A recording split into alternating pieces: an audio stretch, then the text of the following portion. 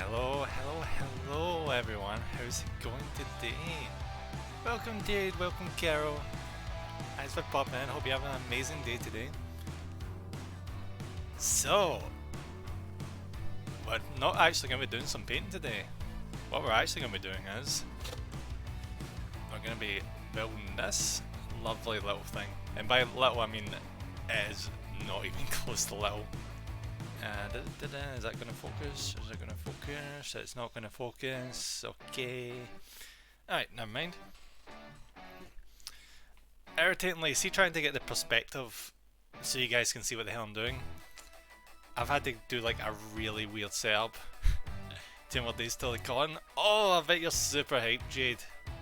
I can't wait until you wake me up with Scythe and just have the most bestest of times. I'm nervous and excited. You're gonna have a great time. You're gonna have an absolutely great time. Alright, so you should see it. Like, I've got like this giant metal arm blocking my way, and also the light as well. Like,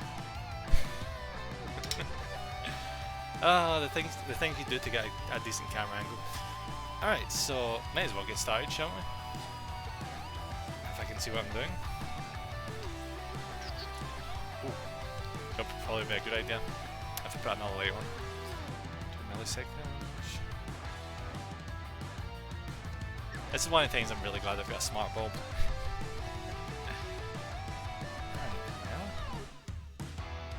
Just bump that up, there we go. You guys can probably see alright, but I bloody well can't. Let me know if the music volume is alright. Don't want to get drowned out by it. The Friday the con is exactly a month before my birthday too. Awesome! Get Hellside to get you a birthday cake while you're there. Nah, he doesn't need to do that. Alright, that's probably fine. Alright, so we start off. What is it? I need to go to cons at some point, I really do. It's been years since I've been at a convention. Even then, it was a very small one. Be nice to meet up with everyone. Alright, so it's not on now.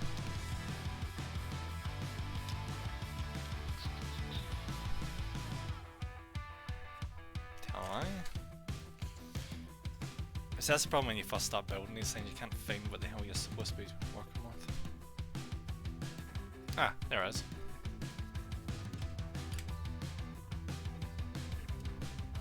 It's been a while since I've done one of these streams. He said before it was building Gundams, which didn't really involve any paint. Well, it didn't involve any paint.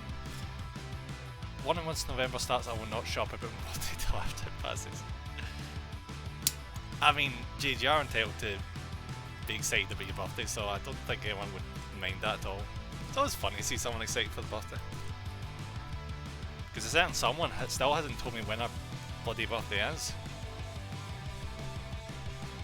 Which is a bit unfair. Can't be helped, I suppose.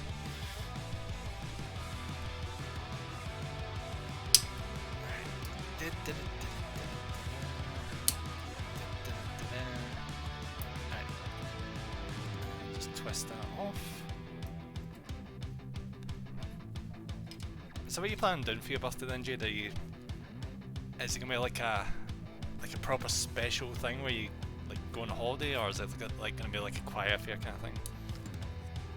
I didn't go more of a quiet affair when it comes to my birthdays. Can't remember if I did anything special for the last major milestone one.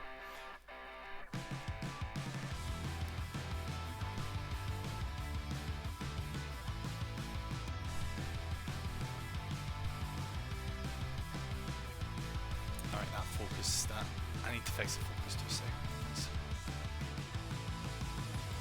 This thing is just lost.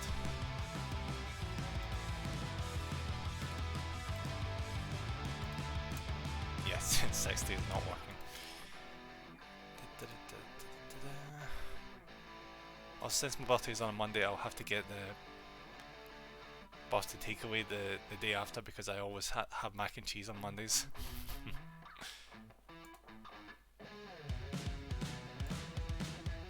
To be fair though, mac and cheese is always a good time. Alright, so dial that back, dial back. No, granted, I'm very biased, like my favourite food is mac and cheese. Nah, mac and cheese is amazing. Alright, yeah, there we go. I think that's, yeah, that's the perfect amount of focus. So what we're doing in here is, believe it or not, the building takes so much more time. Sometimes even longer than the painting. Because you need to make sure all the little bits are off it.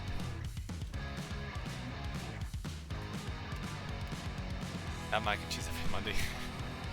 Well, you gotta treat yourself. I would usually have something like that on a Friday. You know, celebrating getting closer to the weekend, you know?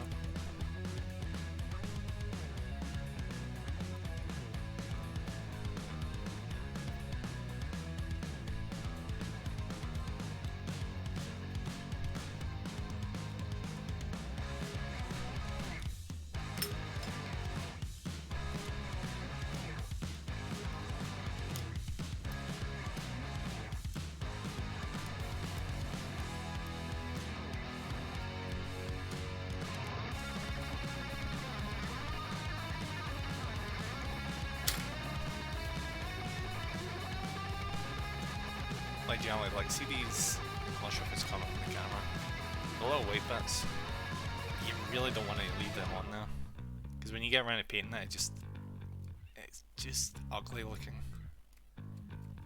Now granted, sometimes I think I've got OCD, because if it's not exactly right, it balls of all that shit out of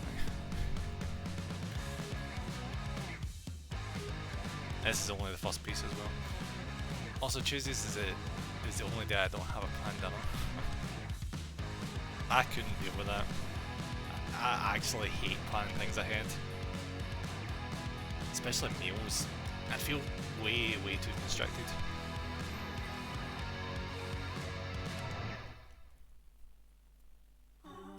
I like to just like spontaneously be like, I feel like a KFC. I don't know why.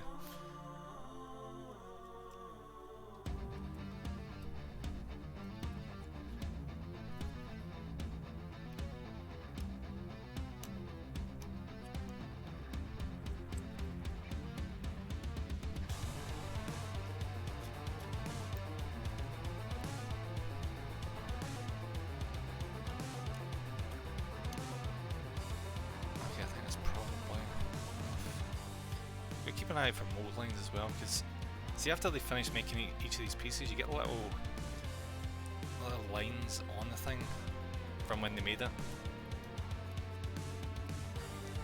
that you need to watch out for.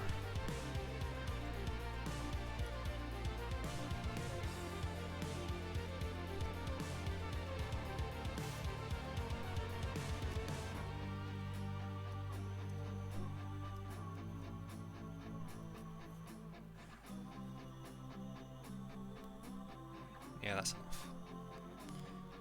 Unfortunately, I think I might have actually bent one of the spikes, but oh well, it happens. Right, so next is 26, 25.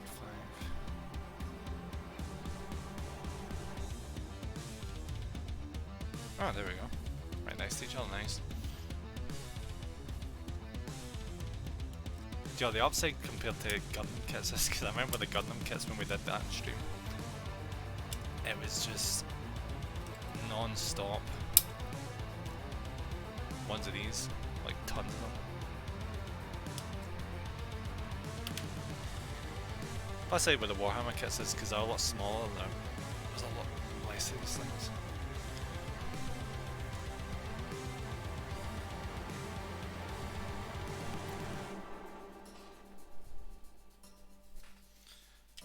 Two milliseconds. See, I got the working area all like planned out on what I was doing with it. One thing I didn't think about is where the hell I was going to put on all the bits I cut away.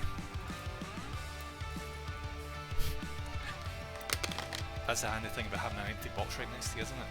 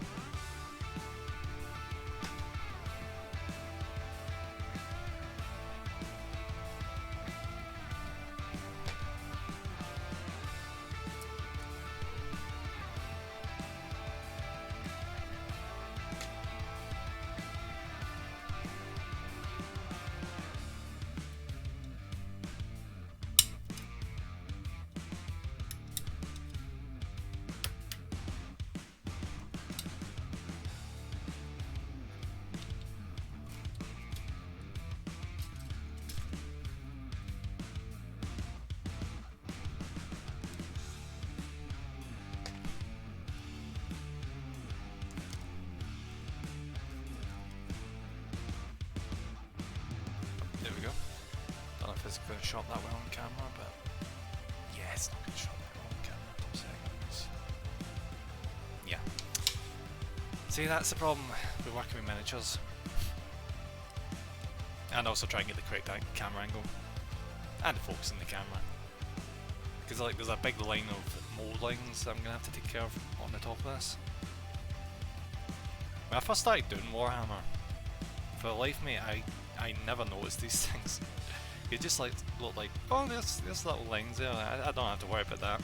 But then as soon as you paint the things, it's like, what are these massive lines that I didn't see before? And every single miniature I've painted up until now, I see them as stark as day.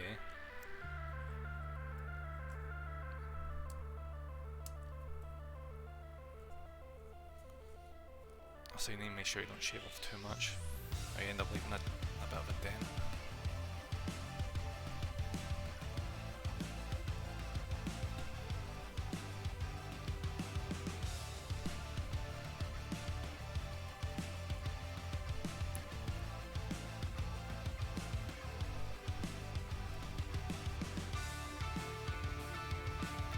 I was actually wondering to myself, would building one of these things take up an entire stream's worth of time? And as I'm doing the second part here, I'm thinking, yeah, this will take up an entire stream's worth of time.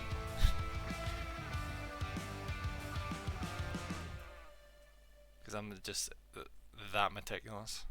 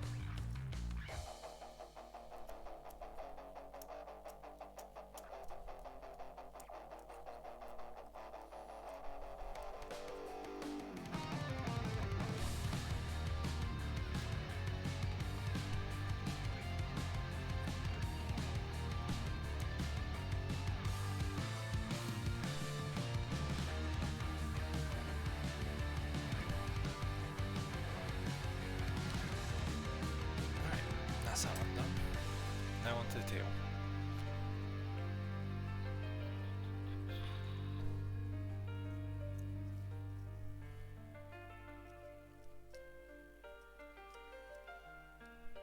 Yep, just like the other one, there's little lines between these bumps on the tail.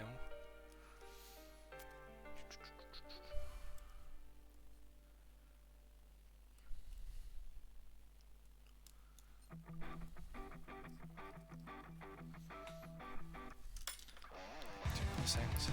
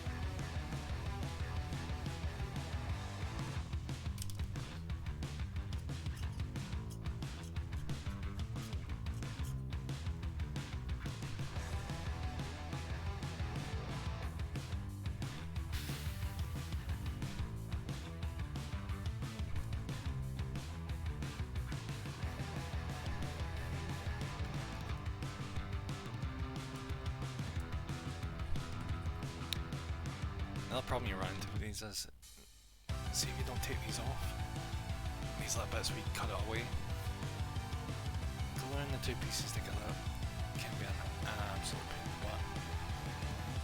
We can end up with like a giant gap that you can't do anything about. So then when you get to actually like, oh shit, 2 seconds, drop my fail. It's not a brilliant thing to do when you've got black carpet. Alright, there we go.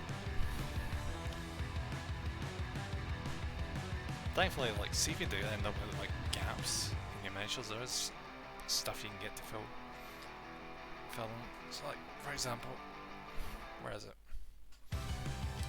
Yeah, I've got this here, this liquid green stuff. But if you put a few coats of that onto a gap, you can easily fill it. Which annoyingly I've had to do a few times. But it's a good workaround if you end up with little mistakes like that.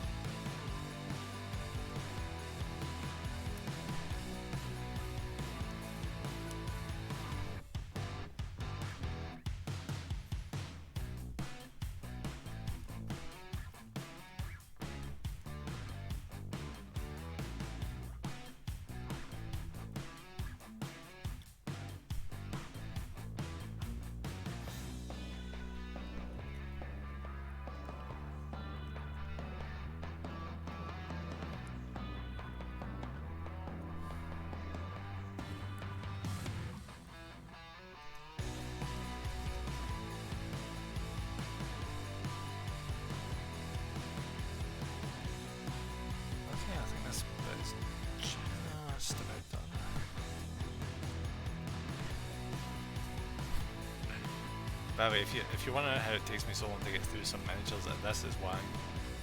Because I need to do this for every single one that I've got.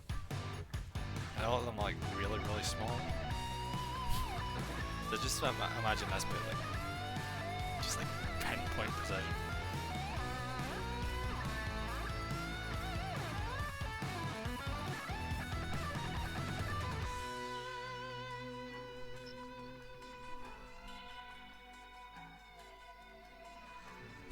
Too happy about that bit. It's a bit ragged. Well, then again, it's not really showing up that much well on the camera, but.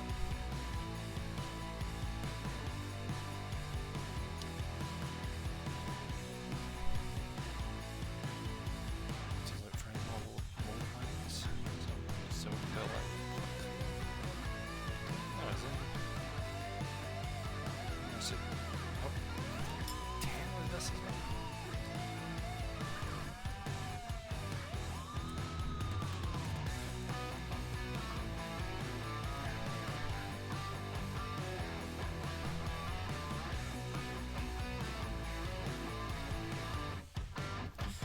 Okay, now we can do some glowing.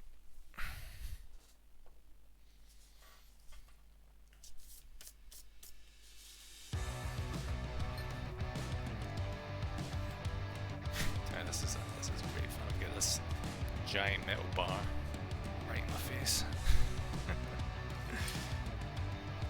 I tell you how, it was either this or the camera would be like off to the right and you'd barely be able to see anything. So, yeah. I'll take it. Alright, so yeah. Just get everything into proper position, just like it is in the instructions.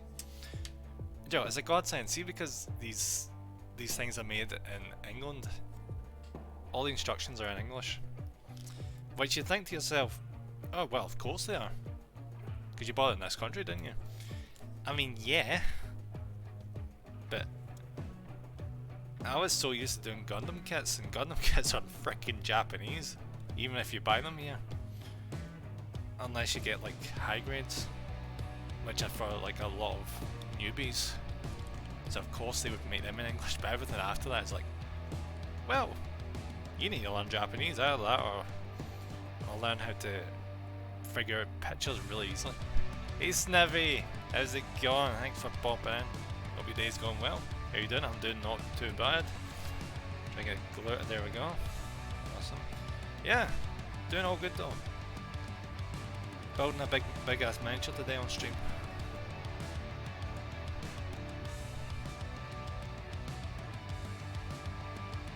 I'll look at chat in a second. I need to like focus on applying this glue to milliseconds.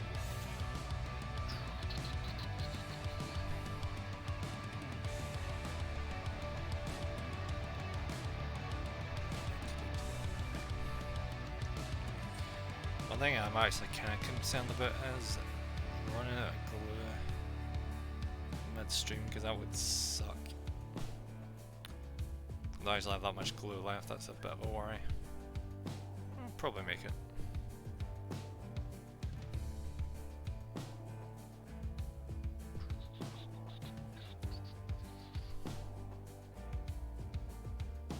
Alright, I think that's enough.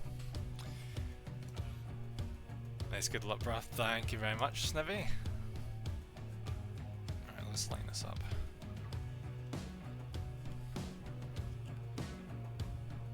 There we go.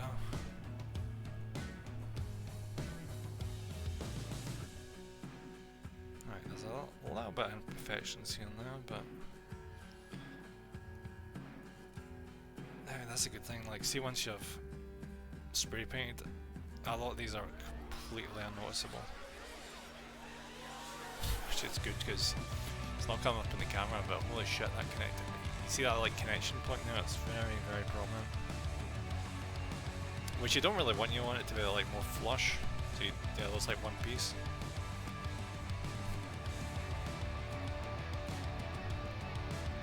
But like I said, the spray paint covers up a lot of that shit.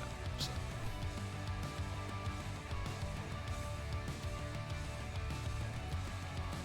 About a lot for what I see in the streams.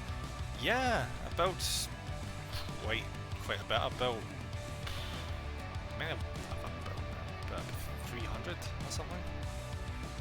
I've painted 200, so I've still got a good chunk to go. The fuck is that? 2 seconds. I hit the hobby hard, so yeah. When I started, I was absolutely bored in my mind though, so that's kind of the reason. I had nothing to do.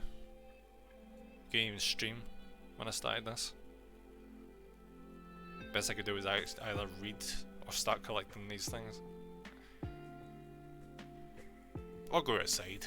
Go outside is a definite option, but I wasn't doing that.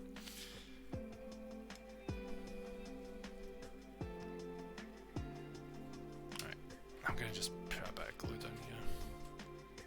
These bits are still quite a bit separated. I don't like that, so I'm gonna just quietly take care of this.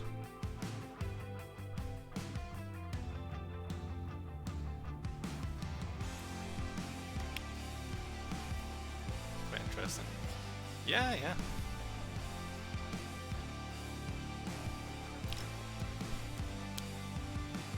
So you end up noticing that with perfections. It's like a bit of string of glue that's stuck in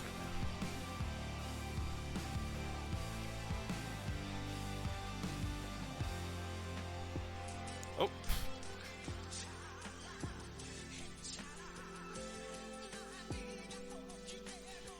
Alright, good. Yep, how did I know that was Snivy that set that off?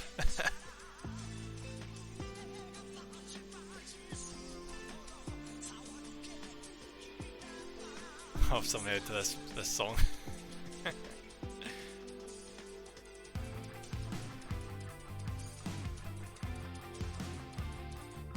I wish I could do that if it wasn't my PNG today, but just me, I was doing it in real life.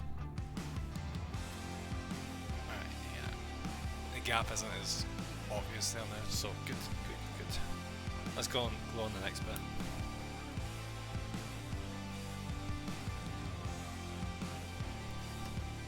Oh, we need another 2 seconds. Where is it? Number 14. Just this big bit here.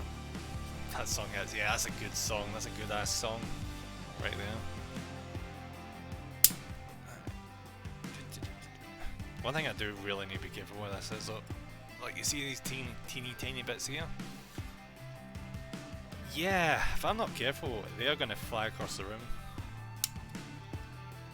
So I'm going to need to be very careful. Because you would not believe how often that happens with these things. Shit goes flying. And you don't have any replacements.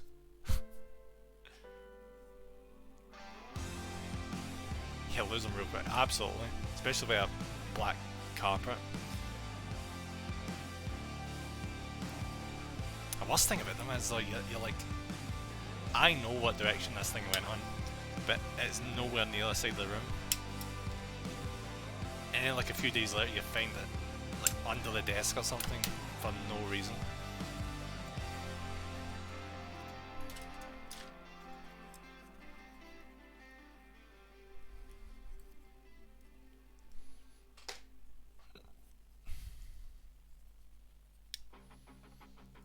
Alright, so we're going to clean this one up. And then all 4 of these pieces are going to get attached.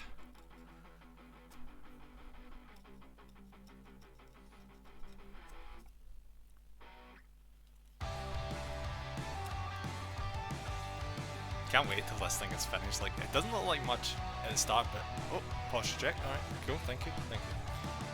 Yeah, it doesn't look like much right now, but this thing is going to be so big once it's done, because like, this is what I'm working off of.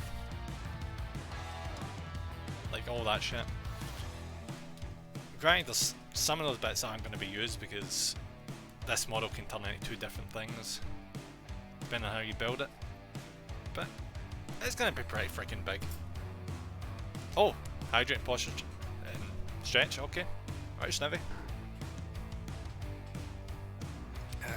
Could definitely do with a hydrate now. There's a stretch. I've really been needing that layer, I tell you.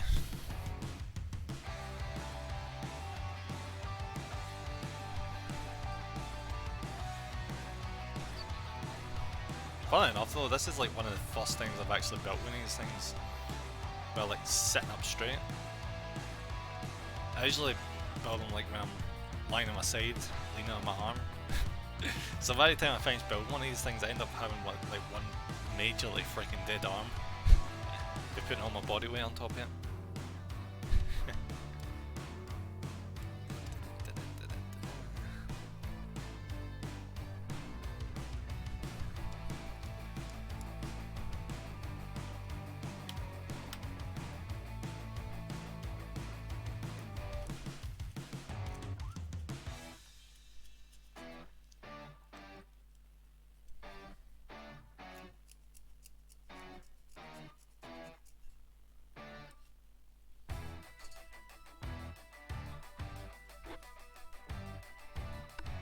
I feel like it's kind of overdoing it a little bit.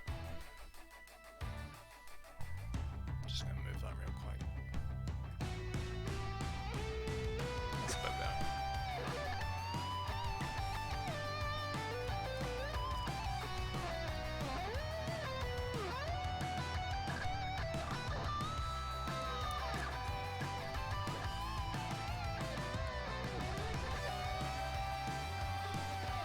There's a spray painting these models. I'm very, very glad that I'm in this country. Because I didn't realise until I had to do like undercoating for these things. Spray paint can get like massively affected by humidity and climate and heat and the cold and all that shit. So like if you're in a really cold country, apparently it gets really blotchy. And if you're in a really hot country, shit, what is it doing in a really hot country again? Oh wait, no, I think it's another way around. It gets blotchy if it's, the spray paint is too hot, and if it's too cold it gets like too heavy? I can't remember. But because in this country it's very, very low humidity, there's like no problems, even if it's hot or cold. Because in other countries you just can't like spray paint depending on like the season. I mean, you still could as long as you don't care if the quality is any good.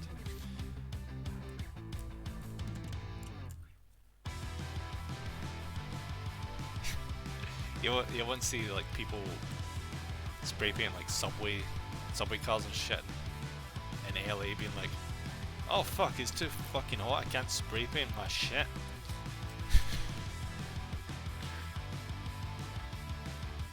Guy, most graffiti is absolutely fucking horrendous looking, so I wouldn't be surprised.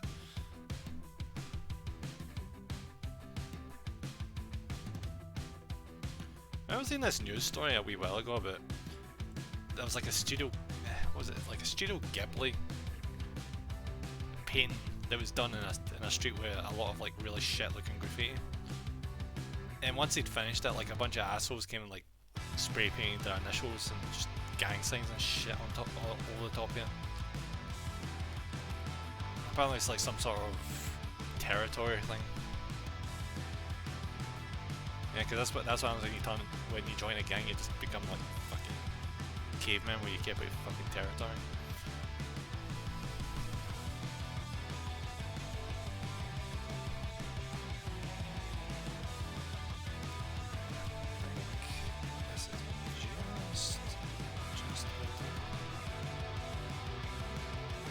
I need to be really careful, like if I miss a line out, deep shit. Right, you probably won't notice it that bad, because the model's like super freaking big. So like one line wouldn't really stand out.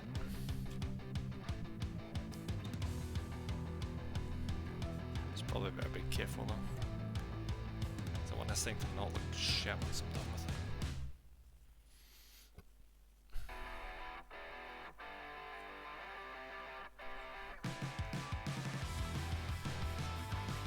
Yeah, that's fine.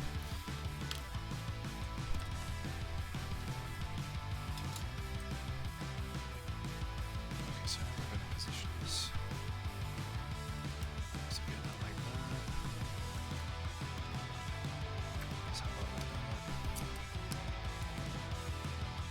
Another good like practice, not practice, thing you should do when doing these is do like a dry fit, which by I mean put the pieces together to see if they like fit properly before you glue them. Because if you go to glue them, you don't really know how the fuck they're going together. You can end up in real shit.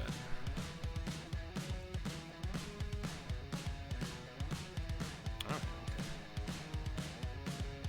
Looks like it's supposed to be like that.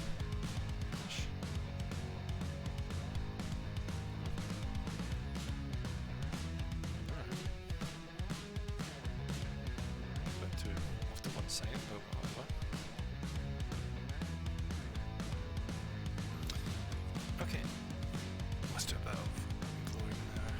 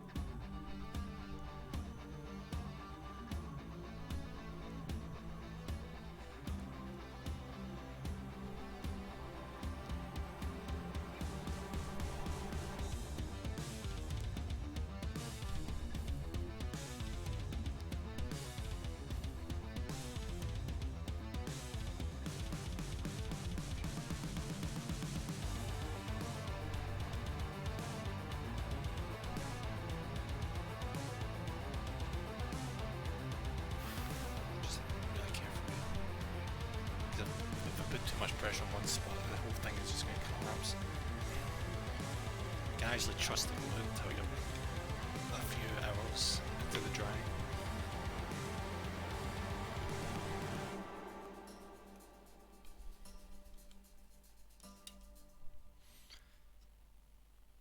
But for now I think that's fine. It's probably connected. got some little gaps here and there. It's a bit like making sure they're properly attached now before the glue hardens, obviously.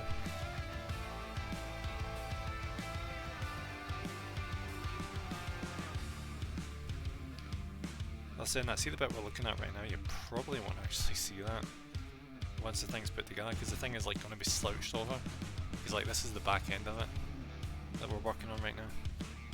Alright, so I'm just going to set it to the side, move on to the next bit, and then we're going to get over to the next page.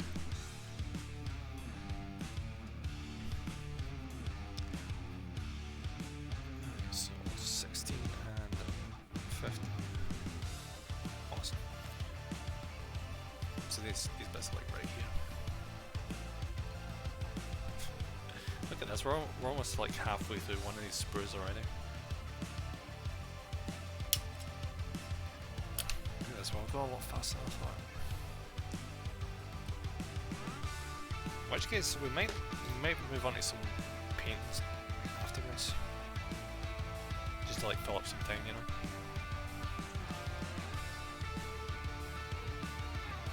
Not this, because yeah, fuck that.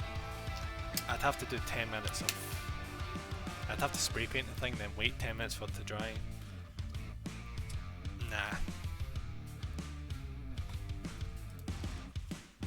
Even though I probably wouldn't trust painting something that soon after spray paint.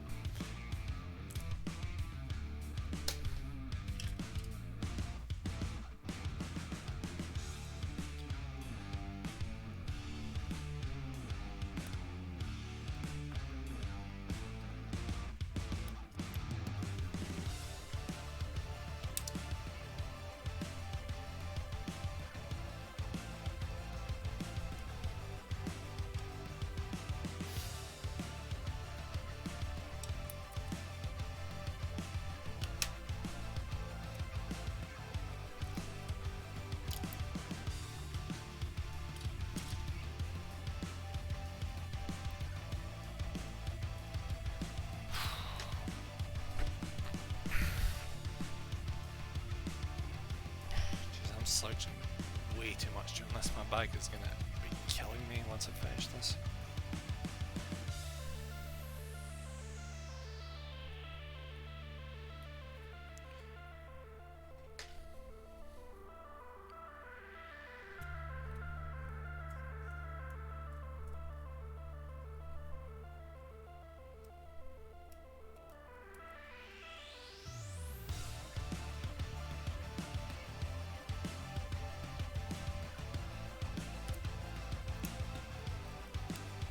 What you're looking for is you're looking for the bits that were connected to the sprue that you cut away from. Because like 99 times out of 10 there will be a little messy bit, because obviously you'll like split two bits of plastic from each other, so always try and clean them up. Unless you find with like a messy thing that you're gonna need to paint later, but you do you. Yeah. Depends on what your standards of quality are, I suppose. Look at me like friggin' looking down on all the ones I've not done this before.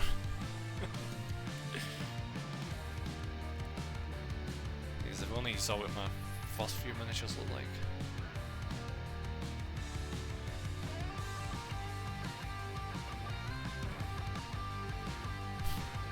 I also remember the first time I glued a miniature, like, because you can get a few of them which you don't actually need to glue, they're like beginner ones. They have these like plastic rods that you snap together. But as soon as you go away from the beginner ones, it's like all glue all the time. And the first one I done, I was like, maybe not panicking, but constantly like worried that I would like glue it the wrong way and have to like take it apart or something. Or I'd be slightly off. Sure as hell not worried about that much now. It's heading something like this. This thing is like, how much was this? It's like £50, which is what, it's like $65.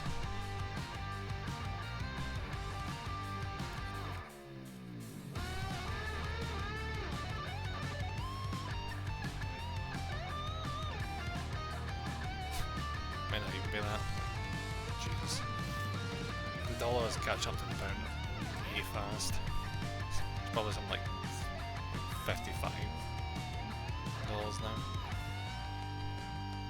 Jeez, the exchange rate is getting bad.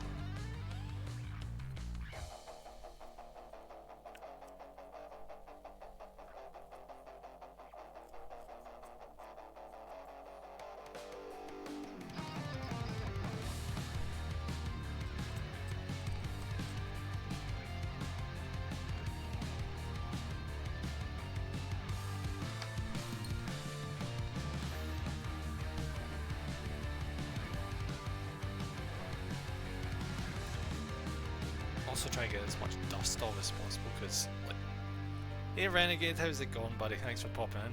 Hope you have an amazing day. Just building a Tyrannofex here.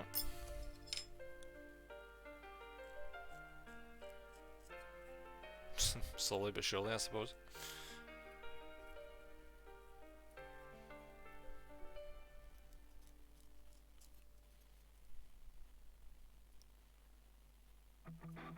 Alright, I think that's basically as clean as it's going to get. Alright, yeah, let's move on to the next bit.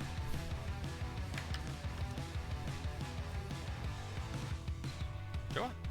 I'm actually going to do a double check, see how many pages we've still got actually. Probably going to be a good gauge. Oh, this model, how is it? It's actually not too bad. It's a nice break from doing Termagants, I can tell you. The Termagants for the previous, well, not this edition, the previous model of Termagants, doing 12 of them was unbearable with the amount of cleaning and mold lines.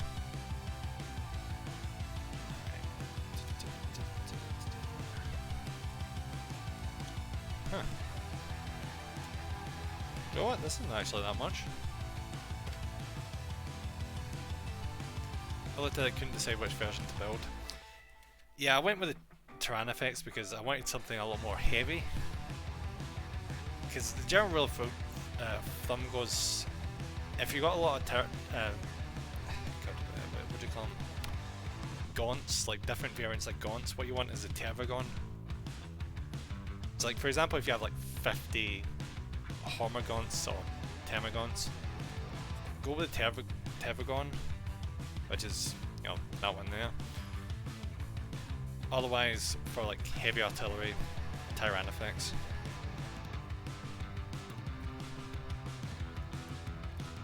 And honestly, I don't want to go too far into getting the Gaunts, so yeah. Granted, I've got a Leviathan box sitting there, so by the time I finish that, I'm gonna have way too many. More familiar with the old Tyranid units from 3rd. I have absolutely no idea about those ones because I only joined Warhammer around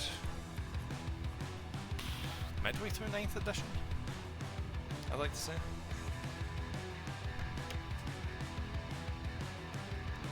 I just went absolutely to town with Necrons, so I saw Leviathan, I'm like, yeah, I'm just gonna start getting all the town stuff. Well, not all the town stuff.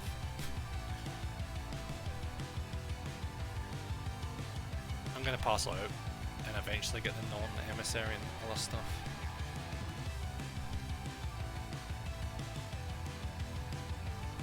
I'll make sure to get all the stuff I've already got finished first because I've got a hell of a backlog.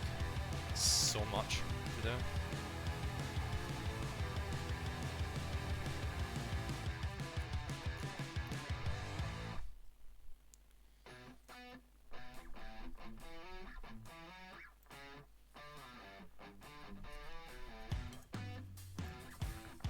Getting to the point where I'm wondering if my display case is big enough to hold all the stuff I'm planning on building.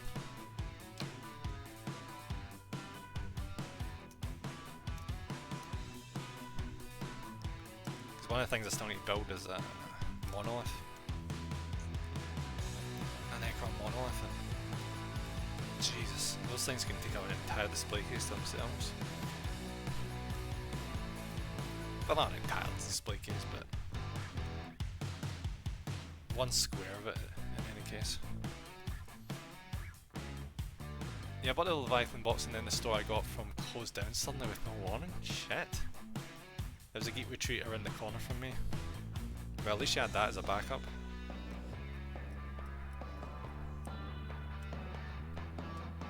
I've seen one store close down, but that was before I actually got into Warhammer, so...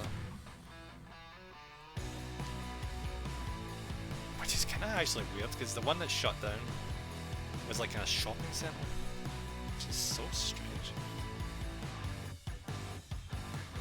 Because the one that's still open is in a town centre, which is way quieter. And has actually been going downhill. It's so weird. But that's the one that's still open. Maybe people that go to shopping malls are big Warhammer fans, I don't know. Funny thing, I said I wasn't going to buy it. I don't need it. Yeah, it's hard to refuse all the savings. Like, you're saving so much money by getting the Leviathan box set. And then I was in the shop for a couple of paints and I couldn't resist. Yeah, it gets you like that, doesn't it? You're like weighing up the pros and cons, being like, if I don't get this, it's going to go out of stock. And when am I going to get a chance to save this much money? The FOMO just strikes way too hard. Right, you did better than me. I was there waiting in the queue on day one on the online store. But I was also at work.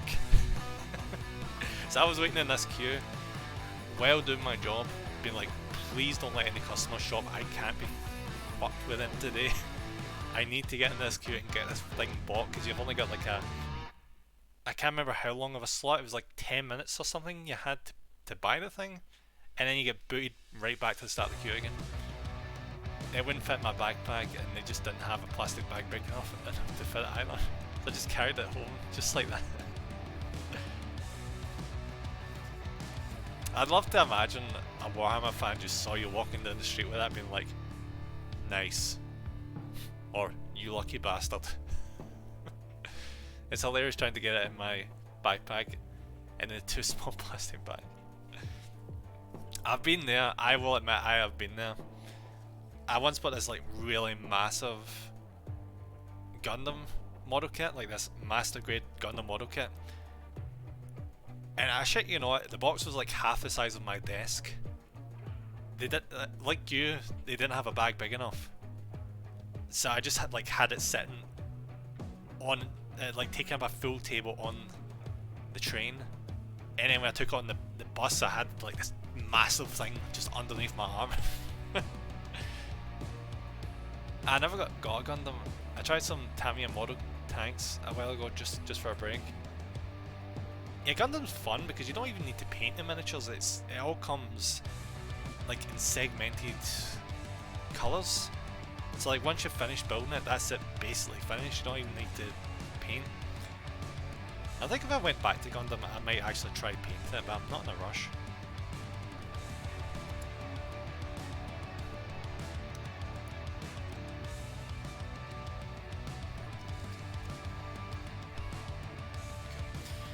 Let's glue these two bits together. Gundam have stickers, right? Yeah, there's stickers in Gundam, yeah. And also transfers as well. I didn't much care for the transfers. I think I just have an aversion to them in general. I've still not put the transfers onto my Warhammer miniatures, even though I really should.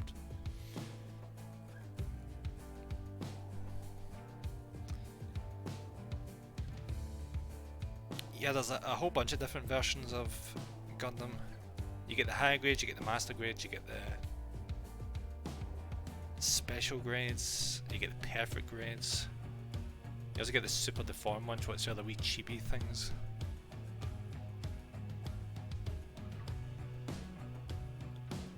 Every high grade comes with stickers.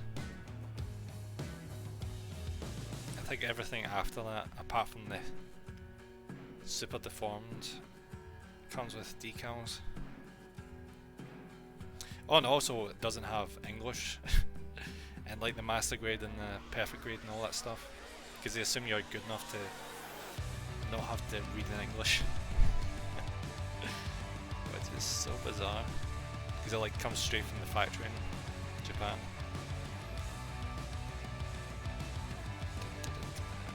Let's clear this. Gundam vs 4K would be a fun custom game. Like, yeah, that'd be a really fun custom game. I've seen a lot of people say that if they were to play with Gundam models, they would run them as Tau, and I can definitely see where they get that idea from. Granted, Gundam would be a lot bigger. You'd have to be running like high grade for it to make scalable sense.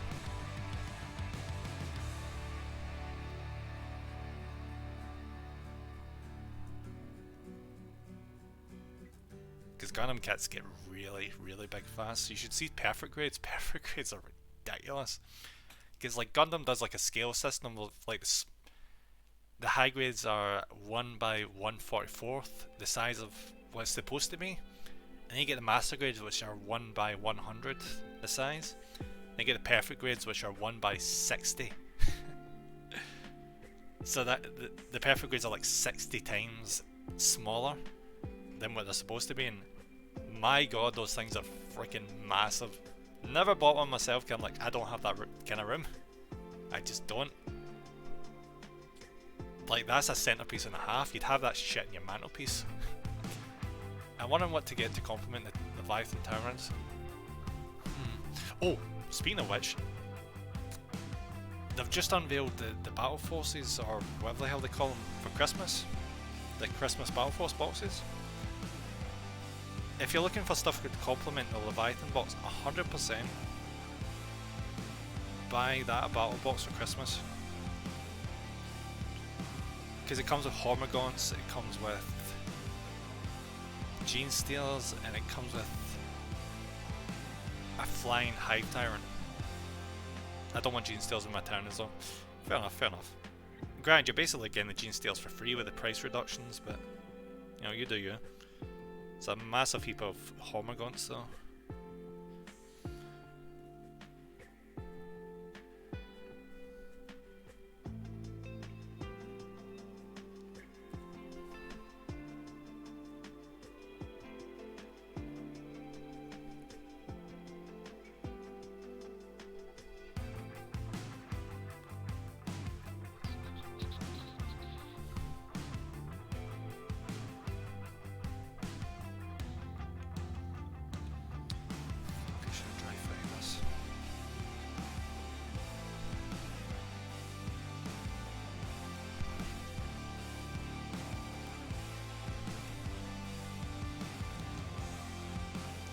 Oh, there we go.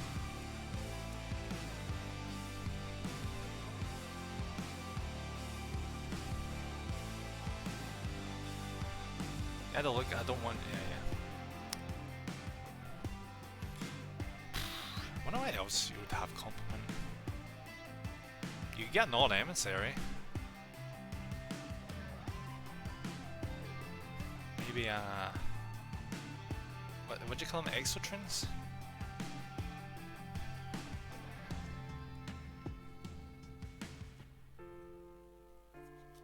Oh, definitely get. Fuck, what are they called? What are they called? This is so dumb. I actually built one of these the other day. Not built them, I painted these the other day.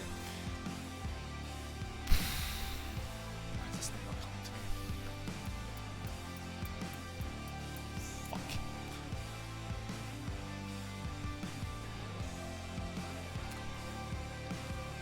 Jeez, how did I describe it? They like sit in a tail like this, and they've got like their brains exposed inside. They've got like a big faceplate in the front. You get 3 of them. Zoanthropes, that's it, Zoanthropes. Get Zoanthropes, they're an amazing addition to any army.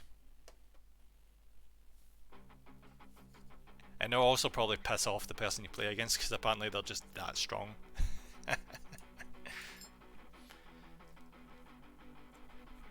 Alright, let's go on to the next page. Zoanthropes are a classic unit. Yeah, they're a really good unit, though. Even after all this time, they still absolutely kick ass.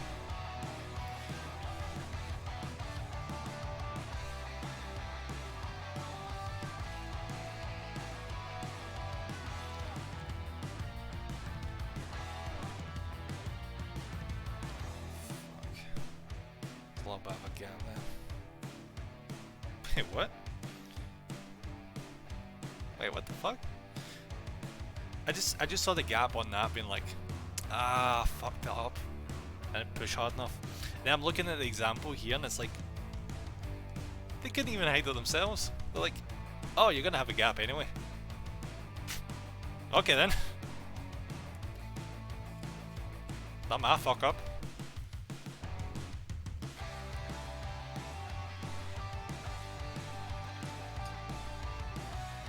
So we're gonna finish up the events here.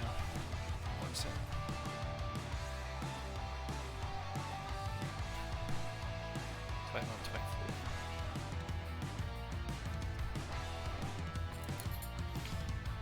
It's a Game Workshop tradition to make mistakes in the instructions watched out. Yeah, I know, I actually encountered that recently. I was building a... Where's my memory today? My memory's lost. Plague Bus Crawler. I was building a Plague Bus Crawler, and then in the instructions, the tracks are the wrong way round. Well, numbers are what? Yeah, I've 100% encountered that before. It's absolutely infuriating when that happens. So you really, really do need to keep on your toes.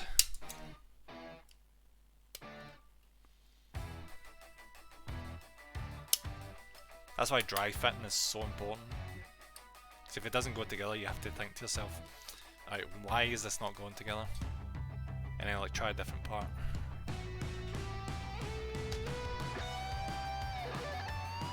You think you would proofread them, but there is a lot of miniatures, so yeah, there's only so much you can really expect them to do.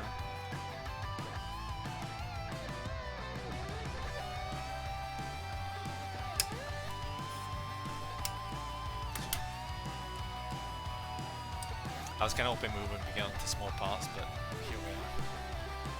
It's inevitable. It's the same thing with Gundam. Like, see when I built my biggest kit, I thought to myself, since this is like the biggest kit I own, there won't be any small parts. Oh my god, was that wrong? There wasn't just small parts, there was a fuck ton of small parts. It was almost nothing but small parts. Just there was so many of them that by the end of it was a massive freaking model.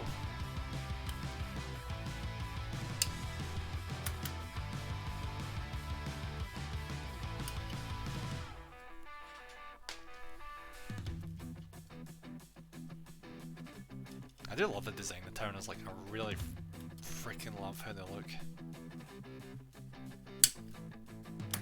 Even though when I eventually get to paint this will be like, I couldn't tell you the amount of events I've painted so far on Tyrannofex models, but I don't know, I'm just really enjoying doing Tyrannofex.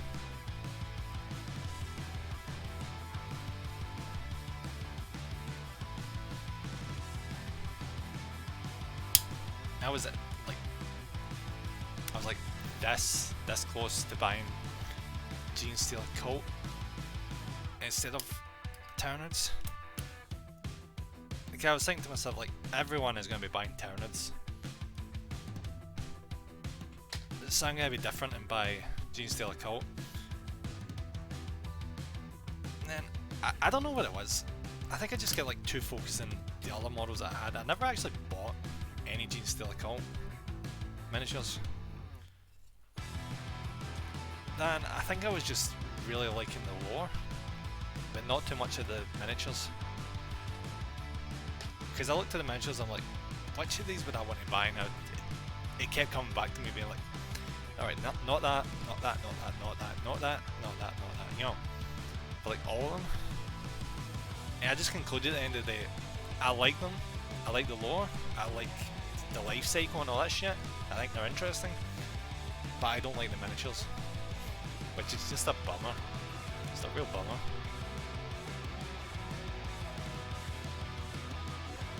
also apparently the cost so much to buy like a workable army.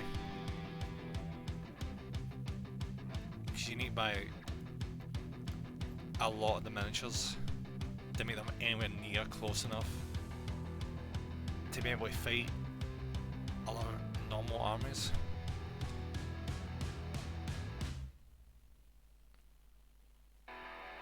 Because the key thing is like ambush apparently. They're able to like jump out at random points on the map or the table to be more accurate obviously, and attack miniatures or however the hell they work.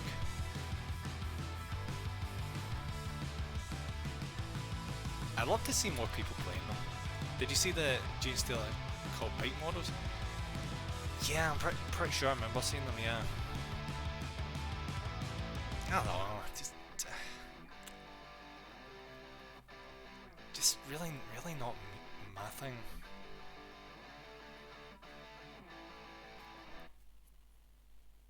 I like the one that looked like a saboteur with the cape and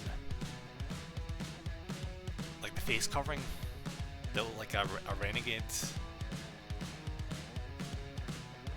God, I don't know how to describe it. Like something from V for Vendetta or something.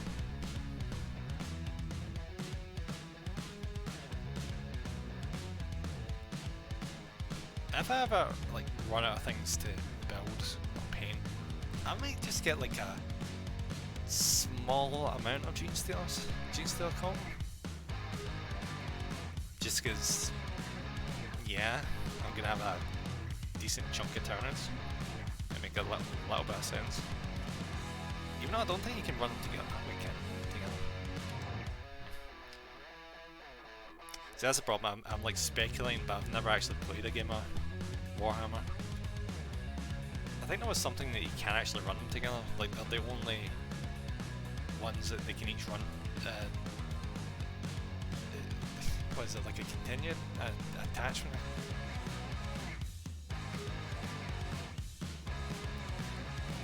What the hell you call it? So many character models was nice that you could play one day, even if you haven't yet. Yeah, that's a true thing. A lot of people just play like the grey plastic models. I'm glad that like I could actually go into the shop right now and play like a combat patrol game with the ones I've got.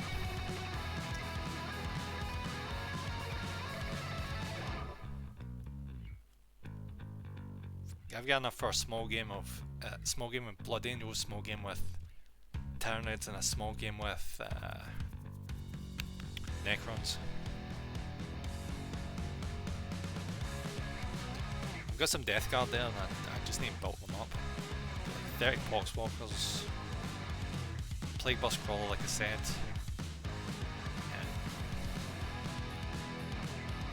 And like a decent amount of Plague Marines that need to get painted.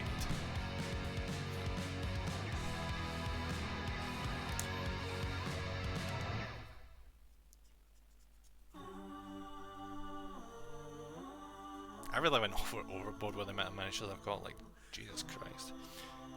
A good rule of thumb is to only have like 2 armies. I've got like 5? Or 6 if you count my very small amount of Tester Ultramarines. I've also got combat patrols worth of Sisters of Battle.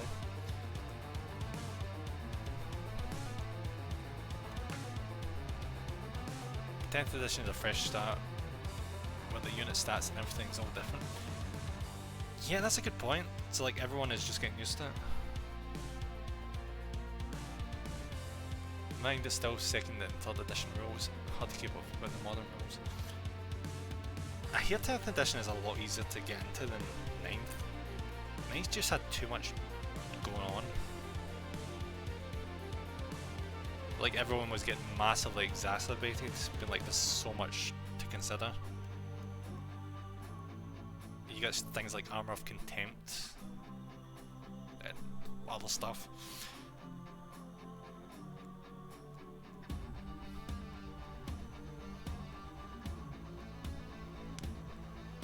Previously the old editions were just small changes of the previous. Annoy me, why call a new edition every few years? I don't know.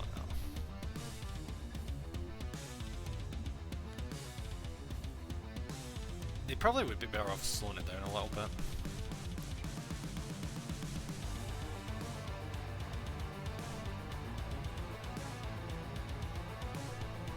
Like probably like flesh out an edition before moving on, you know?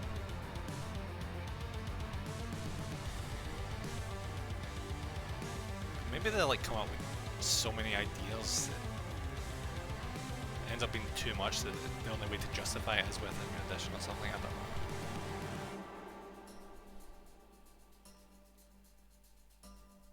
The one thing I do know for a fact is they need to chill with the Space Marines. Like, Jesus Christ, how many Space Marine miniatures need to be coming out?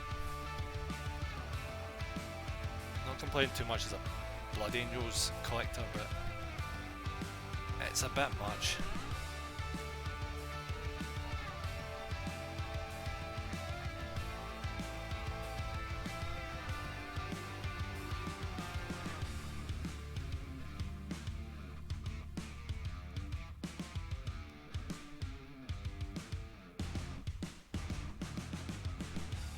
So I figure out what helmet colour to paint my freaking Infernus Marines.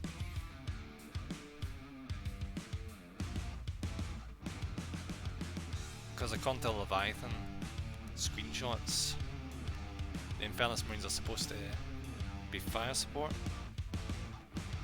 but then from leaks from the Space Marine Codex, they're actually close support. It's like, what the fuck is it? Am I painting my Blood Angel Infernus Marines with blue helmets, or am I painting them with yellow helmets? They're saying that, I'm not fucking doing that. Because I've got way too many close support and fire support, so those Infernus Marines are getting painted red. They're getting the red helmets because I just can't be fucked. Because in every company all you get is you get 4 slots for fire support and you get 4 slots for close support, which is nowhere near enough. And then you get like what, 12 slots for fire support. Thingy line, battle line, where you get all your intercessors and stuff. It's like I'm not going to my way to buy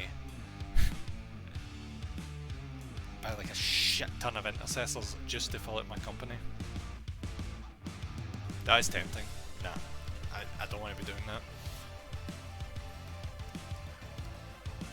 I'm fine with having like just a small amount of intercessors and a small amount of like heavy intercessors. And infiltrators, I keep forgetting infiltrators is also technically battle line.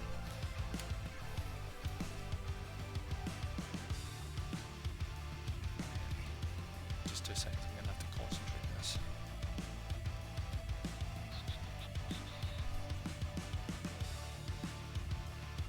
See when look at this.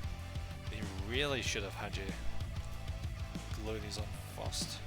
This middle bit is massively getting in the way.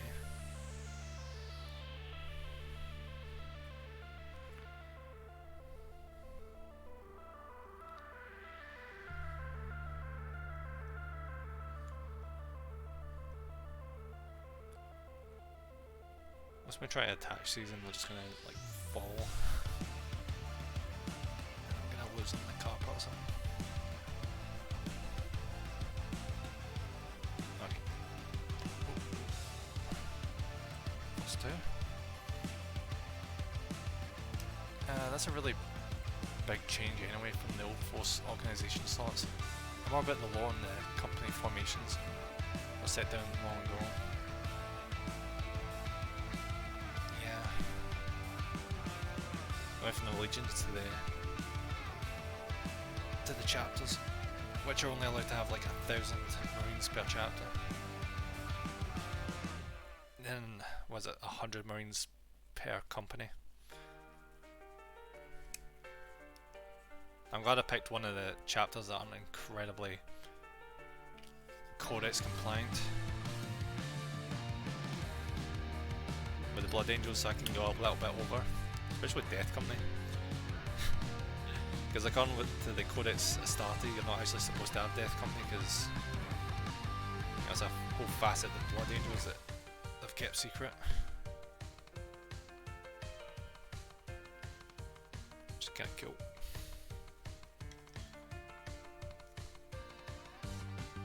Just try and connect these without absolutely snapping the crap out.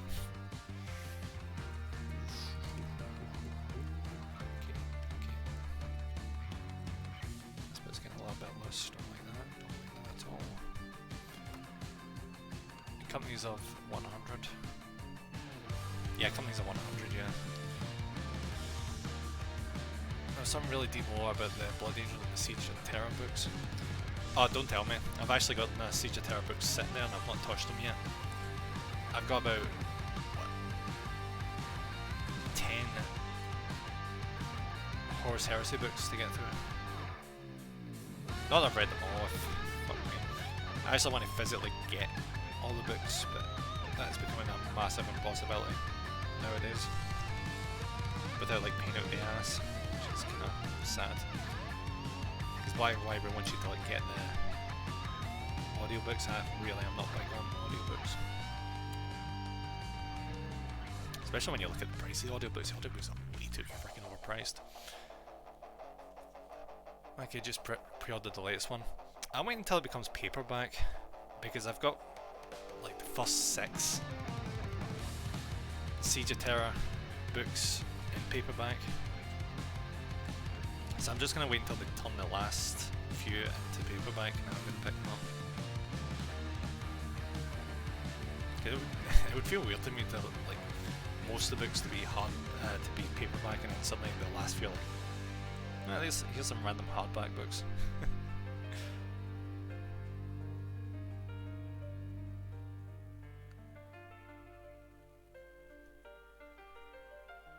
Right, okay.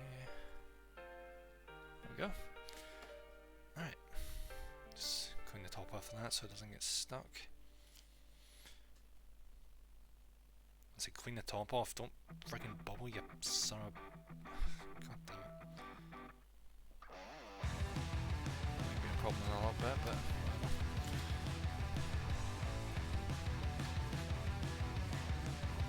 I read all the Horus Heresy books, nice, but I read them really fast so it all merged together. So many short story books too. Where did you get to in Siege of Terra? I've not actually read it yet. I've just been collecting them until I've read the Horus Heresy books I've actually got my hands on. Because I don't want to jump ahead.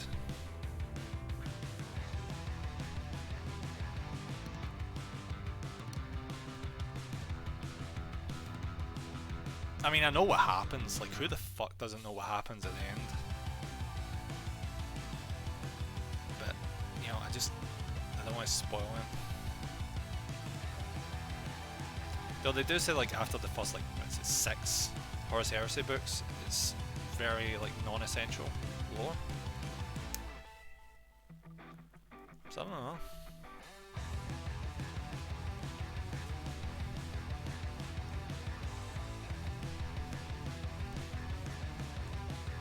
These were actually really finicky, Jesus Christ. Yeah, we know what has to happen in the end. Yeah, absolutely. There'll be lots of interesting twists and turns along the way. But, like, it's amazing to see how much Sanguinius has, how much an involvement he has in Siege of Terra. Like, isn't like half the books where he's actually appeared in the front cover? Or around that. Which you can completely understand because like he's pivotal to the end of the Horus Heresy.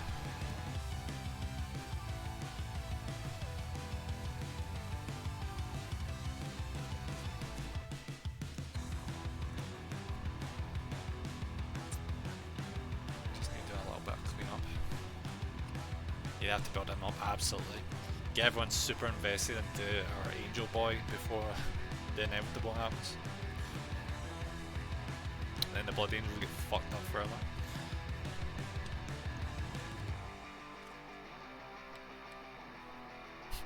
I really do feel bad for the Blood Angels because I've been reading an omnibus recently with a bunch of stories, and my god,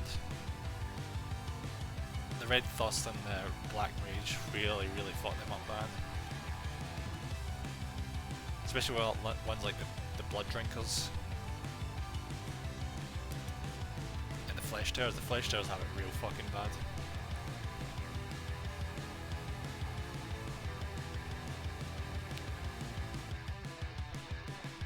Okay. Alright, that's the 2 back ones done.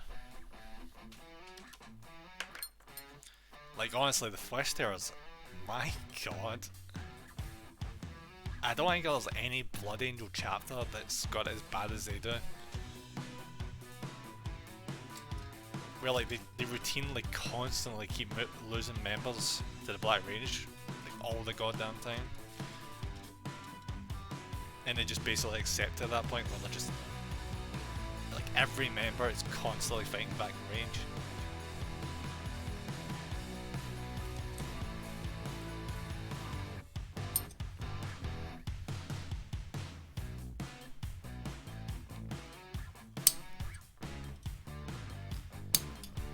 I will admit though, the main reason I picked the Blood Angels as the chapter that I was painting was mainly just because I really like red. And I just get really into the lore afterwards.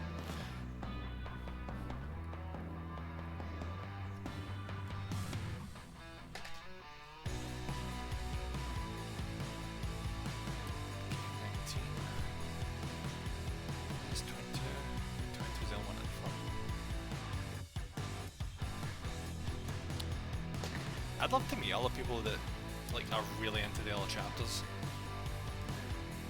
Like White Scars, like how many people do you actually meet that run White Scars? Or Raven Scar for that matter.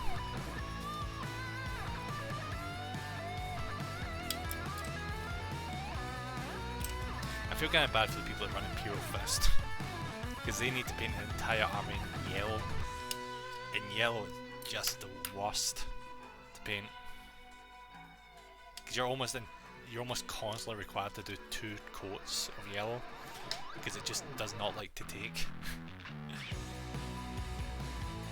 I don't even need to paint that much yellow. I need to paint like the close support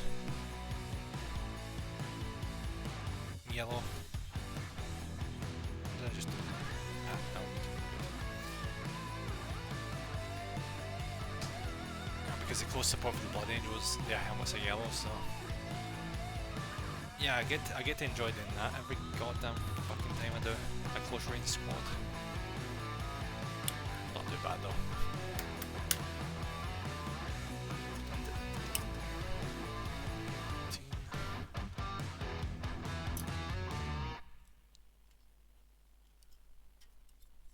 Joe, as much as I praise Games Workshop for the kits, I still freaking hate how many bits you end up left over with. Because I know you can magnetize, like, don't get me wrong, I know you can magnetize parts. But I don't want to. Like, I just don't want to do that shit. I can't be arsed. Yeah.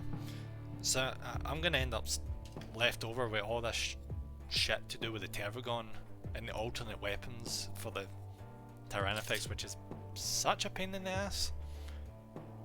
Because what the fuck am I ever going to do with that shit?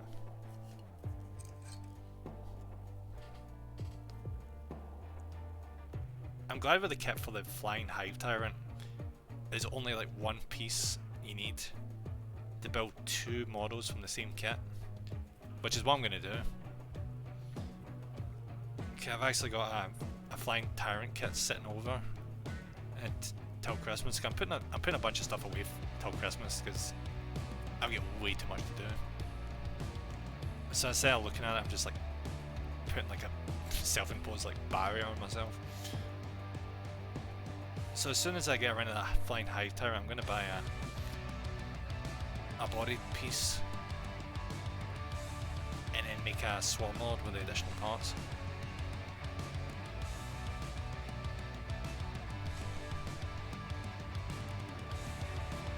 Oh, you should see how many bits I've got. Like, I've got this entire box full of just bits. it's just Necron parts.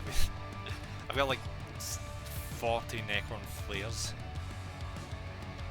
Because like a wise person, I went with the Reapers from the Warriors. So I've just got like an entire box full of just like the worst version of the weapons I can't even put on it. I mean, I know I can kit bash, but I'm just not one for kit bashing. I looked at the High Tyrant, couldn't decide what version to build. When I was younger though, action and I do whatever. Now I'm older, I have to think carefully about what to build. Yeah, because unless you're playing a friendly game, it's like what you see is what you get scenario kind of thing. But yeah, if you build the Flying Hive Tyrant, with the parts left over, you can straight up just build the Swarm Lord. You just need to get a third party chess piece and then that's you, all set. There's too much choice of variation kind of thing, and then I shelve it and forget. It sucks when that happens, doesn't it? Because I get 3 boxes of Firstborn last year. One box was Devastators, one box was Sanguinary Guard, and one box was Death Company. And holy fuck, trying to decide what to put on those was hard. It was like very, very freaking hard. Though, at the end of the day, see when I went to like put the miniatures together, turns out like all the recommended loadouts for the squads, you'd have to have bought multiple boxes in the kit to actually do those squads. Because Game Workshop in their infinite wisdom didn't give enough for certain weapons. So like for the Death Company, everyone online was like, oh, I'll just give every single member of them a hammer. Just give them a Thunder Hammer. And then it'll be able to wreck everything else on the table. And then I actually start to build them and I'm like, alright, I'm going to put hammers on all of these Death Company Marines. And you know what? There's only one freaking hammer in the entire kit for 5 models. So yeah, fuck that. Oh no, there's also only one Power Fist as well, which was the other full team option that they were mentioning online. So yeah, my Death Company is running with, can you even take all hammers though? Apparently that's a thing. Just what all the recommendations. Oh, Tyrannofex, thank you very much for the raid. Welcome in, guys. Welcome. How's it going, guys? Welcome in. What are you guys playing?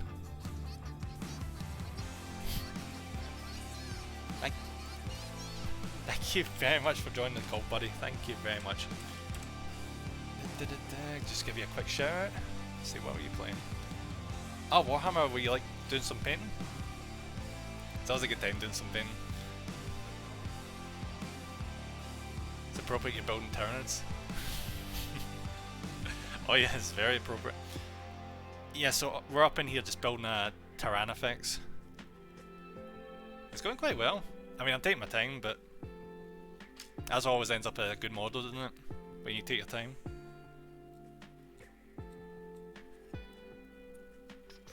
We're painting Nids and some Demons of Nurgle. Ooh, that sounds like a good time.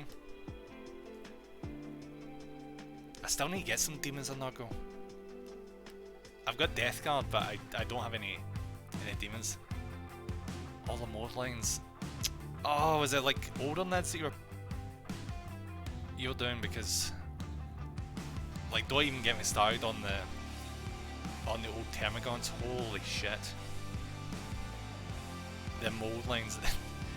Those Termagants took me longer to get rid of the mold lines than it did actually painting them. Oh, you mean me? Oh, right, okay.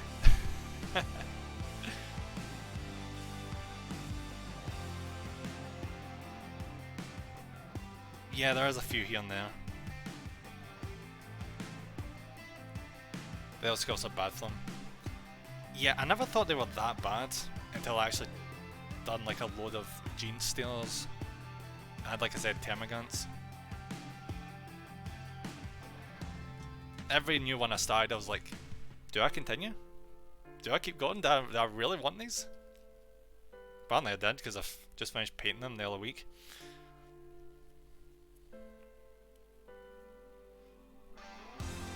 Yeah, the Old Scots were good for back in the day, 20 years ago.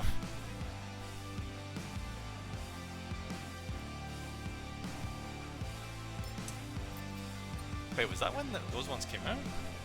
Fuck, they came out a while ago.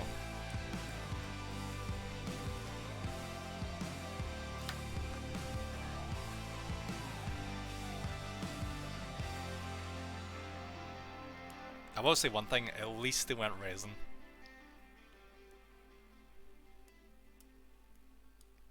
I feel kind of bad for the people that are... Was it like the Warhammer Fantasy is coming back? Warhammer Old World? And they keep like announcing models, but they're gonna still be in resin.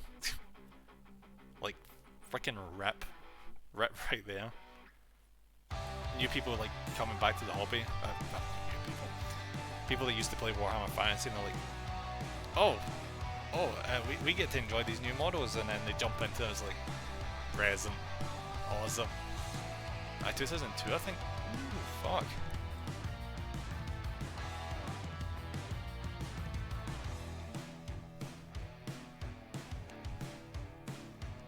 It's strange thinking about that, because like I only just got into the hobby last year,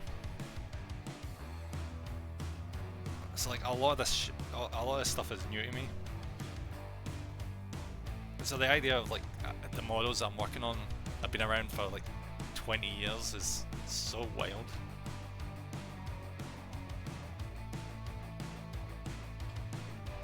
Just do a quick once over. I think these are just about finished.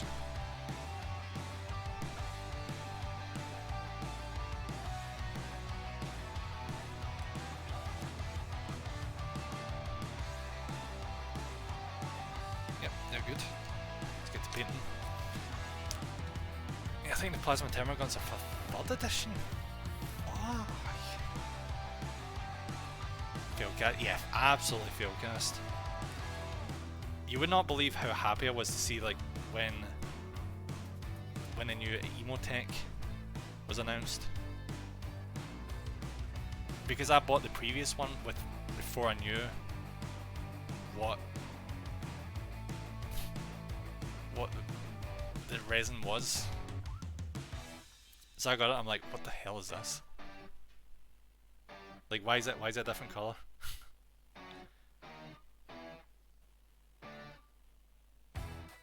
And I got to enjoy, like, accidentally, like, stabbing myself with the craft knife while trying to, like, take off all the different triangles and flash and all that guff. We'll be looking. No worries, buddy. Thank you so much for the raid. It's so much appreciated.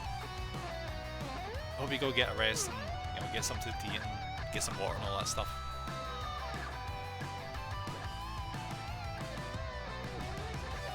Leviathan Box is just a reboot of the 4th edition Battle from a Crag. I was out by 4th, was busy. Do be how it goes, isn't it? Take up a lot of time, this hobby.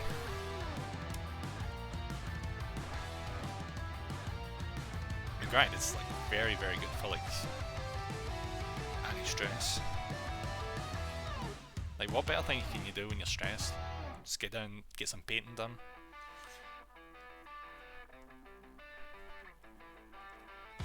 Didn't know anyone that did Warhammer growing up. Absolutely no one. D&D. I've only recently had people getting back into D&D.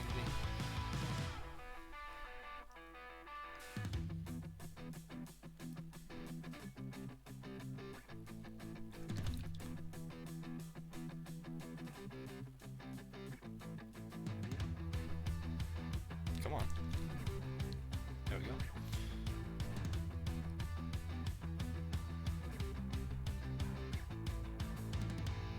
Hope we've got enough paint to get through this. A lot of my painting all day doing a play bus crawl, so that's like sound. It should be fine. Unlike a vehicle, this guy doesn't require nearly as much coolant. There we are.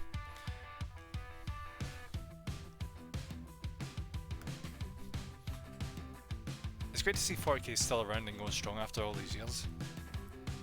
That's just how good the brand is, isn't it? Games Workshop has managed to not absolutely sink it into the ground like with Warhammer Fantasy. That's probably why 4K has been doing that well, honestly. Because they managed to fuck up Warhammer Fantasy to the point where no one was interested in buying it anymore. So they're like, oh fuck, we need to actually be very, very careful and look after the 40k brand or we're screwed.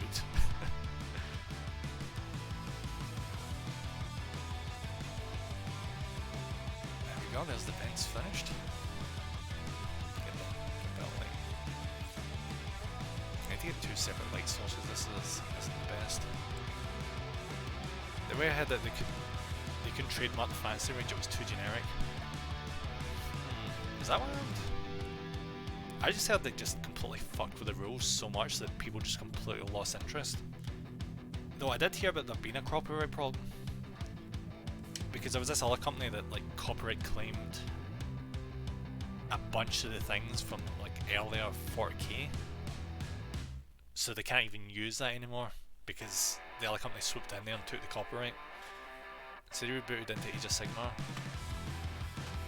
Yeah, that wasn't even that long ago. Like, when you think about it, Age of Sigmar was really new.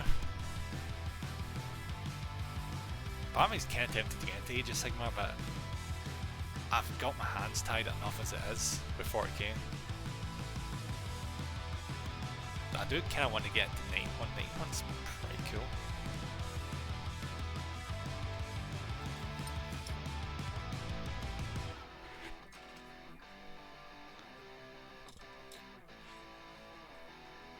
Yeah, there were a lot of class action lawsuits against Games Workshop and Games Workshop suing other companies.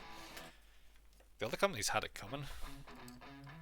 Like, can you imagine if you're a company and you're just like doing your own business with your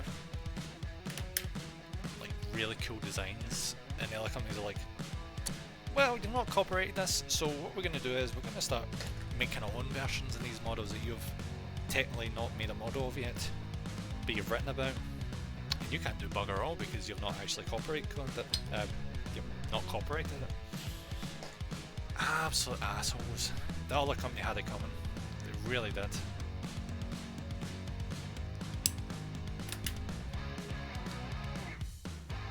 Imagine if Lord of the Rings wasn't copyrighted, and someone was like, I'm just gonna like do a movie of Lord of the Rings without Tolkien's permission.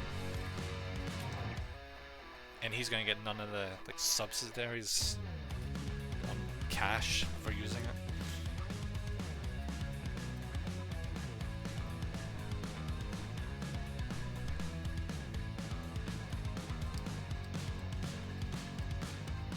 Though I get what you're saying about the genericness though, because they tried to like fix that with 40k. Like they renamed like almost everything. Like the Eldar became the Eldari, with like a completely different spelling. The Dark Eldar became the Drakari. Pure Guard became... Different again? I can't remember, I don't play Guard. Some other things as well. There's like a whole bunch of renaming and shit. Into new names you could copyright, absolutely. Because apparently the ones they had before were way too generic. So they couldn't actually get a copyright claim. Or, not copyright claim, copyright.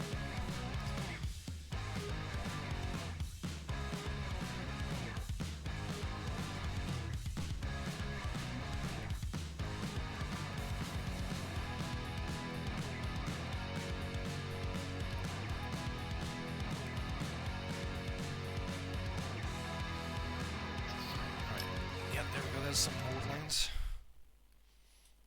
Not that I'm glad to see mold lines, but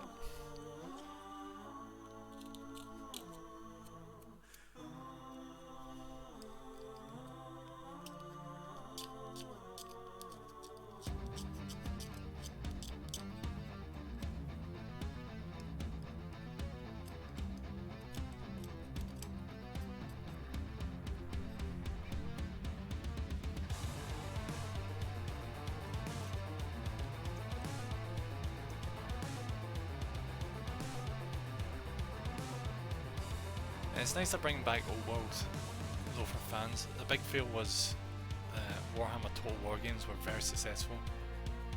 It's old world and they should have had the old world range ready to go. I think they were just worried, honestly. They were worried that if, you know, the games were successful, but that didn't necessarily mean it would transfer into sales for the model range. So maybe they just wanted to say like they had like proper standing with 40k. Be like, if we re-release Old World and it flops, we can still easily fall back in 40k. At least that's my assumption.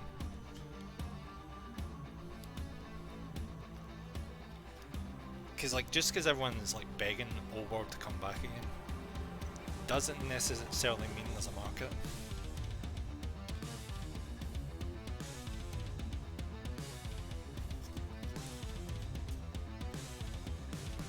Like, I can't say I'd be interested in Old World. I'm perfectly satisfied with Age of Sigmar.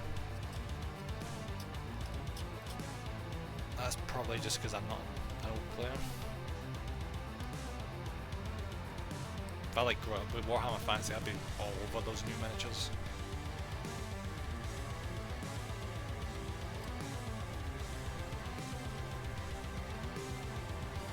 I think it introduced the brand to a whole new customer base who never knew about Game Workshop.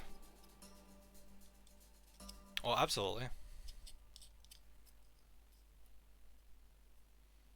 Though to be fair, I never actually touched the Total War Warhammer games. Mostly because I had always heard from people that Warhammer was like so impenetrable in terms of like understanding what the lore was and stuff. So I never actually touched it, even though I was really tempted to. I just thought it would be way too overwhelming.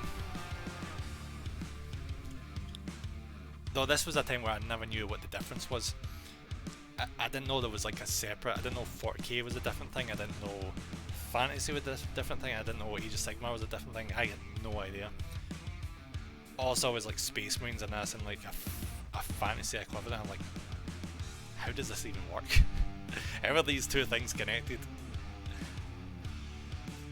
It makes a lot more sense now, like all the pieces fell into place. All I had to do was read a couple books of Age of Sigmar, not Age of Sigmar, Horus Heresy. I basically had the gist. Which is kind of funny when you think about it, because that's 10,000 years out of date from 4K.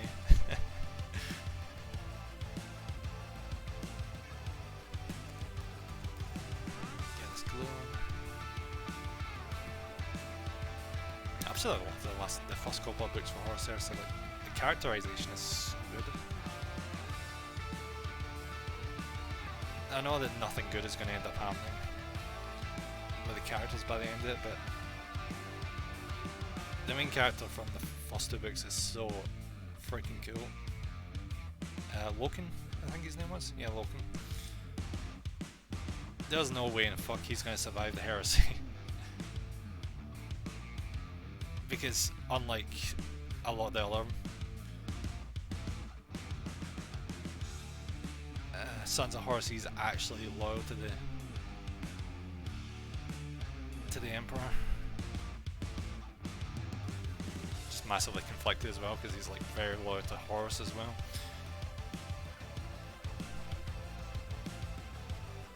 Now that I played some Total War games, the historical ones, but I was done with that kind of game. The Horus Heresy books are what brought me back into it. I'm also quite close to the London flagship store. Imagine walking past it and not going in. It's full of tourists though. I mean, it would be. People flying into London be like, I don't feel like going all the way to Nottingham, so I'm just gonna bust into here.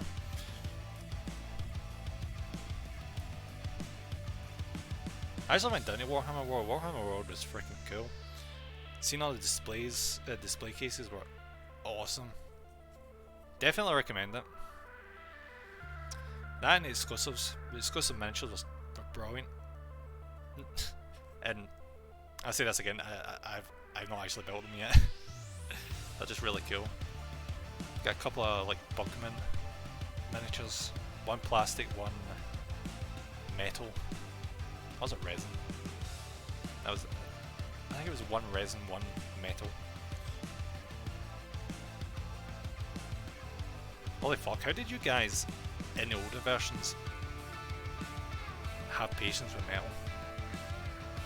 Because no matter how many times I super glued parts of that or like chipped away at pieces of metal, some of those pieces just would not freaking stick. Last time I was there was a Muller buying the 10th edition starter set for our young son and daughter.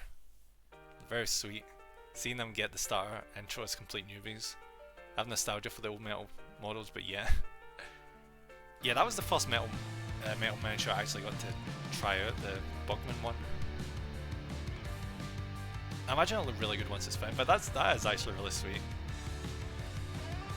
The little does the mother know she's introducing like effectively a crack addiction to her children. Nah, I imagine she'll be really responsible. Hopefully the kids enjoy it.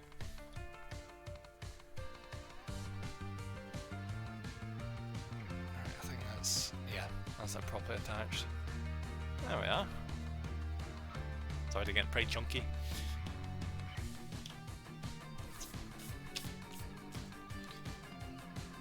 Alright, so first up is it's the first of 6 links. I guess the thing with the term is like every model has 6 appendages.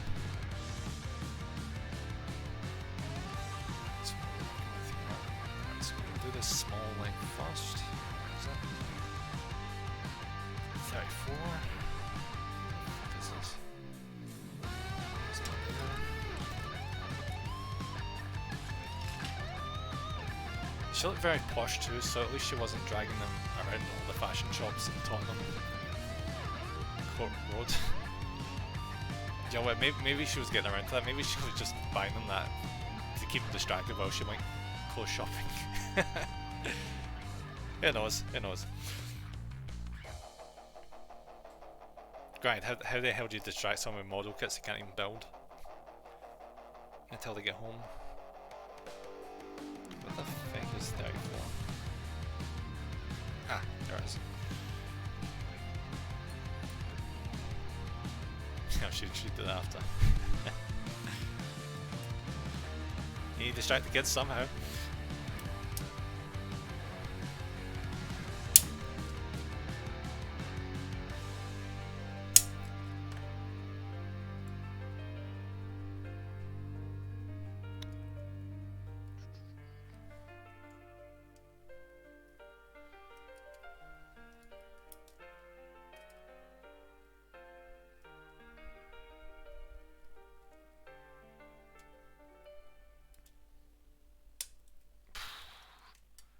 That was a tough piece of plastic right there.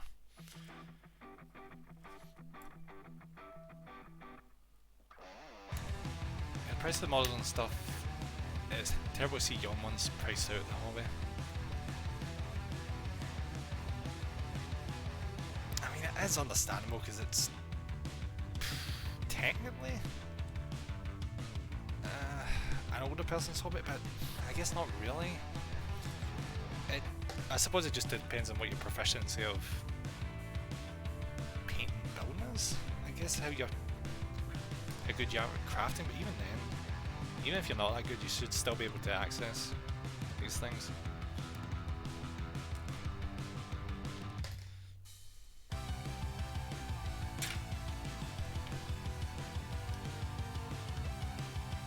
Well, that's a mess.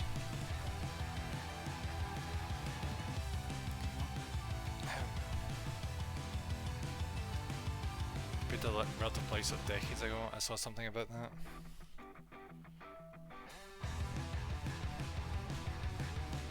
Yeah, things have been inclining in price. They did recently do a full range price increase.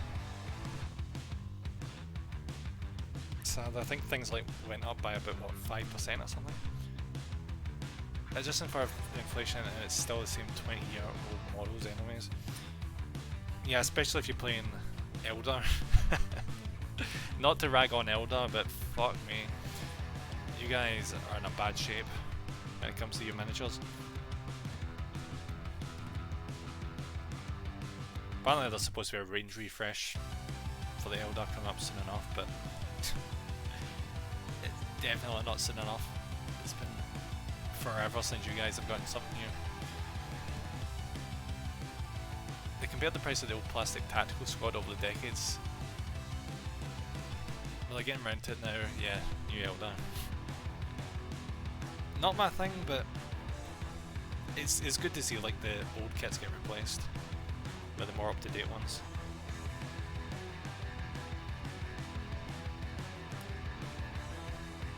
I remember they were doing that sale. They were doing this like a limited made-to-order kind of thing. We could get Karn and shit, what's his face? The leader of the Death Guard, not Mortarion, the other guy, and Iron Man, like the original metal miniatures on made to order. I was so tempted to get like Mortarion and Karn, and I thought to myself, nah, I'm not paying like £30 for like a really old metal miniature when I've got like the more recent ones. Typhon, that's the name. Yeah, Typhon. I was really close to buying him as the metal version, but I love his new sculpt so much, and how he turned out when I finished painting him is really cool. That I'm like, nah, I don't need the metal one. It's cool as it would be, because I think the made to order one was actually more expensive than what his model is now, if you can believe it. And if it wasn't, it was about the same price. So back in the day, I remember reading about the Primarchs and the Codexes, and they said one day they would come back. And I was like, wow, I wish they'd come back. And are you kind of regretting that they did that now? Because I have had a lot of players that wish it was still just standard units and not like hero characters.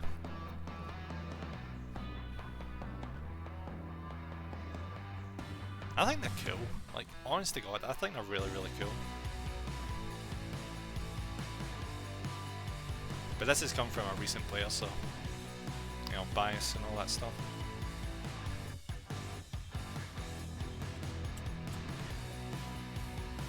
As soon as I get a chance, I'm going to pick up a Mortarion and paint the living shit out of it. Though I'll save that until I'm free from my backlog, because Mortarion is going to be a hell of a project.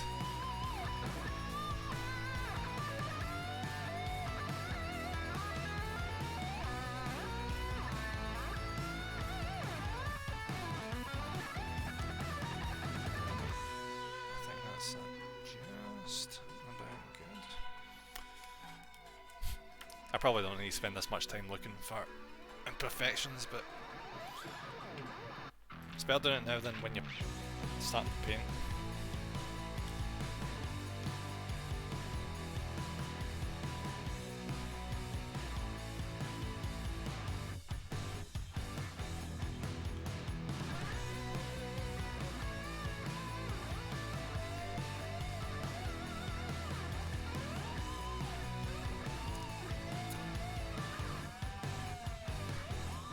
The storylines did indicate there was always a chance they could come back. Sanguinius and Paris Manus are the only permadeaths on a lawyer's side. And yet still there's people speculating about Sanguinius coming back. Yeah guys, that's not happening. I hate to tell you. As sad as it is that the Blood Angel is one of the coolest chapters, doesn't get the Primarch, and they're just like stuck with Dante being the replacement. Even though Dante's like really cool, Sanguinius is not coming back. That would really, really, really massively undermine the end of the Horus Heresy, like ridiculous amounts. I would actually go as far as saying it would be quite insulting to the lore if they came up with some bullshit reason why Sanguinius came back.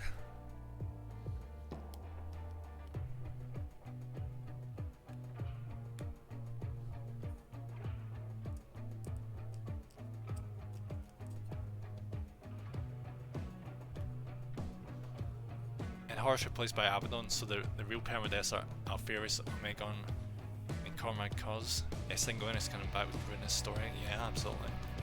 And now the Blood Angels. Yeah, because like, what would happen at that point? Like with the Blood Rage, with the Red Thirst and the Black Rage, would that still be a thing if Sanguinius was like, "Hello, I'm back"? Like, no, it wouldn't. Because like the genetic trauma would just dissipate because the reason for the trauma just would not be there anymore. Not to say that something like PTSD can just like magically disappear, but the one thing Space Marines have is a lot of time, like a godly amount of time.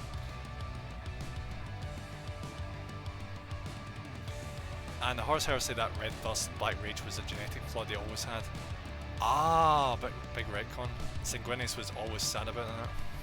Huh. That's weird that though, isn't it? Because you hear like every single Blood Angel besides like ones here and there with Blood Drinkers. When they've got the Black Rage, that's just visions of the confrontation between Sanguinius and Horus. So they're always imagining going to fight Horus every goddamn time. So you get these fuming, raging Blood Angels in black armor, just thinking they're fighting against Horus all the goddamn time. It's kind of funny in a sad way.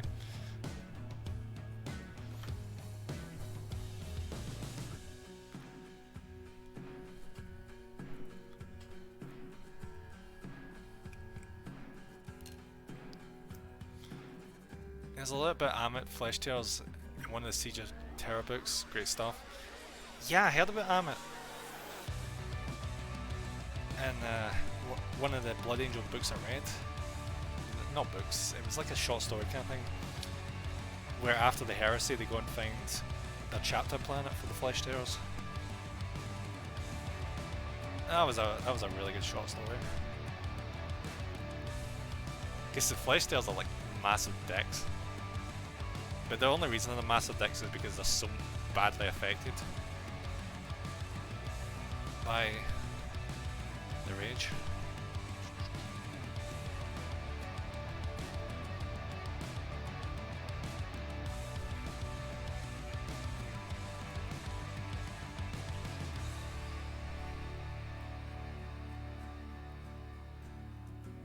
Okay.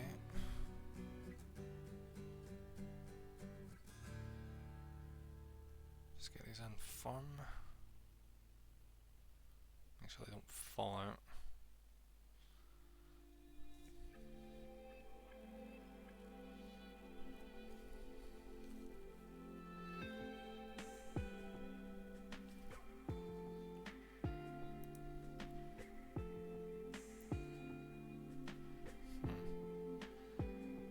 That doesn't look quite right.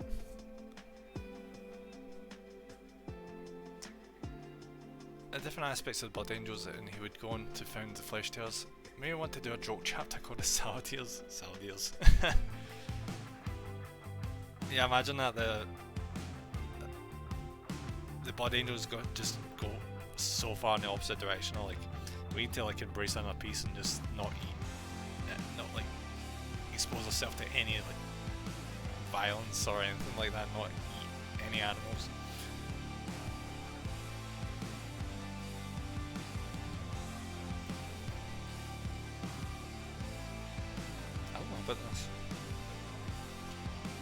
Oh wait, no, it's fine. It's supposed to be like that. I thought it was like supposed to be like properly symmetrical, but no, that's how it's supposed to be. You get kind of paranoid about stuff like that. You start looking at these things and you're like, have I overlooked something? Is this gonna fuck me over?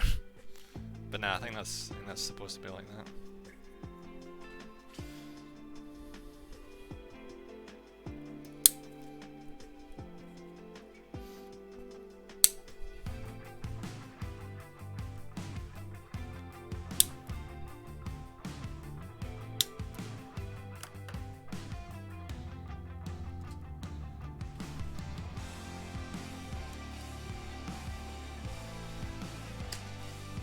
Joe, I was sitting here looking at this thing, like, see this here?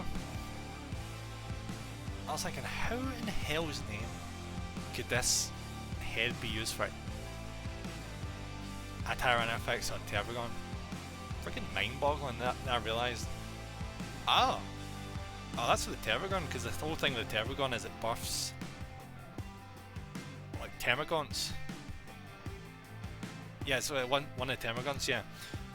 So it's supposed to like represent one of the Termagants being buffed by the Terragon. Come out of its exit. Yeah. So that means I absolutely don't need that. I could probably just set it to the side.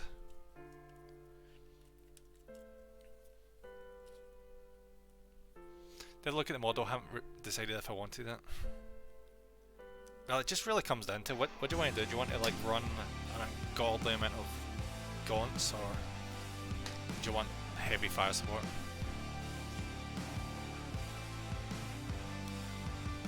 Because I've already got 40 odd Necromorphs and 30 Poxwalkers. I don't need a shit ton of gaunts. That would just be acing on the cake.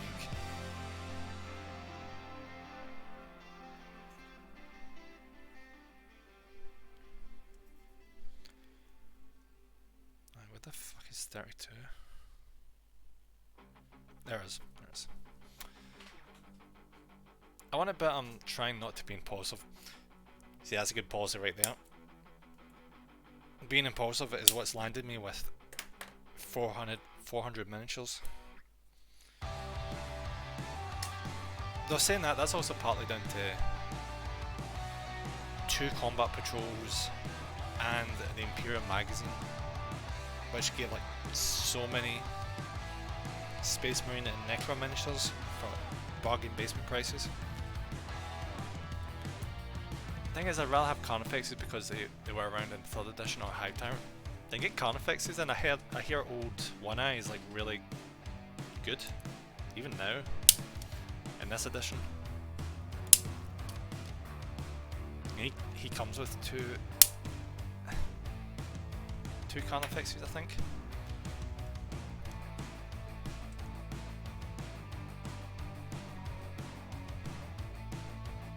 But I think that's because you can like, turn one of the Carnifexes into old One Eye, because it's like one small addition onto one of them. Because at the end of the day, old One Eye is just a Carnifex. Yeah, but old One Eye is High Fleet Behemoth. Oh, I didn't realise he was like specifically High Fleet Behemoth. Huh. I think I'm going to pick Leviathan for the purple. There's too many red armies in 40k. True, I'd also say there's too many green armies as well. Because I took a brief look at the Gorgon scheme for the Tyranids, and I was like, I've already got Necrons with all their green shit, and I've also got Plague Marines with all their green shit. I don't need more green.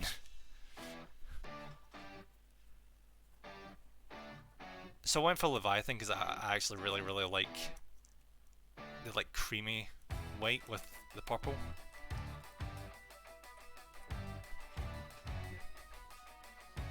I think I've got about, how many points of Tyranids so far? It's got to be close to 1,000 by now. Probably not, it's probably like 500 or something.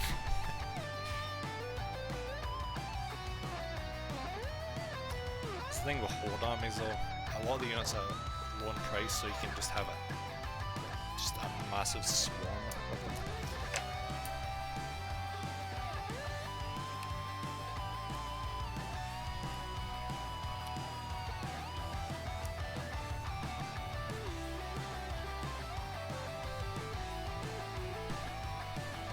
It's been a red army though. If it wasn't for the fact that Korn just wasn't my thing, I'd be kind of tempted to get that World Eaters box.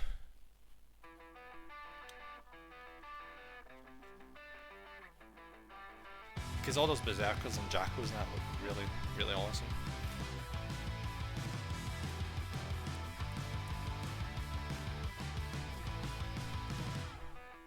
I wonder he's like that because the Scotland Lost Eye shot well on the Behemoth Red Obsidian colours. Ah, and the skull wouldn't shot through so well in Leviathan colours. Ah, I got you. Because like the bone would like blend in with the white, yeah. So I guess I'm not gonna get him at any point. Probably a good thing. Give me reasons not to buy miniatures. It's always a plus. Like for example, I just bought a Blood Angel Chaplain, which I'd not done this whole time because I was I don't know why I was convinced that it was resin. I'm like, I'm not touching resin, so I never bought it. But I looked up online recently and everyone's saying, oh no, it's plastic. So I immediately freaking bought that. I need something to lead my death company.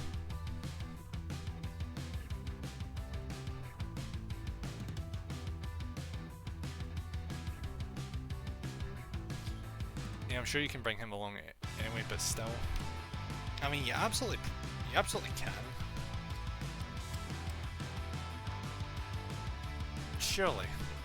I think that's one of the cases where even in like official tournaments, I don't know if you need to actually paint like characters at once. I don't know.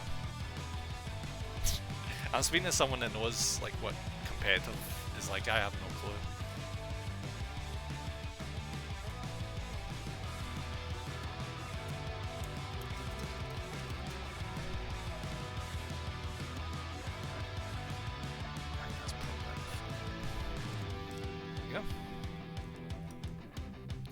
One, and then that'll be one leg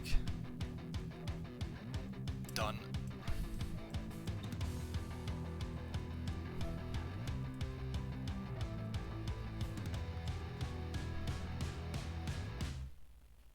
Here's my original idea for Tyranids.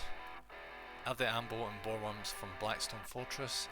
To me, they just go with my Leviathan being 40k monsters.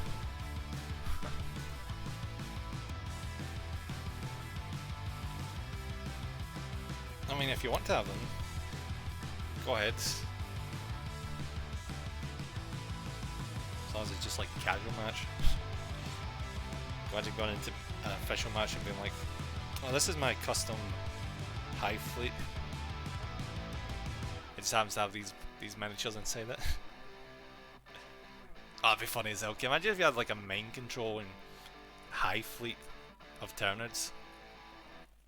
That because of that logic, you could like put any infantry unit from any other army into the Tyranids army. Oh, that would be such a mindfuck.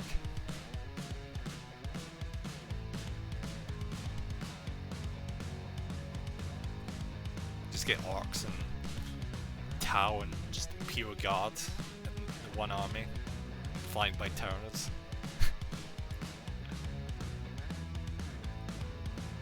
The absolute rage that would send people into would be hilarious.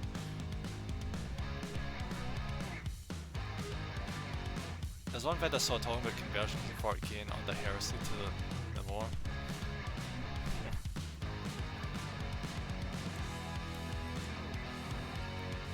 I'm not a big fan of conversions myself, but people can do whatever the hell they feel like if it makes them happy. At the end of the day, they're just miniatures.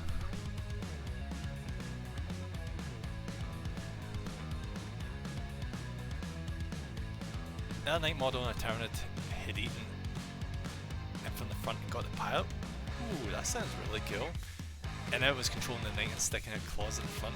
That's actually really awesome. That's super awesome.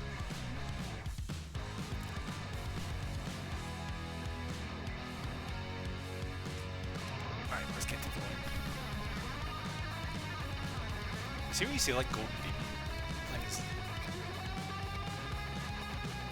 It just gives you like so much inspiration. Heresy. Yeah, the Imperium would definitely see that as heresy.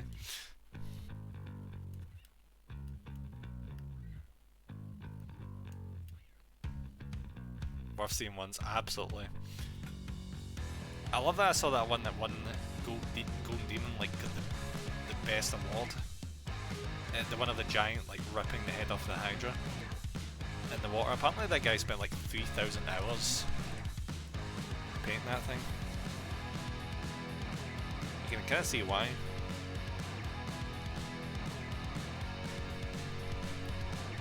I really need to get more glue.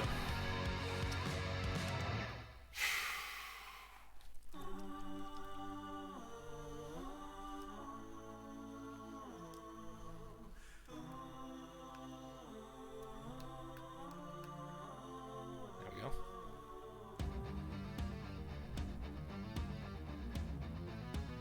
Come on. Jesus Christ.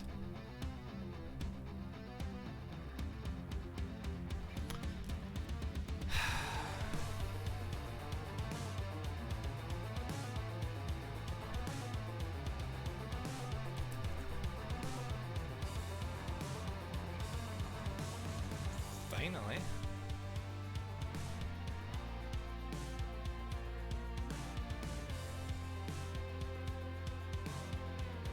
It would actually suck. See if I end up getting like a glue clog or something. Cause that's happened before and I had to like take it down the stair and put the metal bit onto the stove and heat it up to get the glue like unstuck. Yeah, I don't care to be doing that.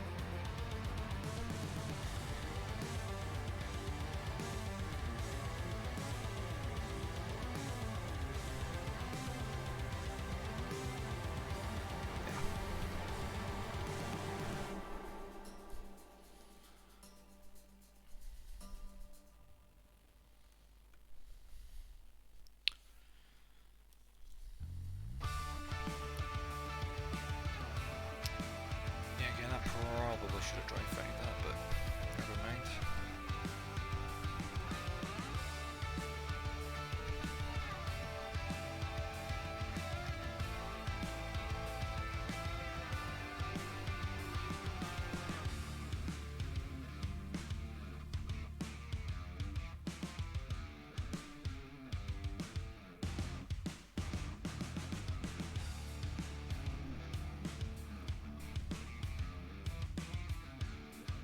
Oh, right, I was positioning that completely wrong there.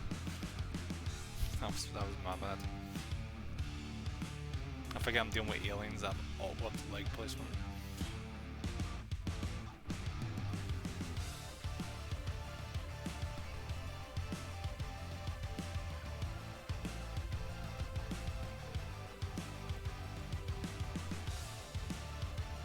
Yeah, so absolutely drive fitness. Super recommended. Especially in cases like this.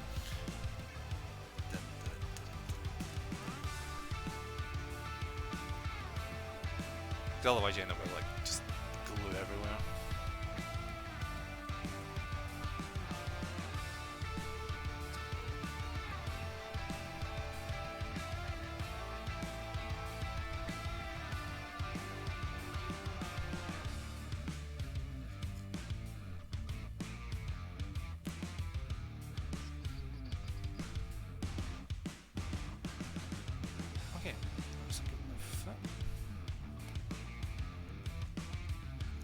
By excess glue, I should probably get that off.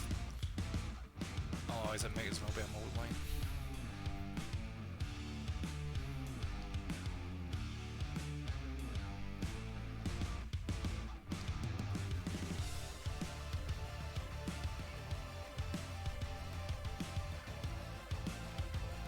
Alright, there's the link.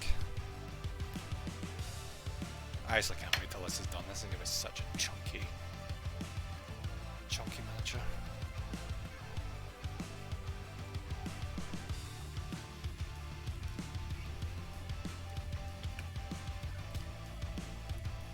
That makes me think of the Biotitan, weirdly enough. Even the postures are very similar.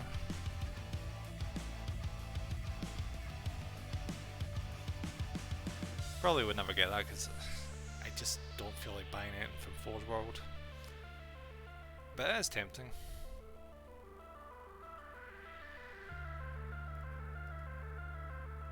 I actually got a friend that's got a Biotitan and Jesus Christ, it looks really awesome. Though he's got like 5,000 points in Tyrannofex, so I think at that stage is completely understandable. Get 5,000 points in Neds, you're like, alright, what the hell else am I gonna do? Might as well buy a friggin' Biotitan.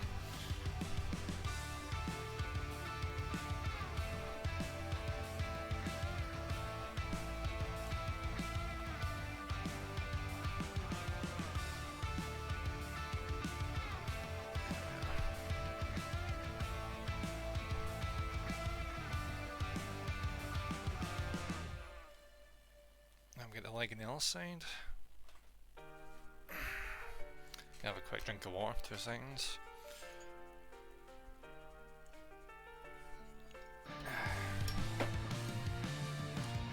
Alright, let's just double check how much more we've got to do. That's like what, 2 pages, 2-3 pages out the way.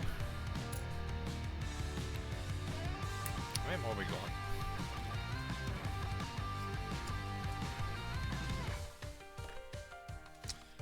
Alright, just one, and the detailing. Yeah, that's it.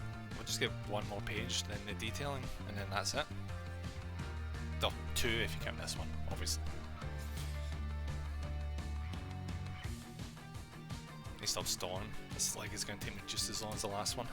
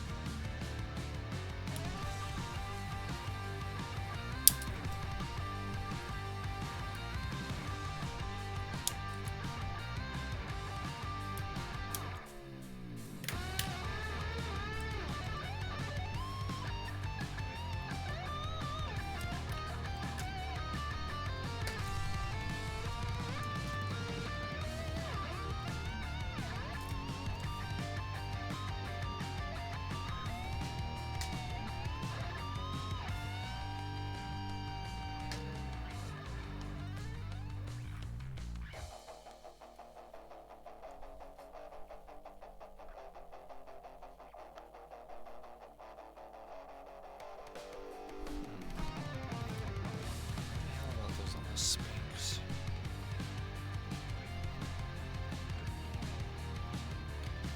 4746.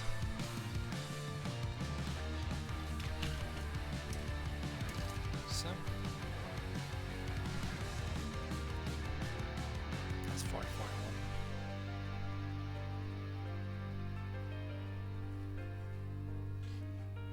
Oh, found them.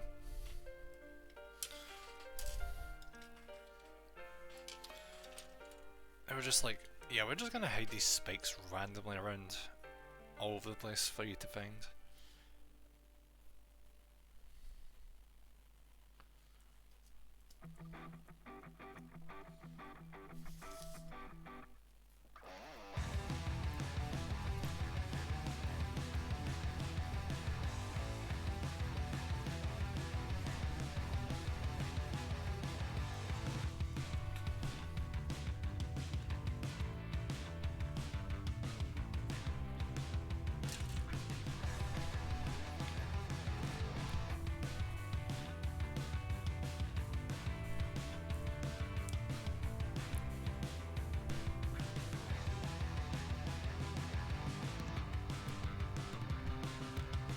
You gotta think. I know the town has never actually showed up, as far as I know, in the Horus Heresy. But see before any of the shenanigans happened where Horus betrayed the Imperium, Imagine if like mid-crusade, a Tyrannid hive fleet was like, yeah, we're gonna decide to invade right at this moment.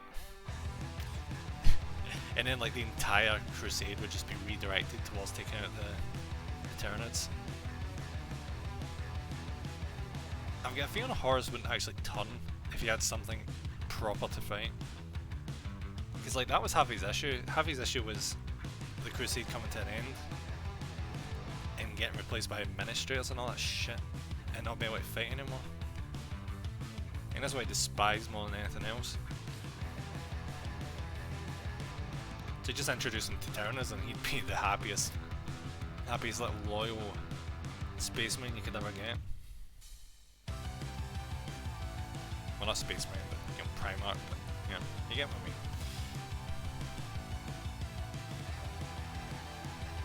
I'd love to see that alternate history.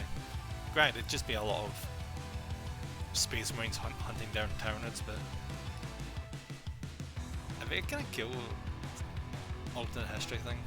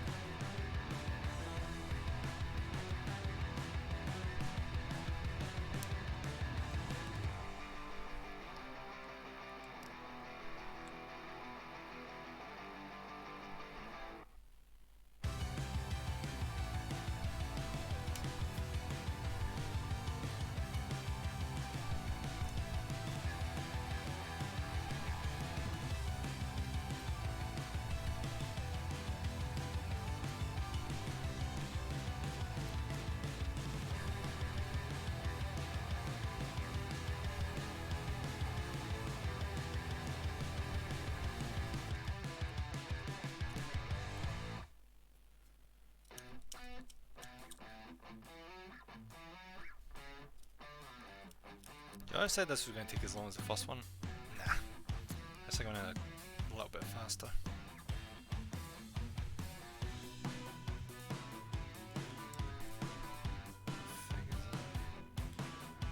Is that actually more lines on a flat surface? Are you actually kidding me?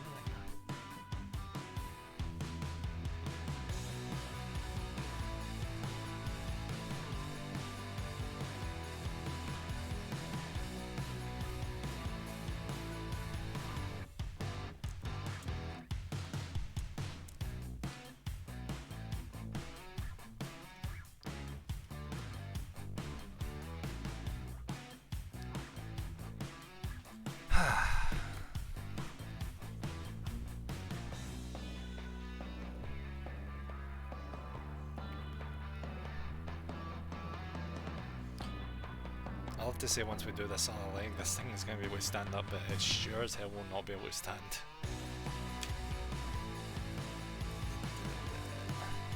This thing is so heavy.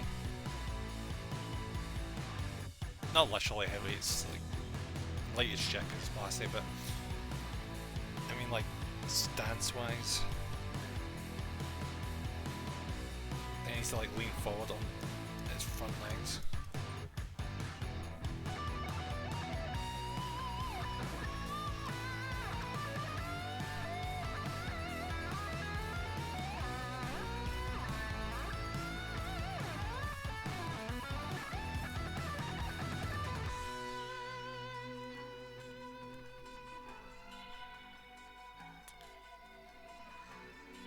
Awesome.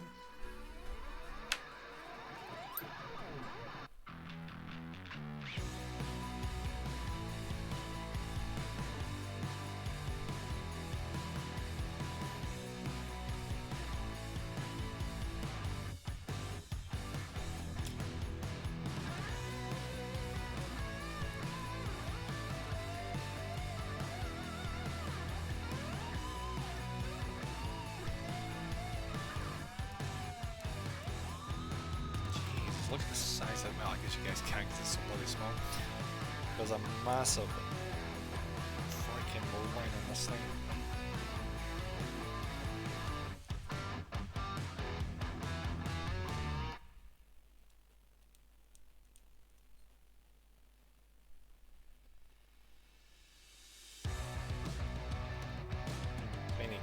some pieces are like completely free of mold lines. Then you come towards one like that and it's like the entire freaking thing is covered in them.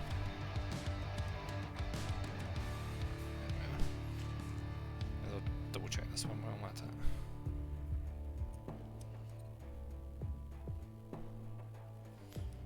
Like I said, as soon as you get to painting, as you're kind of shafted if you don't get the mold lines dealt with. You try to get rid of them when you're painting, and you're just like taking away the underlayer, and it just becomes a lot more of a faff than it has to be.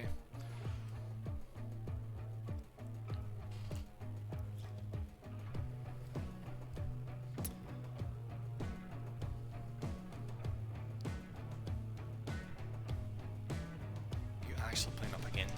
Are you actually kidding me?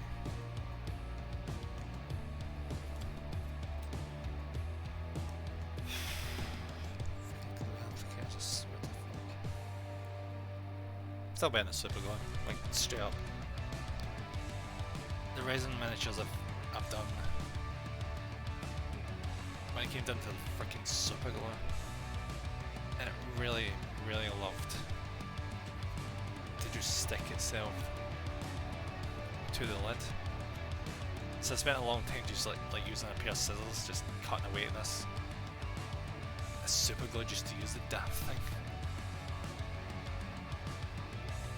No, it was mostly my fault. Apparently what you're supposed to do with super glue is once you're done using it, you're supposed to like wipe the applicator. I just didn't ever do that, so yeah, my bad.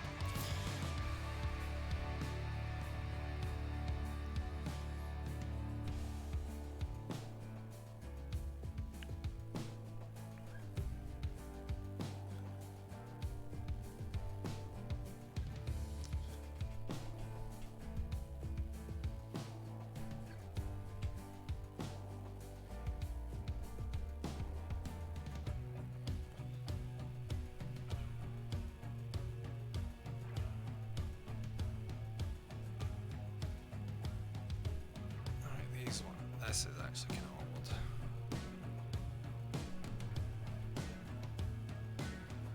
Fuck.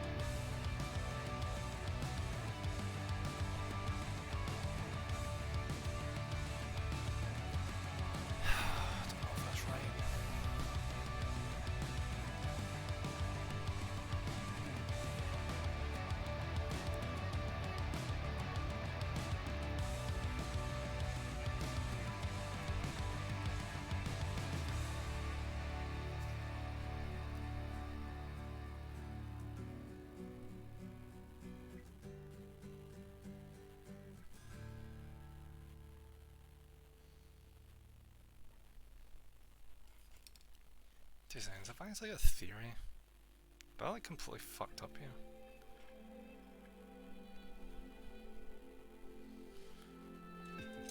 Nah, it doesn't look like it.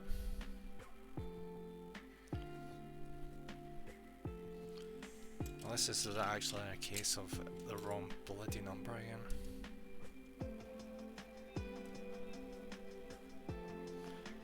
Freaking hot now, that would really suck.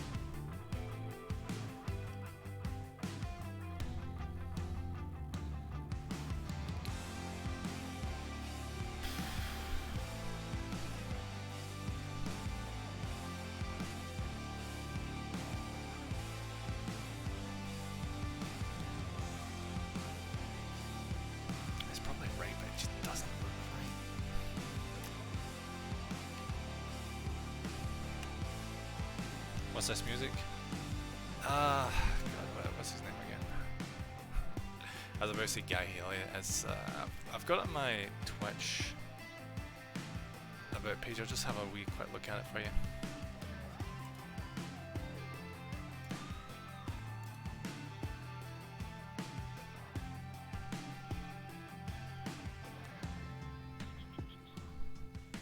Ah, there it is. It's by Harris Heller.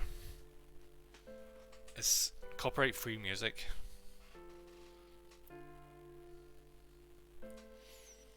It's actually not bad. You know, for something that won't give me a copyright strike, you know.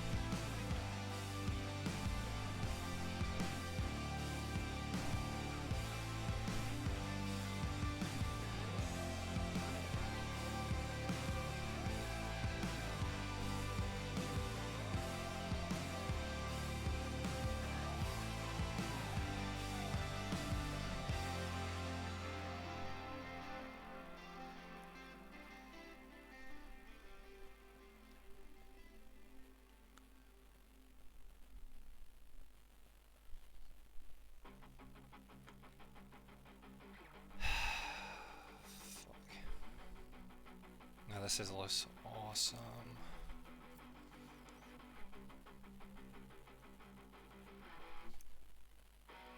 I need just not be a perfectionist.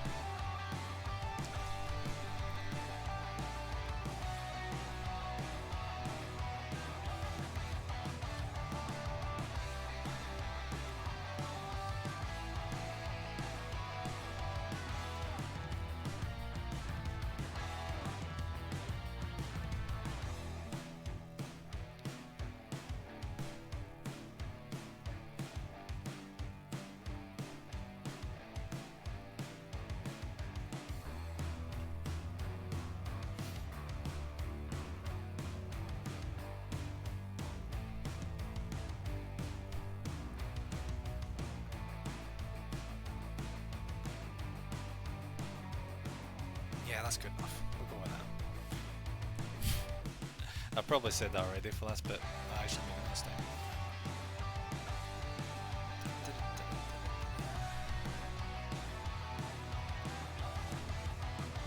Set it to the side, get the other set of legs.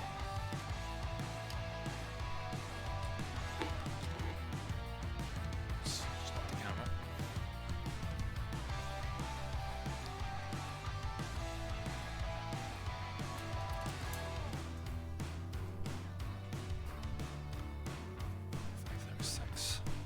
It's getting a good deal easier to identify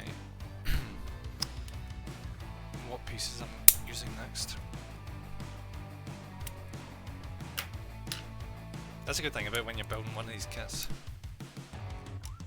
It becomes less of a jigsaw puzzle the further you get in. Don't grant, that's the same with jigsaw puzzles, isn't it? The less you've got left, the more obvious it is what you need to do.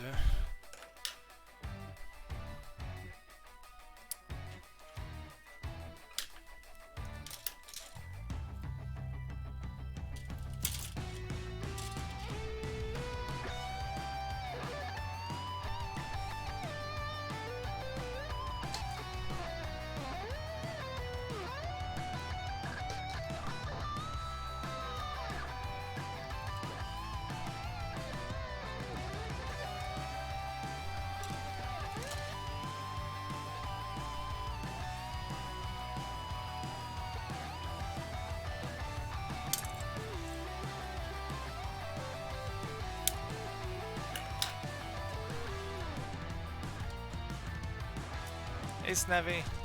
I fucking die, I hate getting shots. You'll be fine, Snevy, you'll be fine. Just suck it up, it'll be over before you know it.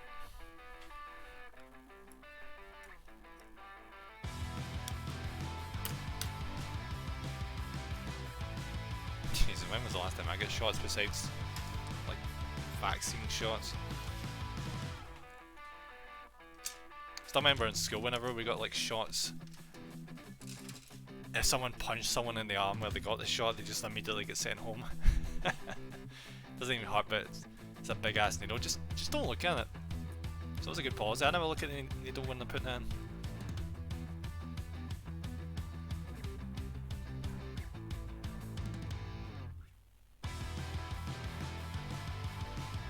Mostly because I just absolutely freaking hate blood.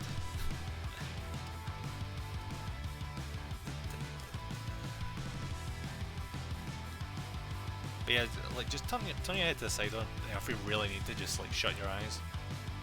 It takes like what, a few seconds.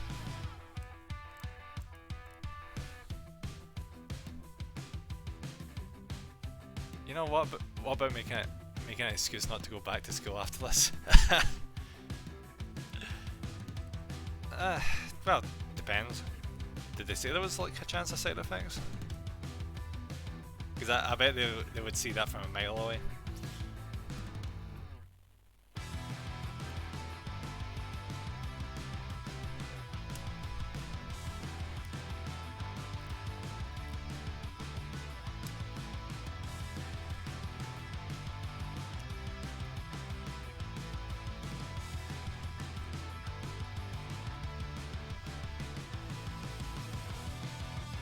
Damn, I'm supposed to be here for a hearing test, but I'm getting a shot now. Yeah, they probably looked at your health chart or whatever the hell it was and was like, oh, there's no shot here, need to give a shot. Yeah, it do be like that. At least you get chill after the shot with a hopefully not too bad hearing test.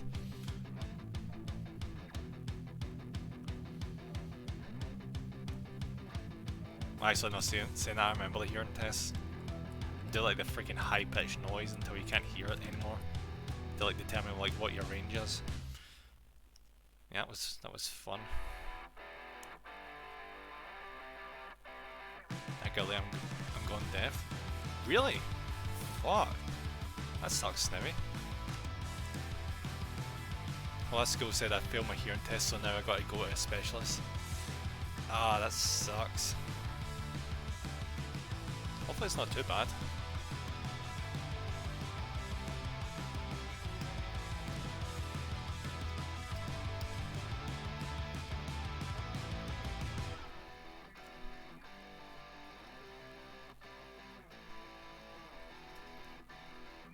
Yeah, well, yeah, shit happens. At least I ain't gotta hear people's bullshit. Now, if you are losing your hearing, they've got like implants and things you can get nowadays. It's not even near as bad as it used to be.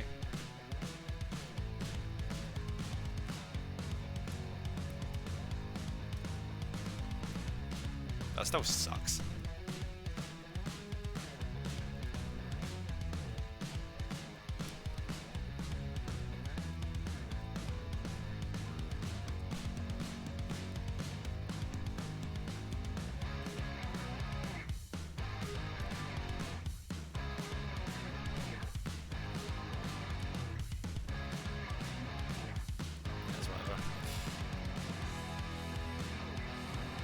I will say though, it's still better than being blind, but yeah, it does still sucks. I'd hate to be blind. Can you imagine? Oop. Well, the girl's here, I gotta go. Bye. Bye, Snivy. Love you, buddy.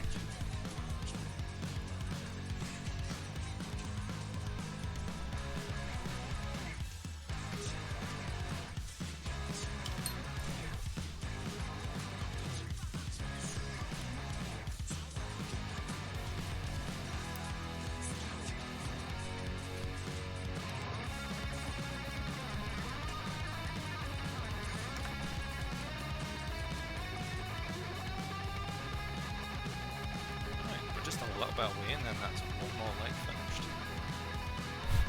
Now we get to move on to the front legs, yay!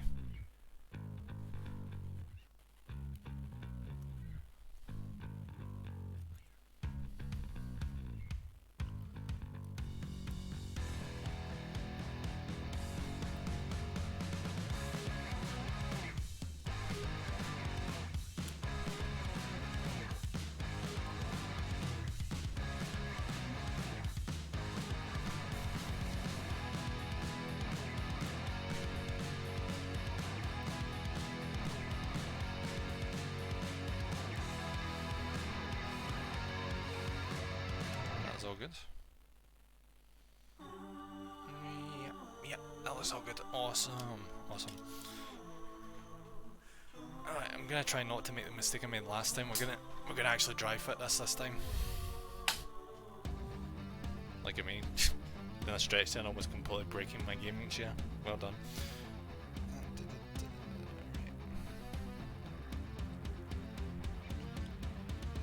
Okay, it was like, what was the position?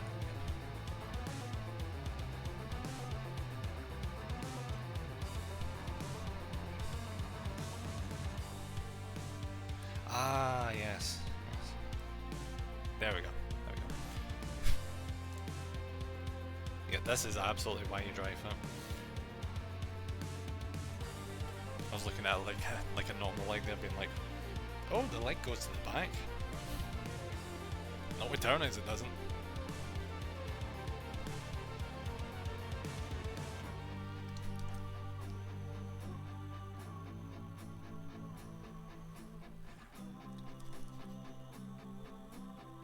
Come on. Fucking glue.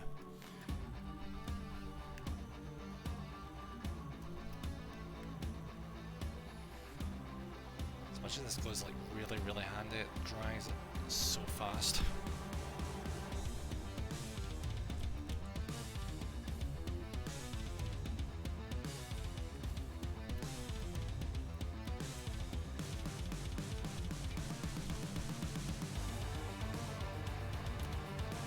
Try this. If all else fails, just spin the applicator around, it usually works. If it doesn't, I need to then I go heat the applicator up so it actually lets go back through it, which we don't want to be doing.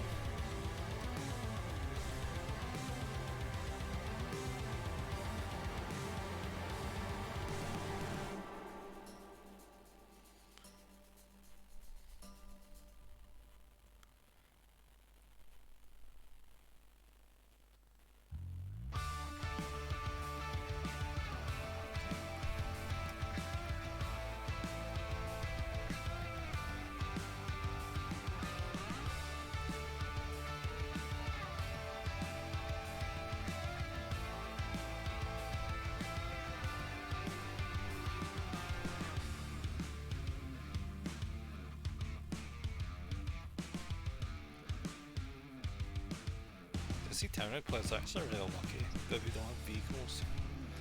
Instead they just get giant freaking monsters. Because as much as I love my Blood Angels, I absolutely hate the vehicles. They're just so goddamn boring. I did an Impulsor a while back and my god. Oh, I was so sick of it by the end of it. It just massive sections just red and nothing else. Which makes sense because Blood Angels, but I was so tired of it.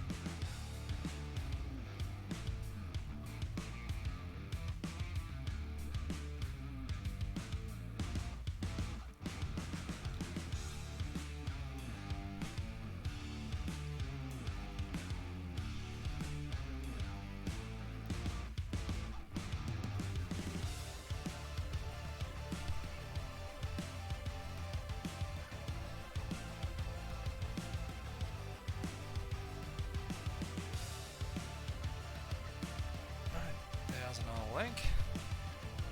Nice. I don't know if the skill is coming across in this at all, but this is one of my midway through the painting process Space Marines. And here's the height of this thing so far. So he is a chunky boy.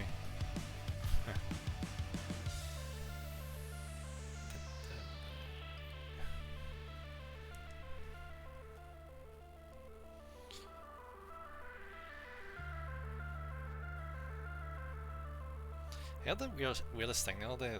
Apparently, a non-emissary is not actually like a leader, like an HQ unit. Which I was seriously expecting that to be the case. Apparently not, she's just like a dreadnought kind of thing. She just goes in and wrecks shit. Illa's the multi-part infiltrators. If they are multi-part, I didn't get them as multi-part, I got them as part of the Imperial magazine, which only had them as one build. As an emissary. Ah, yeah, I guess you're right, yeah. I never really thought about that with the name.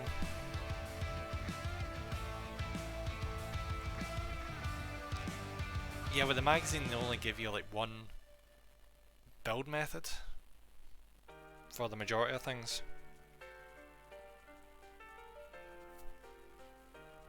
The infiltrators you get in that, called the Shadow Spear collection. The ones that come with the, I was about to say Devastators, not Devastators. The flying guys with the launcher things. Oh wait, no. What am I even talking about? I'm talking about ass. I do have those infiltrators, but no, these aren't cussers. I got these with the combat patrol. With too bloody well focusing glowing shit there.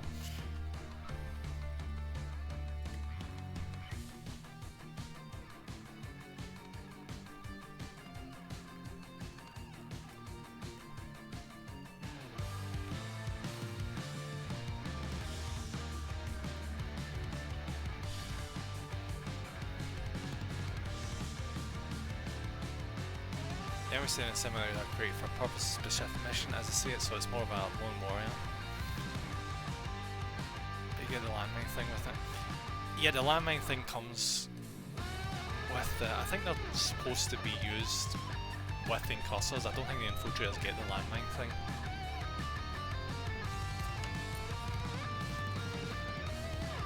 I mean, it does come with a set. You can choose whether or not to make incursors or infiltrators.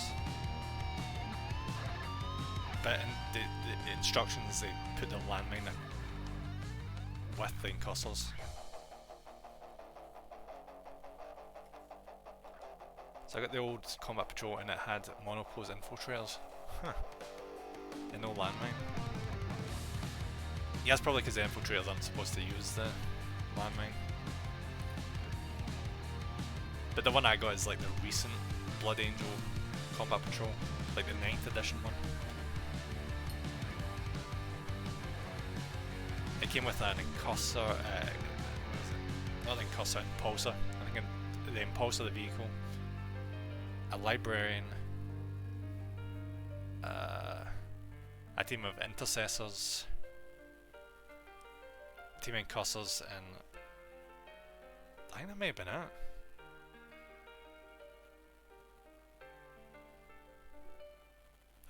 Was that? It just seems a bit. No, there was also aggressors. There was a squad of aggressors as well. And I built them because they go with the Phobos Lieutenant and Leviathan. I can't wait to get to work in Leviathan. Leviathan's gonna be so freaking cool. Where are all the new Nids? I had Terminators. I mean, fuck. I was a bit bummed though that the Terminators are monopose, but I guess that makes sense for that kind of box. But even the multi-part kit for the Terminators don't come with claws for Blood Angels. So I'm guessing they're eventually going to release a set of Terminators specifically for Blood Angels. Better hurry up, because everyone is buying the old set. I'm like, nah, they've just released new Terminators. They're absolutely going to be releasing the Blood Angel specific ones soon enough. All the box was push fits with pegs, no glory required for the kids. Exactly, yeah.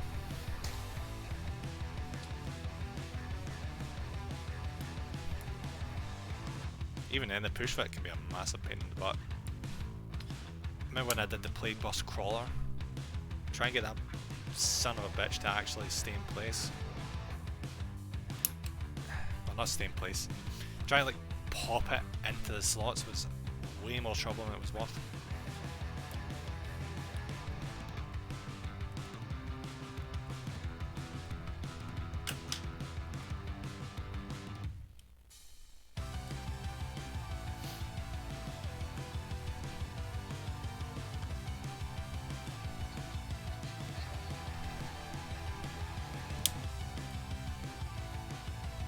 This is where things get a bit trickier.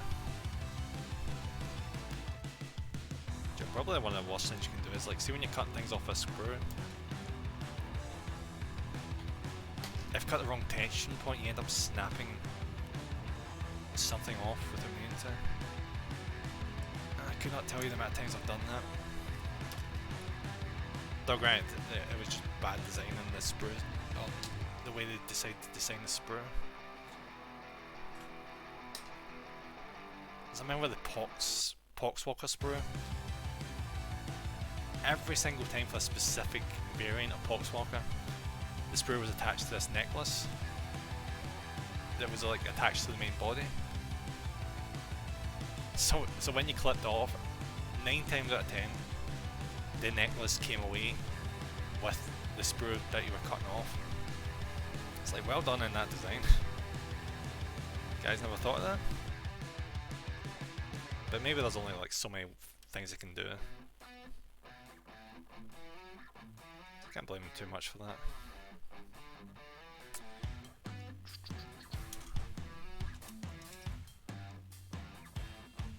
Where's the specific one?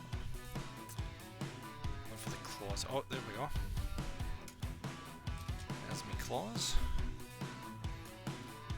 243.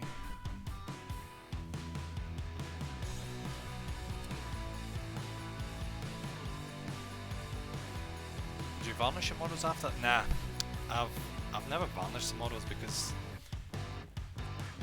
I don't play with them.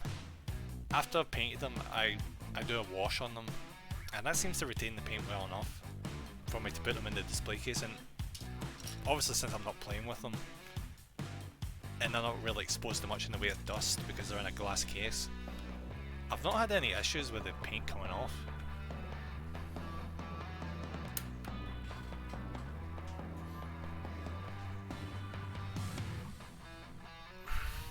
Sticks to plastic okay.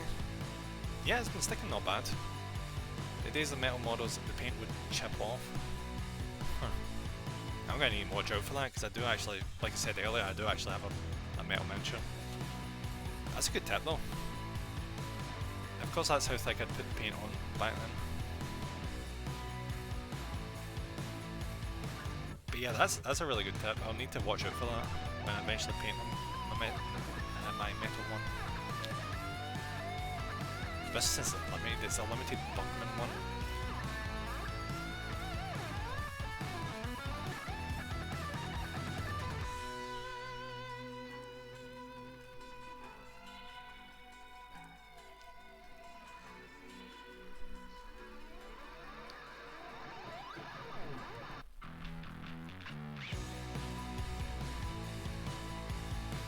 I'm a bit worried about them getting dusty if I have them on the shelf for a while. Yeah, that's why I got the display case. I'm like, dust is just going to get all over these things if I don't have them and stuff like that. Then I feel like with the amount of effort you put into these miniatures, that they deserve to get like their own display.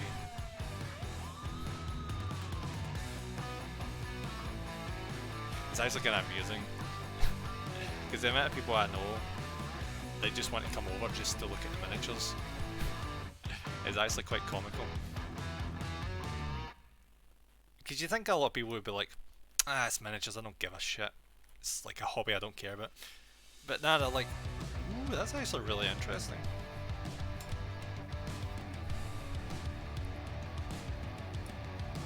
Probably helps there's like 200 of them in that display case, that's probably why.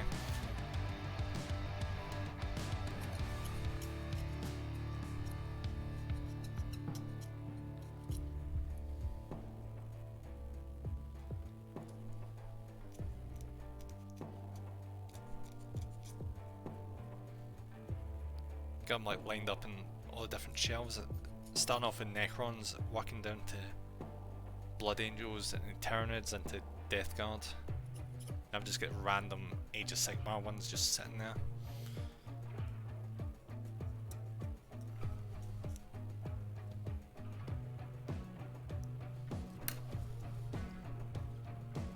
Get plastic storage boxes, but I need to magnetize the bases and put magnetic sheeting in.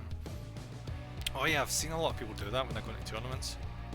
They just load up their plastic boxes with the metal sheets and just have magnets stuck to the bottom of every miniature and just put them in. It's a really good idea. You don't have to worry about them like flying all over the place when they're in a car. Unless the magnet just decides to fail randomly.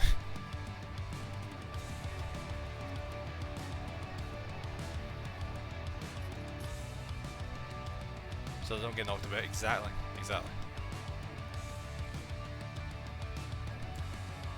Because I saw a screenshot on Reddit a short while back about someone that had all the miniatures on a box in a shelf above their desk. And the shelf just decided one day to just fail. And the screenshot that they put on Reddit is just tons and tons of bits of Warhammer miniatures just all over the place on the floor in bits. I could not even imagine. Just standing and looking at that and shocked, wondering where one thing begins and where another thing ends. Oof. It's a lot of money just scattered out on the floor. I've obviously got A4 size boxes and plan to get A4 sheets. That's probably the way to go.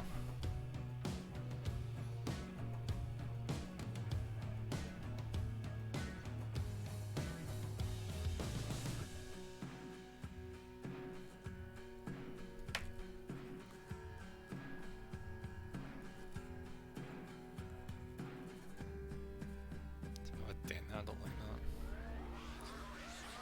It's probably biggie.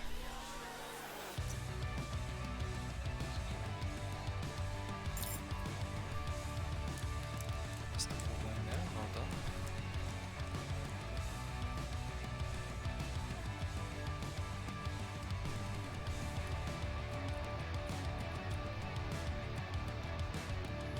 Right. Let's clean these up and stick these this like, and then this guy's gonna finally be three-legged.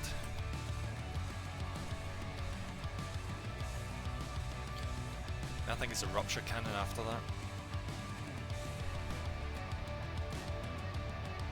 After the rupture cannon's on, this motherfucker can actually get put in a base.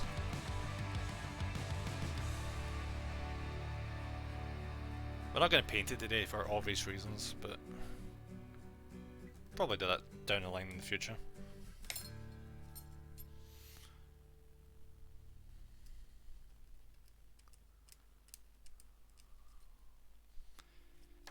Random question, did you ever play any fighting games? I've played a tiny bit of Mortal Kombat and a godly amount of Super Smash Bros. Melee. And a smidge of Soul Calibur 2.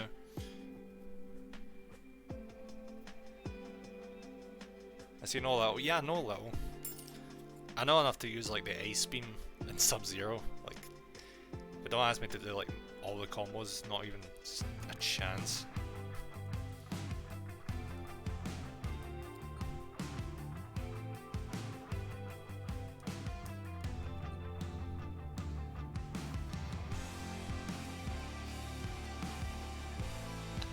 I lost my diamond rank in the new Street Fighter.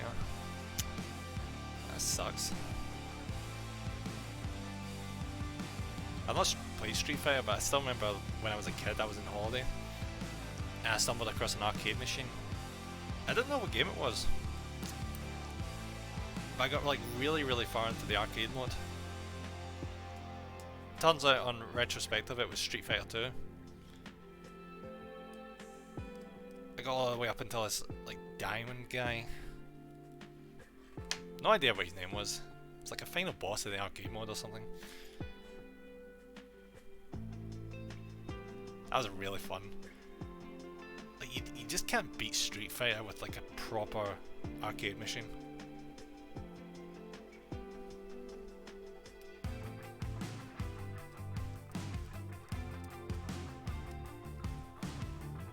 Play an arcade stick, nice. That's the authentic experience right there.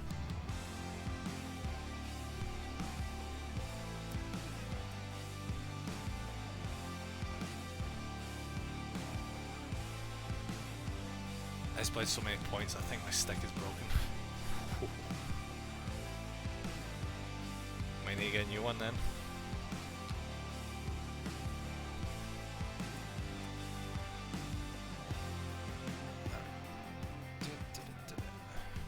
I need to clean this up in a minute, so many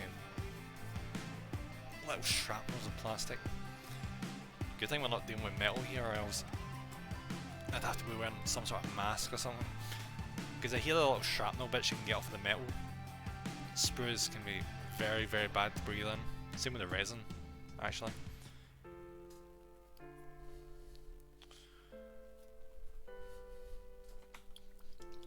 Saying that when I assembled both types, I never wore a mask, so yeah, that was taking a chance, but they were just like individual matches.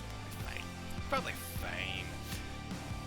I need to probably test that. I've broken quite a few sticks. That's how long I've been playing.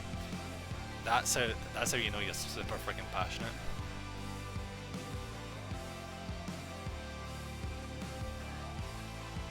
Like that's just generally commendable right there. You can put that much in that you've got like a pile of broken arcade sticks.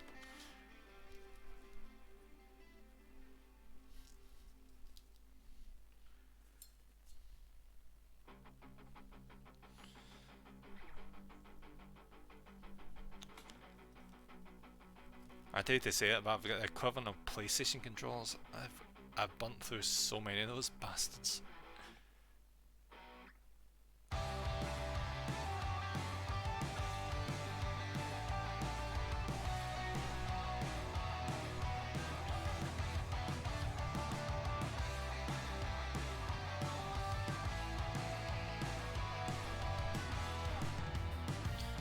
Right, so this is going on this side. Also, it's going to take us like 5 seconds. Not literally, but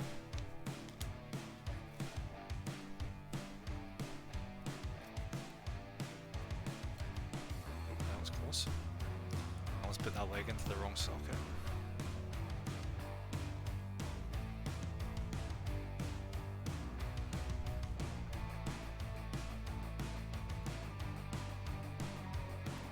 Cool. Somewhere or so. Yeah, I can imagine. I actually watched an anime, like I think it was last year, about Street Fighter, or it was like arcade games in general, and the main character like grew up during like the 80s. There was a lot of shit going on with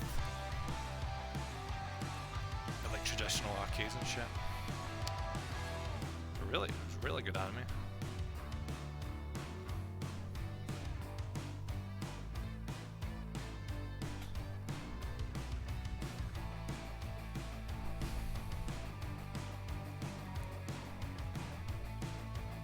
If you were into Mortal Kombat, did you see the Sonic Fox vs Perfect Legend 13-0? Unfortunately not. I've not played much Mortal Kombat. The most I played was in Mortal Kombat 9. I've not really kept much up to date with it since then.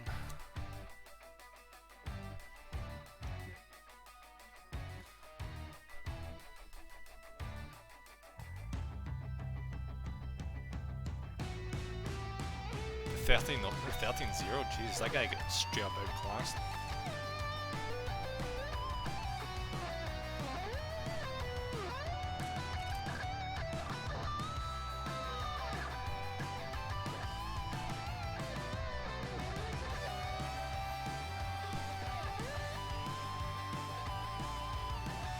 Well, it's one of those legendary fighting game moments, the drama, the smack talk, everything. Any chance they were South Korean? Because I've noticed South Koreans absolutely kick so much ass in fighting games. I had a lot of games like StarCraft, for example. They're freaking gods at StarCraft.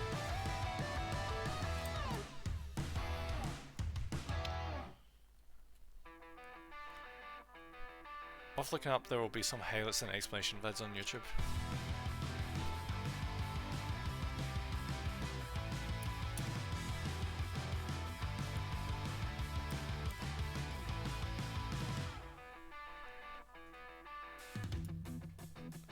The way I had about South Koreans because of that Civil War stuff.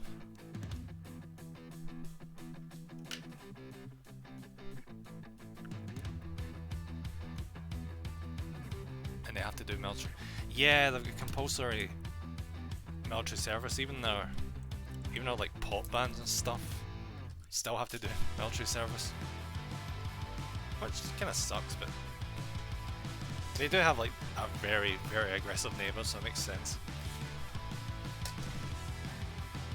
They grew up thinking they have to be the best. All that pressure, such a competitive society where failure means death.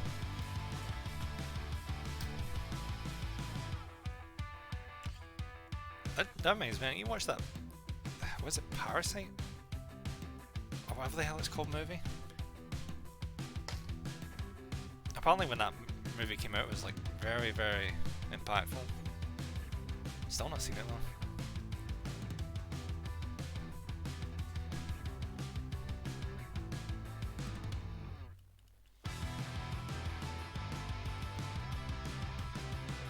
Grew up in Hong Kong when it was British colony. Oh, interesting. Don't know much about Hong Kong, but I still remember running about in it in that Sleeping Dogs game. That was a lot of fun. But yeah, oof, Hong Kong. That thing really took a turn there, didn't it? Fuck. And Street Fighter was the game of my childhood a bit when I could play.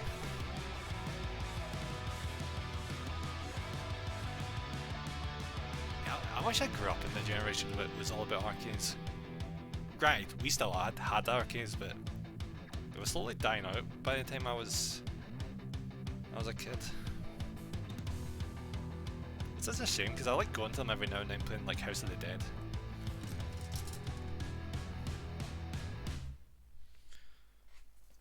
Where the hell is these things? Alright, there we go.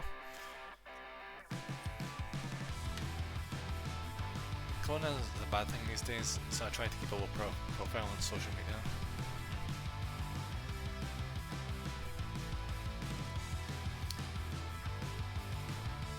Yeah, like, you do get a lot of people bitching about British colonies. That is what it is. I tend to wade in and that kind of stuff. Mostly because I just like to keep my stuff political free, you know.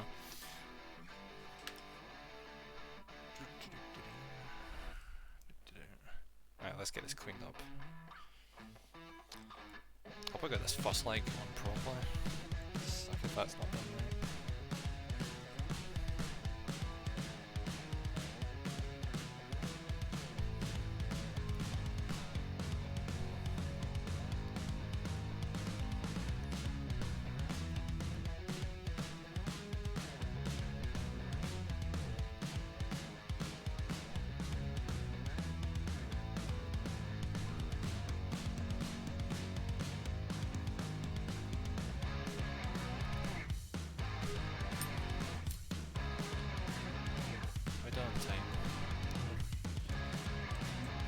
Guess I was right, this is actually taking up quite a bit of time to get this built.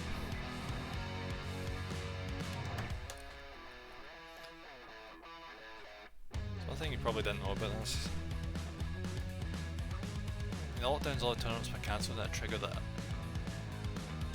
a Me Too apocalypse. Huh. I remember seeing that thing about, what's his face? I can't remember what his name was. It was that whole BlizzCon thing where one of the competitors was from Hong Kong and just get immediately like stripped of his winnings from the tournament for what he said, and even the two commentators that didn't cut off. Down on the Smash community. What's it? Oh, I heard about the Smash community thing. Jeez, that was a freaking mess. Didn't look too deep into it though, because I'm not really in the competitive community. Well, I mean, not really. I'm absolutely not. Don't really do that shit. But yeah, that was a hell of a thing.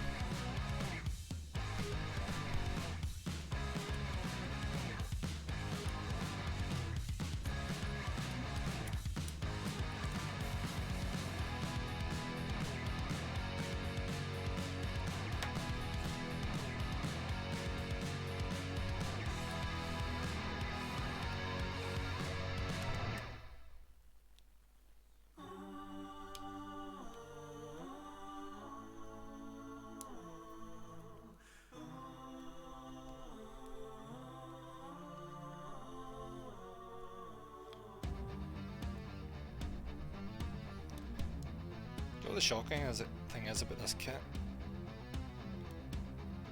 It would probably take me a lot longer to finish Necron. What do you call it? Not a spider. Wraith. That's what I was thinking of. A Wraith would take way longer on this. Compared to like, this is actually quite quick.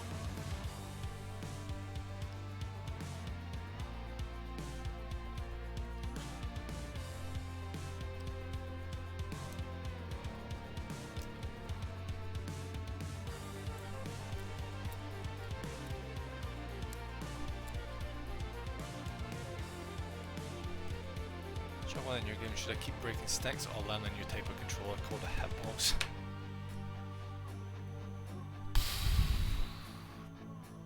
I don't know, I'd say just get really good at whatever is used during tournaments.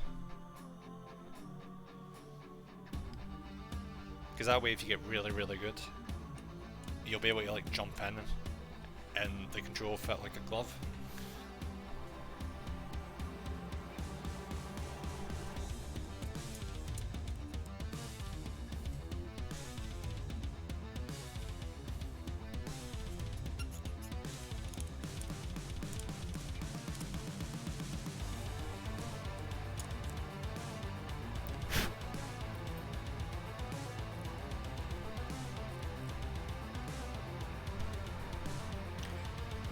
I got on to Hitbox to try it out, but it doesn't have the tournament legal cap on update. Did it really do that much of a difference? No, I do say like this coming from someone from an outside perspective. Not necessarily that you'd be using it in the tournament, so as long as it's close enough.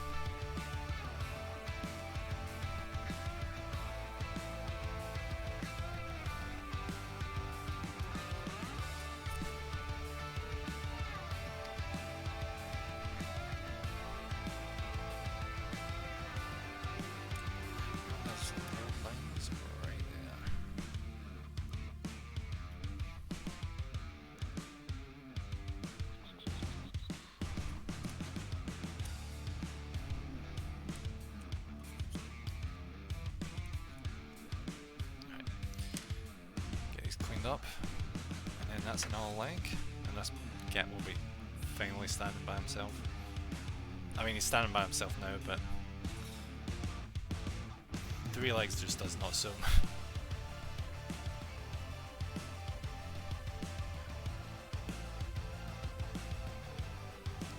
I mean, if you can get a new one, go ahead. If it's something you're that passionate about, definitely go for it.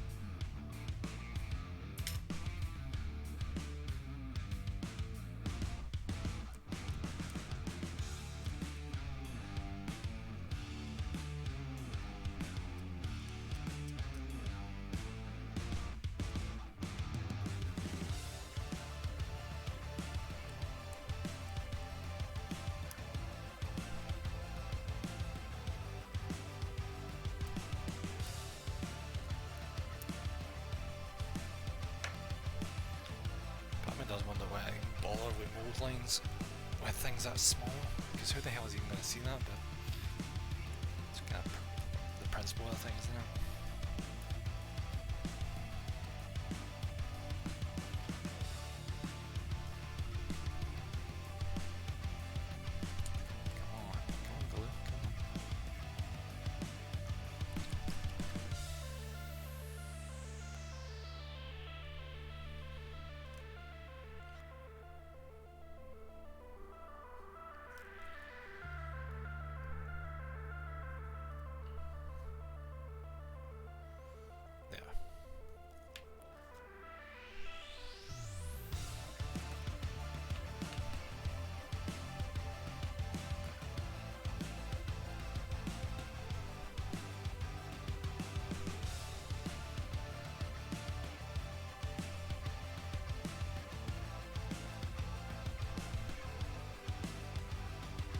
Do you have a whip palette? No, I do not have a whip palette. I just use a piece of kitchen roll. You take the paint directly off of the out of the pots. Don't really have any problems with it, so I just keep doing it as is.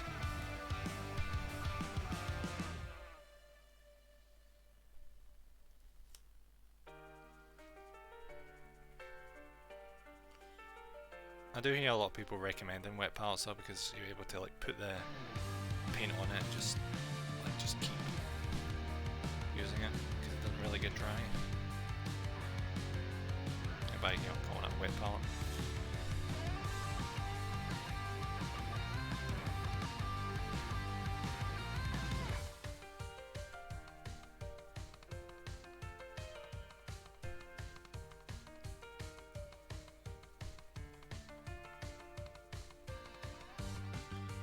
I mean, is actually generally wondering if the numbering is wrong in this fucking thing.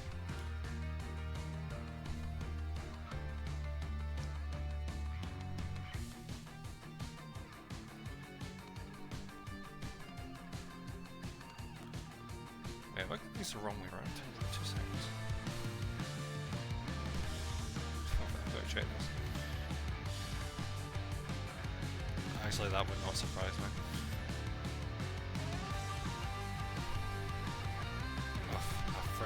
Of course I did. You make a wet palette with kitchen roll? No. I just wipe off the paint onto the kitchen roll and like dry the brush after I put water on it in the water well. Have you seen what they can do with their brushes? Yeah, it seems to be a lot more efficient, but I've not had any problem with regular brushes, so I'm not in a rush to be like, yeah, I absolutely need to get myself an airbrush.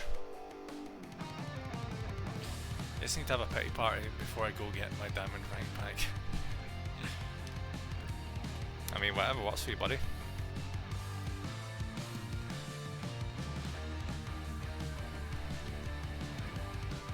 No, I'd say a hate party would work a lot more, because just getting hyped up about kicking ass and getting your rank back.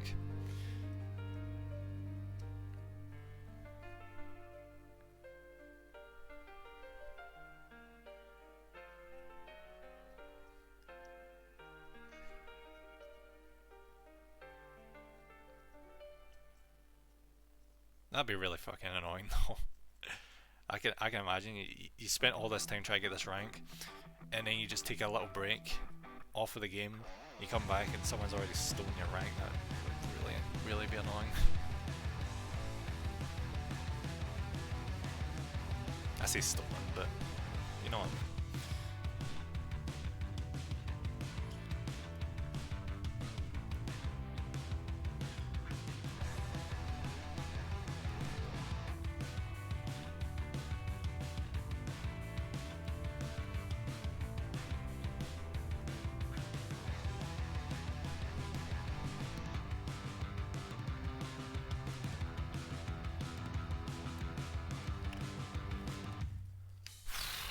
This light does not want to stick.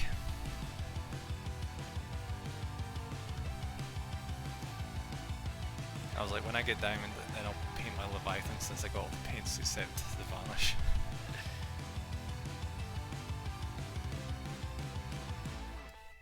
Well, at least you can say you did get diamond. But, yeah.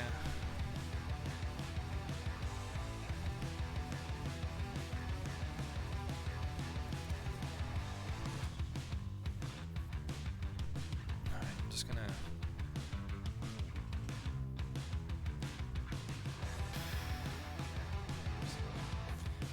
Why is this so loose? What the fuck?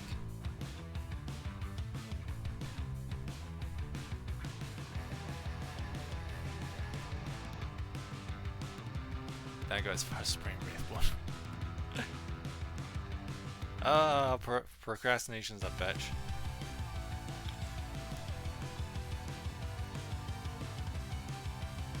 I'm like that with my Blood Angels.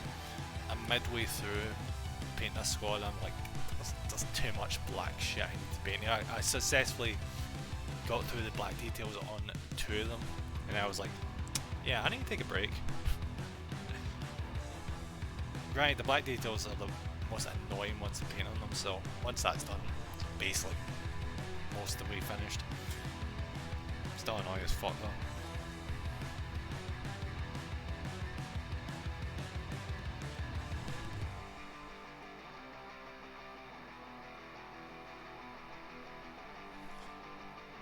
Alright, let's move on to the next page.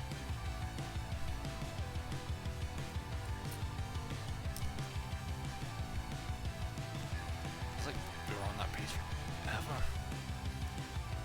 Alright.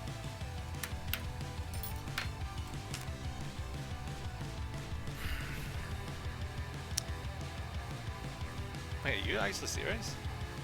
I'm just looking at this picture here. And this son of a bitch has... Oh wait, no, that's for the Terragon. I was like, why would the Tyrannofex have claws at the front?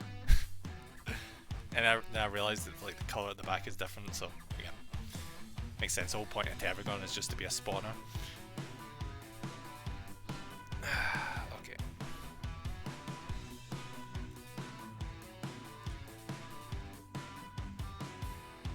Alright, so what we're going to do next is we're going to do the head, and then we're just going to put like a shit ton of spikes on.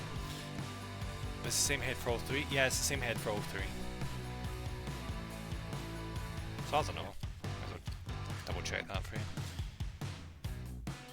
Oh no, it's not the same head, it's slightly different. So, you'll see there's... I say slightly different. The Terragon one has like 4 mandibles and a long ass tongue, whereas the Tyrannofex has like this big spike in its head. Yeah, I know you get a choice, but it's...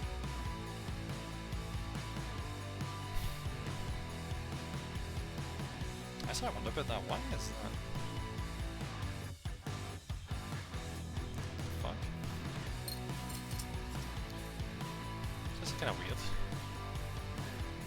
Cause like this bit is the start of the Terragon building stage. What the fuck? Oh, right. Oh wait, no, that is a Tyrannofex head, that there. The colour it's because it's a very similar like shade. Why would you ever give a melee weapon to a freaking Tyrannofex? Why? That just makes no goddamn sense. You're like, oh, I'm gonna build this thing that's my artillery. Let's give it melee weapons instead of a big fuck off cannon. Makes total sense.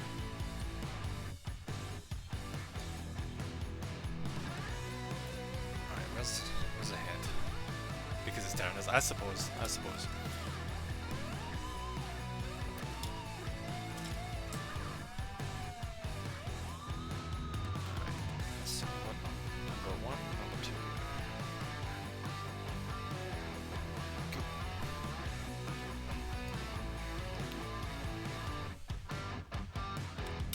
Got out of this big ass head.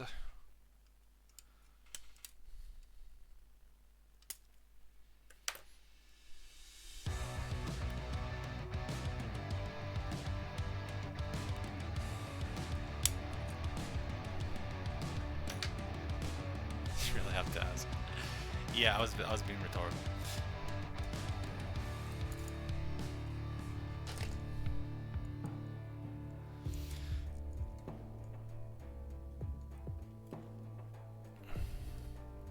It makes sense in terms of towers, but in terms of like gameplay, I just don't know why the fuck you would ever do it.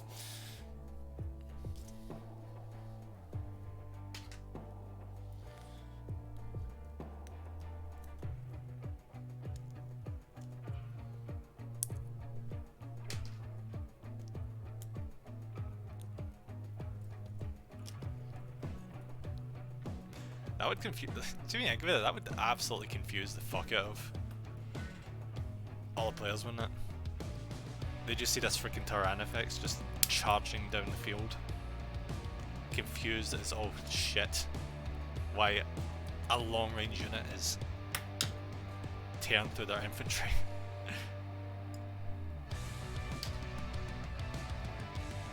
I just realised how passive aggressive that sounded. No, it's all good. It's all good.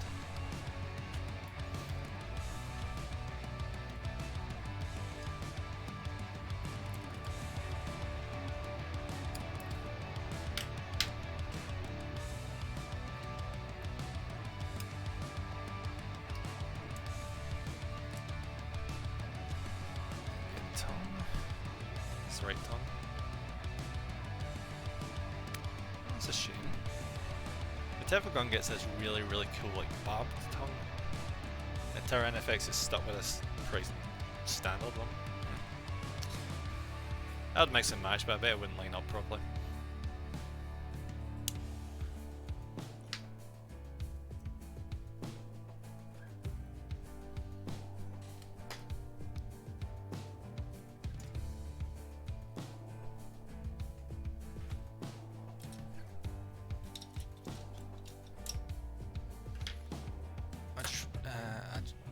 I just don't like the way the gun overhangs the base. Yeah, it's kind of bullshit in a way, isn't it? Because the area that the units are supposed to occupy is that base, and if they're overhanging, it's like overextending themselves more than they should be. Battalions don't have much heavy shooting options. It's the same front claws in the Tyrannofex. Is it? Let's have a wee look, shall we?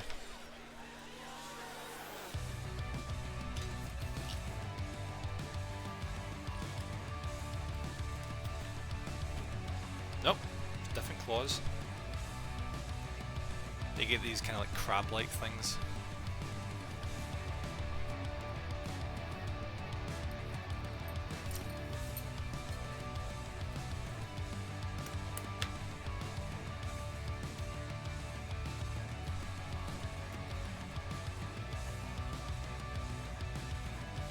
As we get this head out of the way, it's just loads and loads of spikes to be added.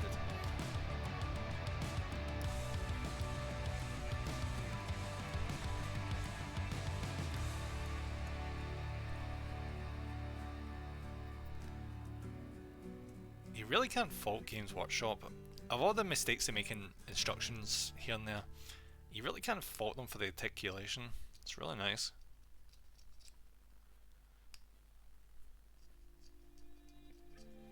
You know, if their mold lines can sometimes take the piss.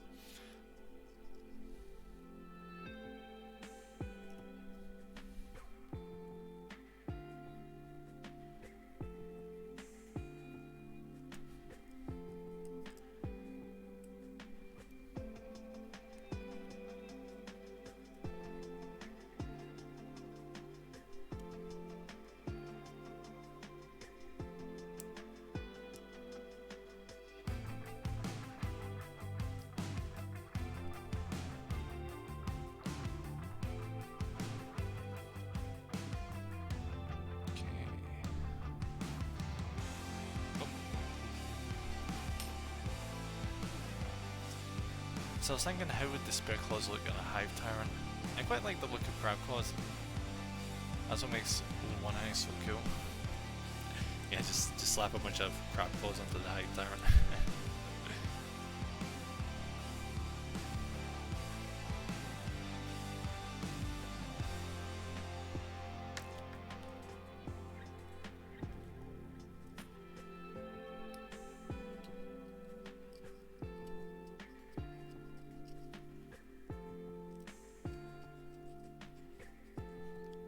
think of it though, there really should be a lot more upgrade options for Tyranids, because the whole thing is just to adapt. So like all the big models should be able to like share stuff like that.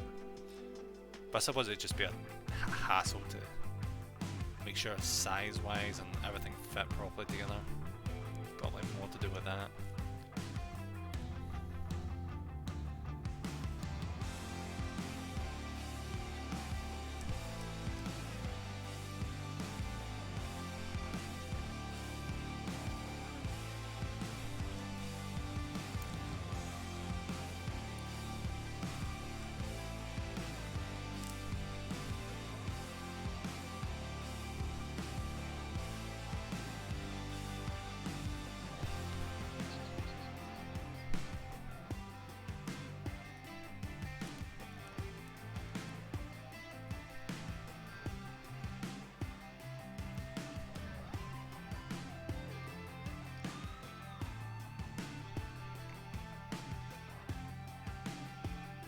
Check to see if there's anything left. It's like ridiculously easy to miss mold lines if you're not careful. So back in 3rd edition, the big Tyranid models, metal bodies, had a single plastic sprue for the legs. So the arms were all mix and match apart from the old ones, one eye, and the metal claws. Yeah, that's what I've been hearing for a lot of the older players, that there was a lot more customization options back then. Just hear non-stop complaining now about monopose.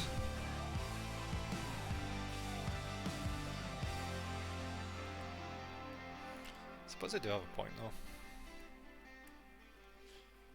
It would be nice to do something with half these bits that I've got lying around.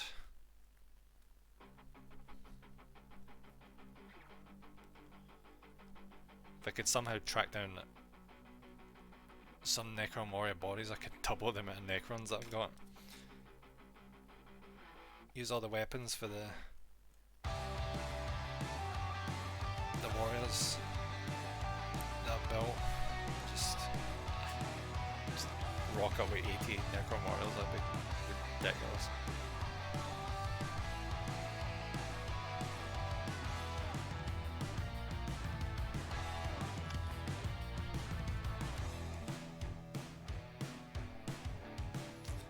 They did all this monopose stuff to stop third-party companies making shoulder pads and their own accessories. Good luck with that, they're still doing that shit. Third-party companies don't give a fuck. They're still straight up 3D printing a lot of stuff. Says you're 3D printing anyway, exactly.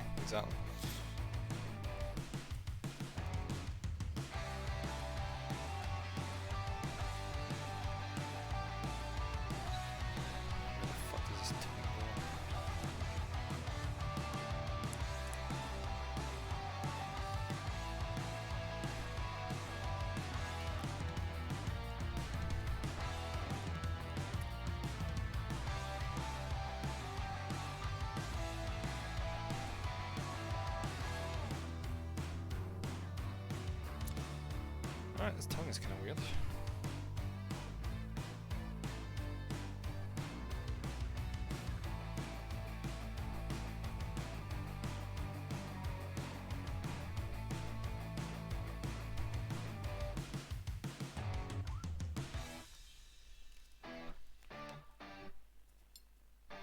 I think I'm going to dry fit this real quick. The tongue does not seem to want to get into placement.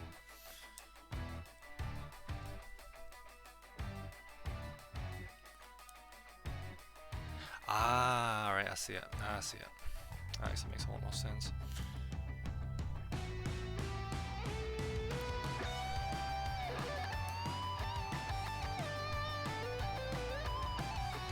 I just think to myself there, like, how do you want this to attach? It doesn't attach.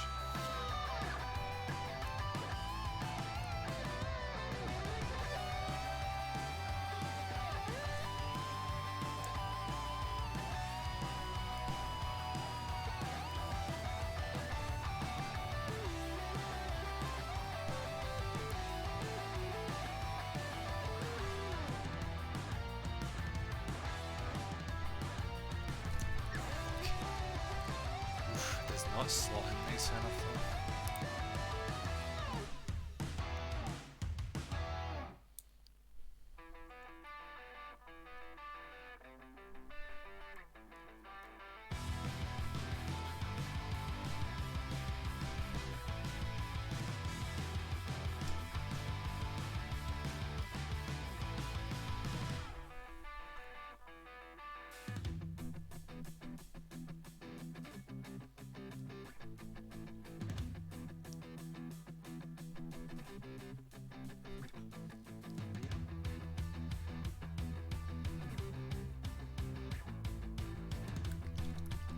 Come on.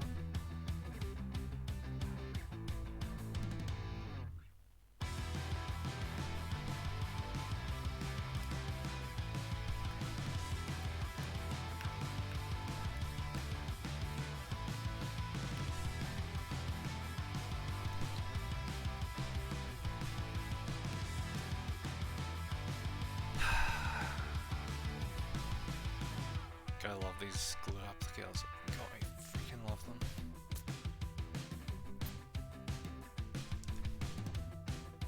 There we are.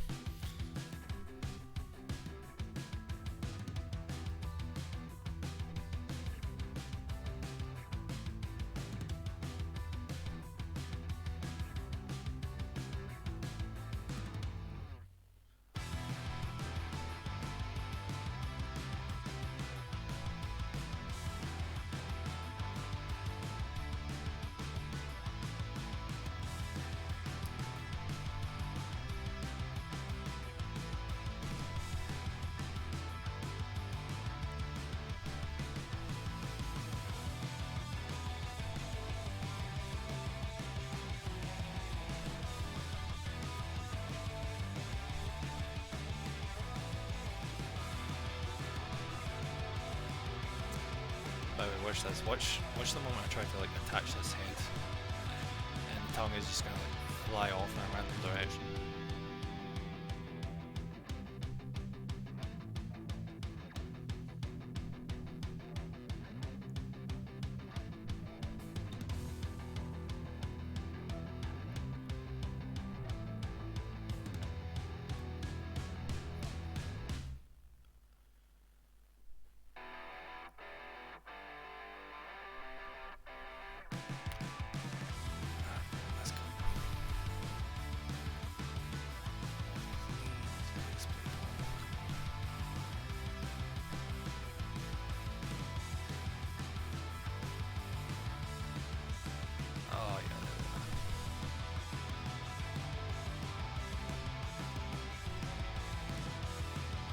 There we go.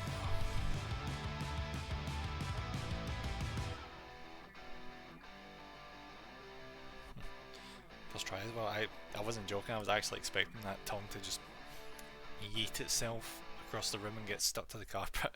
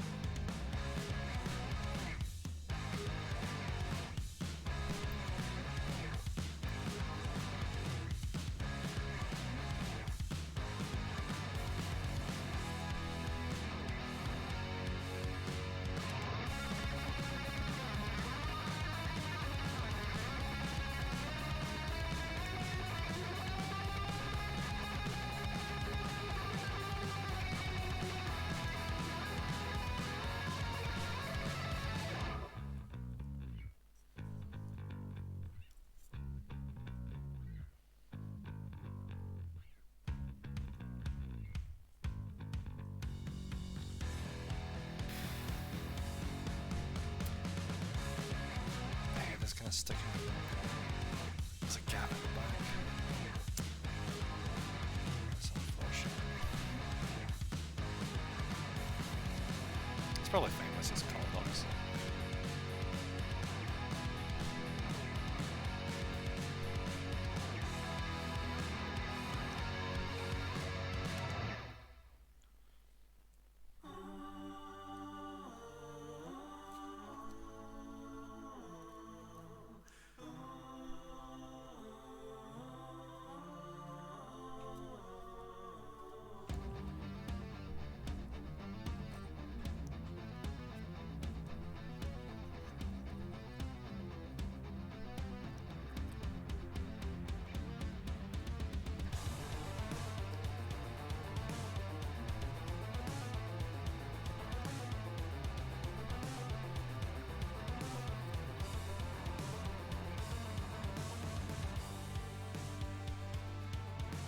Twisting the head to try and get into like a position. Could put like fills the cavity and it's just not doing it.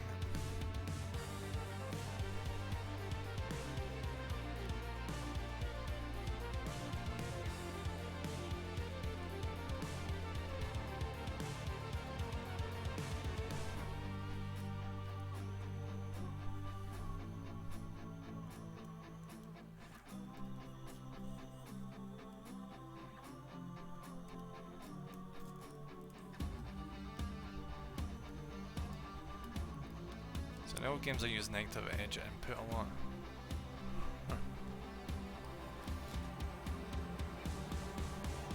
There's a secret technique. Ah.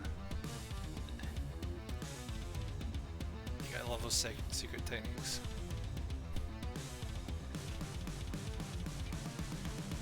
I remember in that high school girl anime I watched, there was this whole thing with if you input a certain code in Street Fighter 2, you could get Akuma as a playable character, like a secret playable character. And this was a time before like the internet was like widely available. So it was like a closely guarded secret. And if you inputted it wrong, you got like brown color change of Ryu. Means like what the button counts as a press. Interesting. They like comboed really well with it instead of double tap. Also like exploiting the fact that the button still registered the input without actually having to press all the way down. Okay.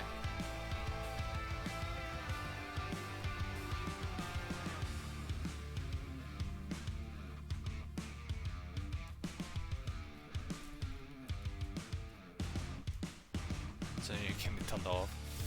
Ooh. There's a forbidden technique deep in the game engine. I guess they finally noticed it.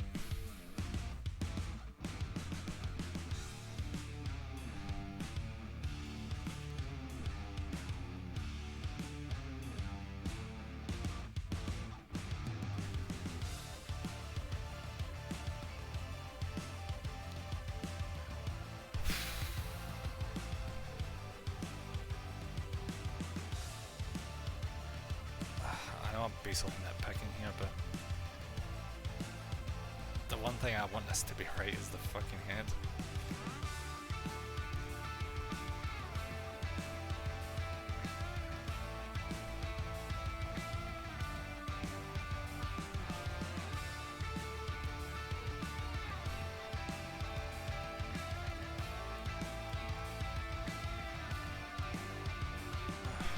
You know what? That's probably good enough. But in respect to the old players, they put the option to turn it back on.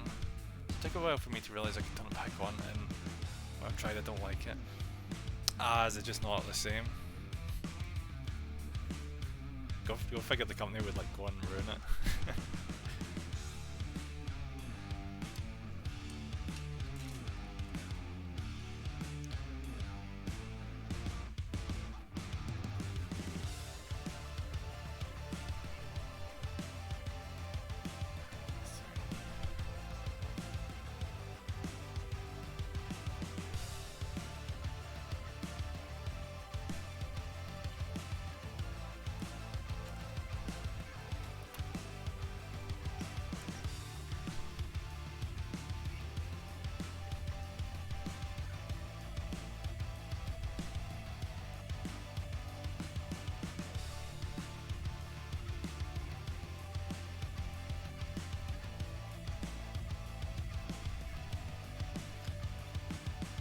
some top ranked players are using my character using negative edge. I think I should switch to negative. I mean, you could give it a try if you think it'll make it easier. Because after all, in fighting games, it's just the slightest little things that can make a big difference.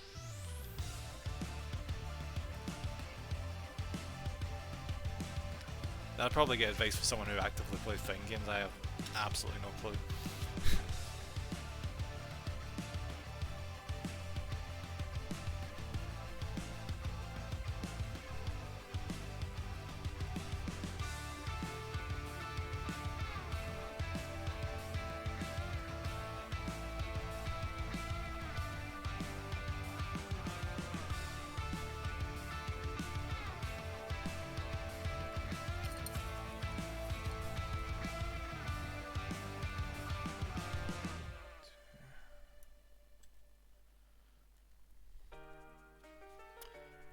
Almost near the end. We attach these spikes, get the rupture cannon attached, and then slight wee details, and then that's it's finished. Oh yeah, and I need to base them. Need to not forget to do that.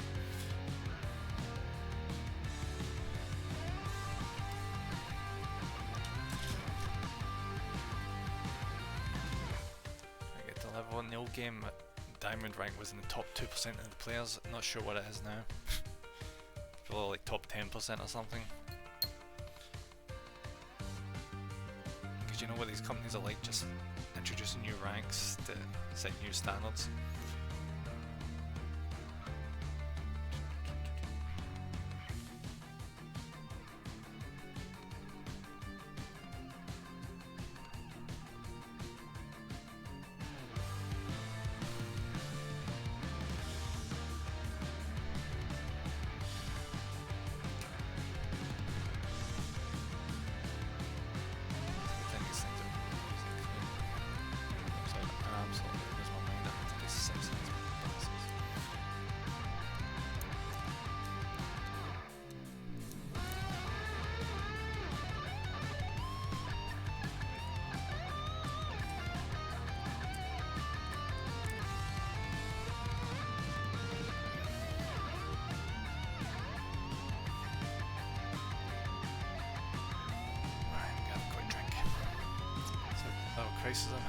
Yeah, it seems like every scrub is getting master playing cheap characters. This is the level of crisis I'm having. So do you think make a change or keep going on the same? Actually, now that you say that, it reminds me. I was actually watching a YouTube video about a Street Fighter tournament at one point. Oh wait, no, it wasn't Street Fighter. I think it was Tekken. I'm pretty sure it was Tekken. The character was like really good at playing with Panda, but and he got like to the finals. I think he was like second guessing himself. So he like switched to using a different character for like the semi-finals and did way worse. And then he switched back to Panda and absolutely wrecked shit. So I suppose that is worth trying something different, see if it improves. If it doesn't improve, go back to the previous.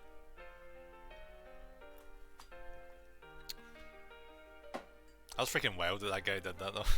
Middle of a freaking tournament, he's like, yeah, I'm having second thoughts, I'm gonna try a different character. Yeah. Brilliant idea, buddy. Brilliant idea.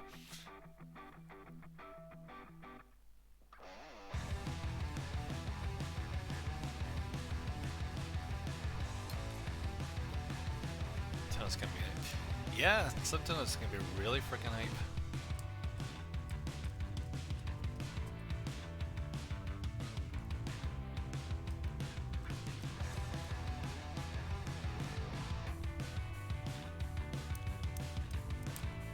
So I'm surprised that like fighting games never actually got into the Olympics, because they introduced all those really shitty games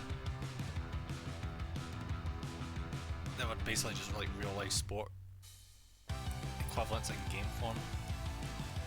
They should have went with like Smash and Street Fighter and all that stuff. But I suppose make it look easy and inspiring. Yeah, it's freaking impressive what they're able to do. I'm at such a rookie level in fighting games that like moving across the screen like takes effort. I'm just like slowly like inching my way across the screen to the opponent. When the pros are just like eating themselves to the other side of the screen and just launching into infinite levels of combos. Then you get the opponent just immediately doing a counter. And just back and forth, flying through the air. It's so cool.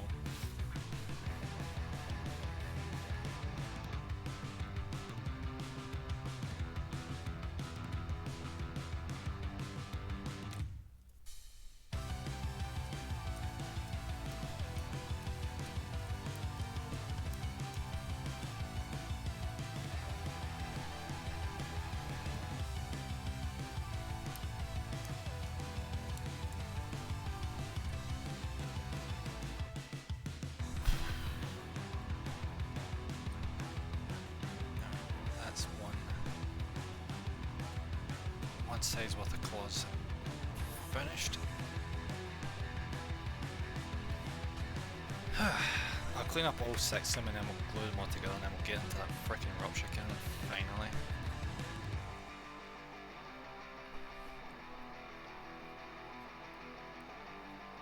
Can't imagine anything after that is going to be that hard. Like the rupture cannon's the main thing.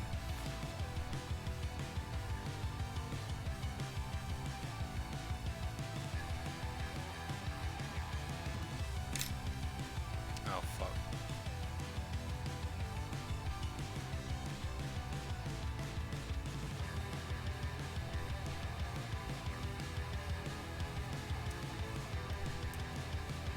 I just threw down my file there and I can't for the life of me remember what the hell I had those claws positioned. That's going to be a problem.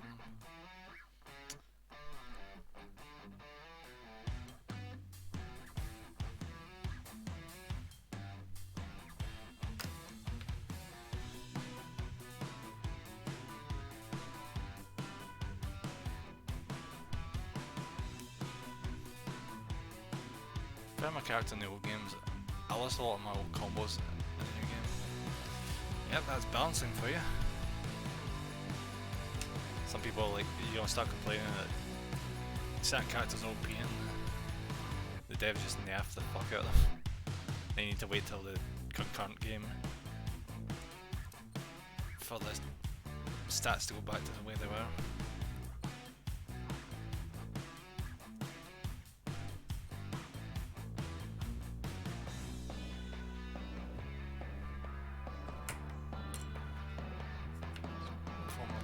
New stunts, cancel stuff.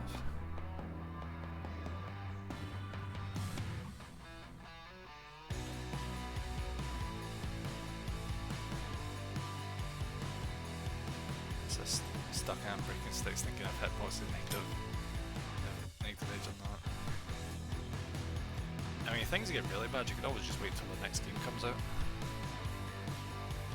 You know, maybe things will get fixed by then, but granted, it's not a guarantee, but it's an option.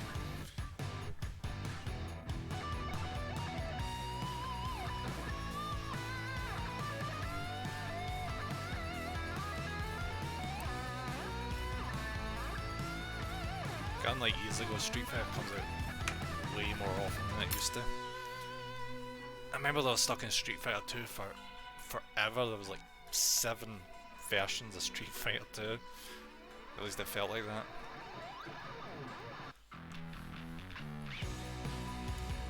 I suppose that's just because everyone loves Street Fighter 2 that much.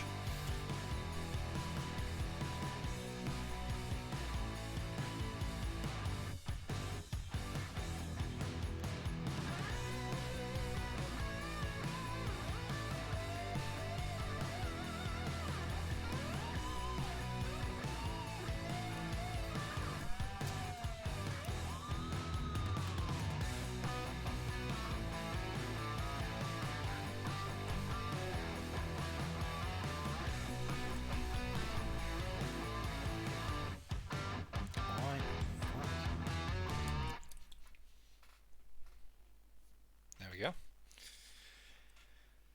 Every time Glow doesn't come out, this thing I keep thinking it's never gonna come out of that game. I'm just gonna like have run out of all the Glow that's left.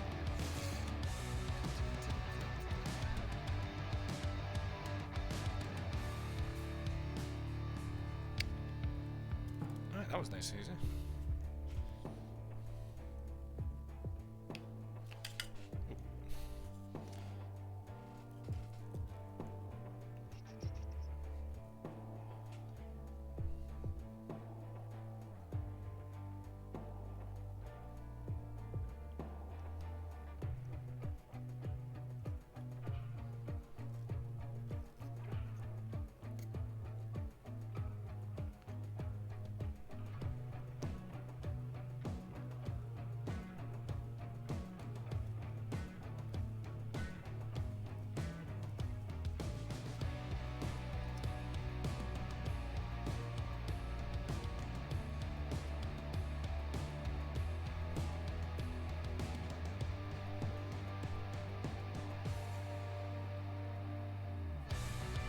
I should play listening to music, so I think your music made me think about Street Fighter. Oh, is that how you got into that?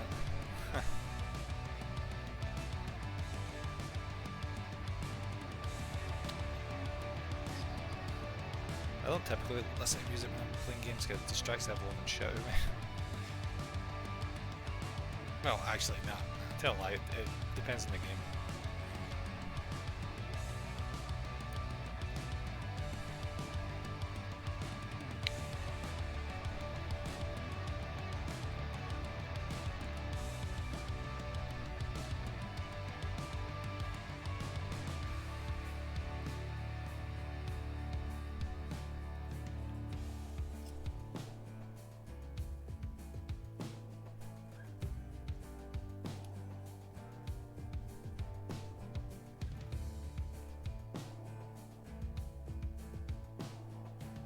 Interesting in this music bit if it's just an endless track.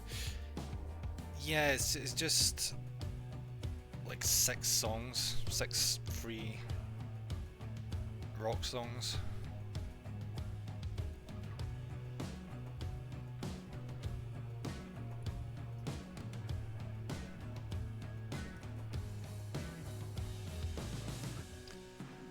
There's versions of the songs with lyrics, but I figured that'd probably be more, less distracting.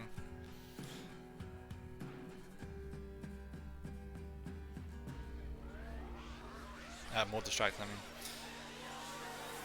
So I picked the version without the lyrics. Because to be honest, it'd be a lot harder to hear me talking if you've got a guy singing in the background.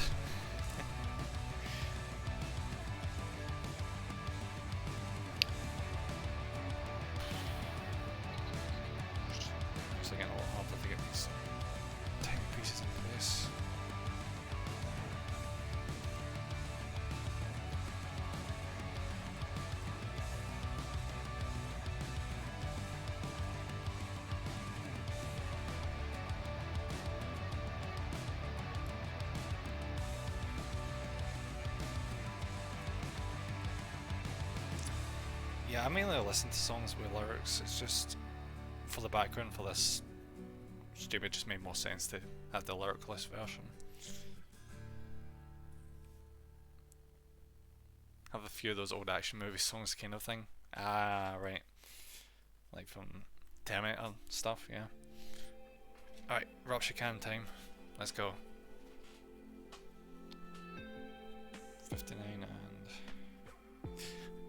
Good thing about this is like, I didn't have to spend time looking for this thing because it's a giant freaking cannon.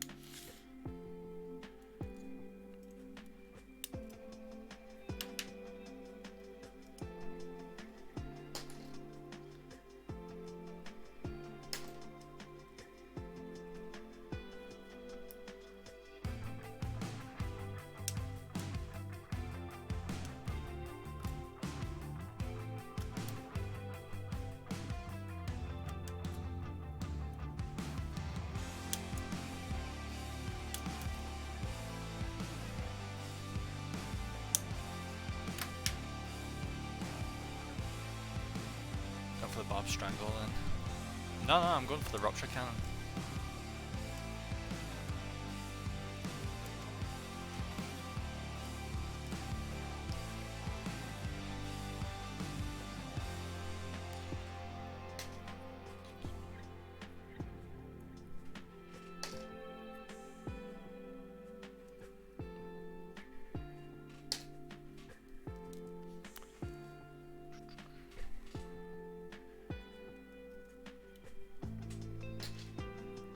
instantly recognise weapon from from 3D. Oh, third edition. Right, I got you. To be fair though, even if I was to pick the wrong option for this edition, it's not like I'm complaining this edition. Because from 9th to 10th, I've seen things that were seen as absolutely horrendously bad, and 9th suddenly being way better. So I'm just learning that it's better to just pick the things that look the best to you.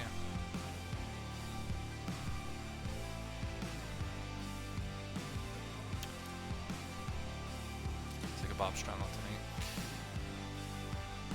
I'll just wait until it's done. It's just gonna be a massive freaking gun. Back then there was only Venom Cannon and Barb Strangler, I think, as a big heavy weapons. So maybe it was known as that back then. Wouldn't surprise me. Because a lot of things have changed since 3rd edition.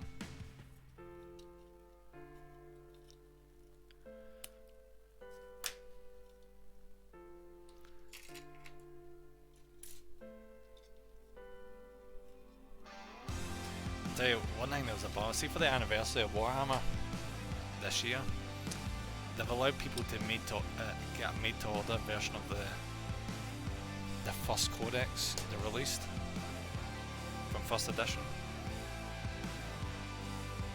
and that's cool and all. But I picked one of them up earlier this year in Warhammer World.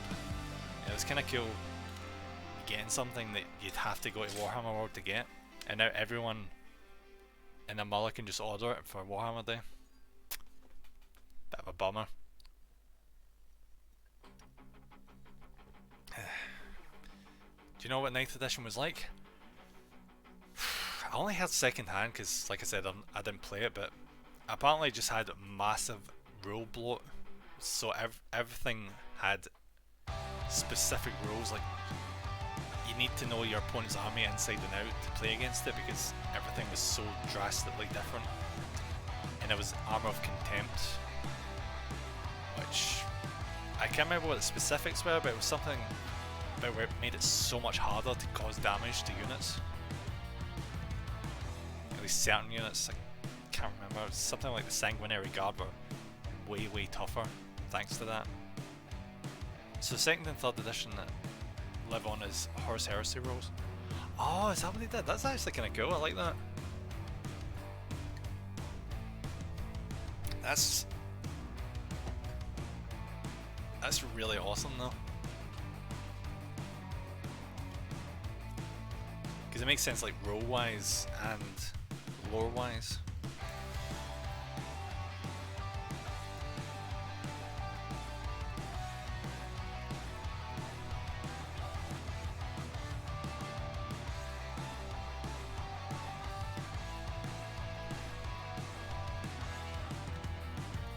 Part of me really wants to play Horus Heresy. I really do, but I know I just end up just spending so much money. Because I want to get like a Night Hunt army, and the amount of stuff I'd have to get through Forge World would be ridiculous. So I'm probably better off not doing that. Criticism is, so in Modern 40k it's just a flat roll to hit in close combat. Yeah, it was again. It's you charge and then you roll to hit, don't you?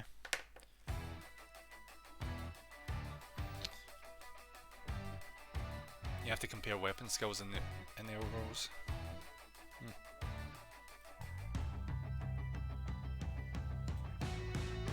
Oh, so like it was like a proper melee, like.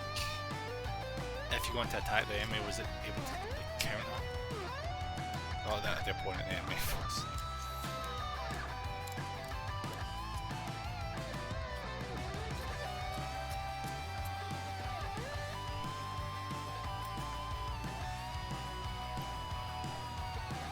So, for example, if your opponent went into attack with a melee weapon, if they were attacking a flamer or something, they would be able to like counter with that. Is that Is that what you mean? As I said, I don't know the rules of any edition that well. I'll look into them as soon as I've finished at least one army and do some test games. So it means a Space Marine hits a Termagant, a Chaos Marine, or a bloody Primarch on a 3+.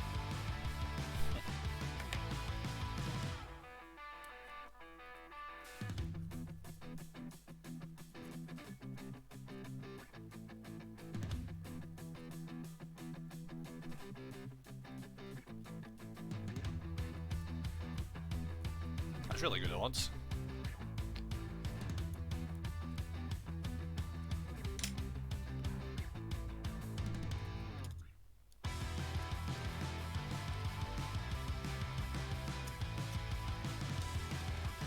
No wonder in Horror Service that you have so many Space Marines.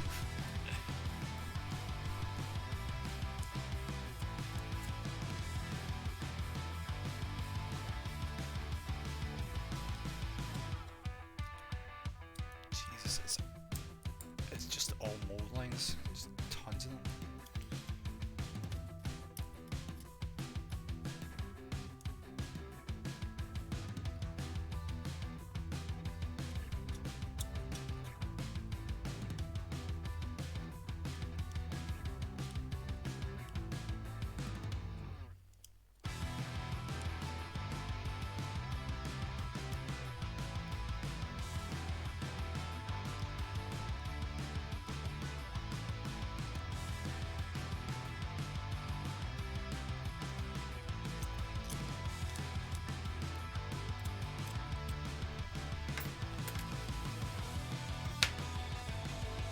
Rules, he'd hit the Chaos Marine at 4+ and 5+ to someone with higher weapon skill like the Captain. So simplified it with flat roll terrible. Oh right, I see what you're saying. So they made it harder to hit. So it used to be that it was harder to hit things that were like tougher units, that kind of thing, right?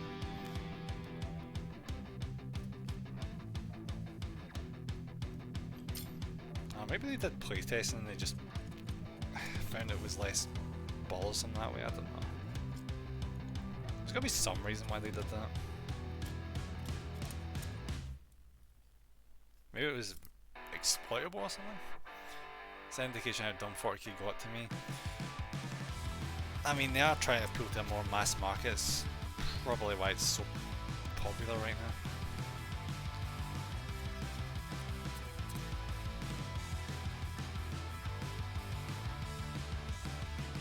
You gotta wonder how many people that actually got into 40k actually play it for this edition.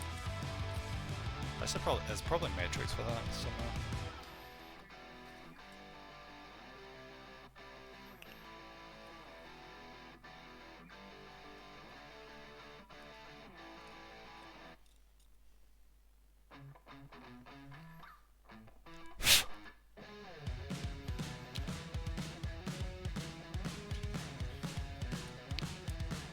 Let's say this just about finished. Yeah, good. So many tiny little bits of plastic. Because Game Workshop thought, well, we don't want players to memorise tables or look them up. Too difficult for us. And yet they did what they did with 9th and just overcomplicated shit.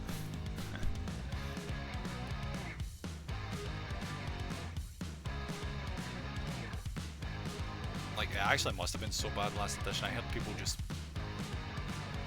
chose not to play a lot of games because they just couldn't be arsed memorising rules.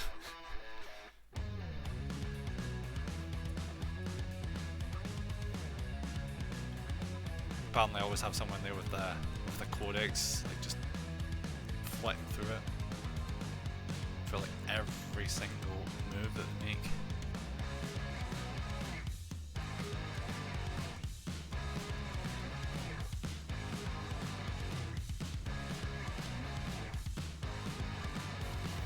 Like combat punch stratagems, that's how new they are.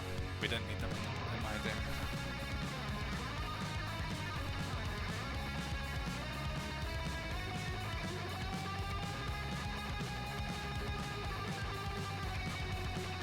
To be fair, you could probably go back and still play second and third edition. You would just have to find a way of incorporating the newer units into it without absolutely breaking shit. Same with D&D, like people are free to go back and play like first edition again. Not like many people will. I heard that first edition D&D is an absolute freaking nightmare, but you know, it's still there.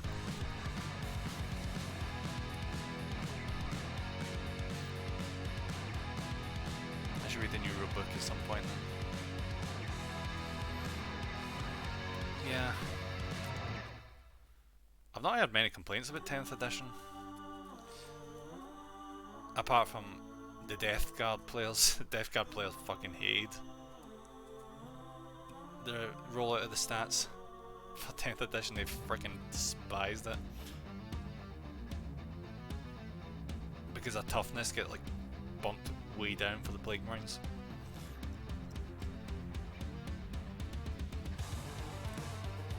You couldn't go on that subreddit for weeks without people just being massively salty.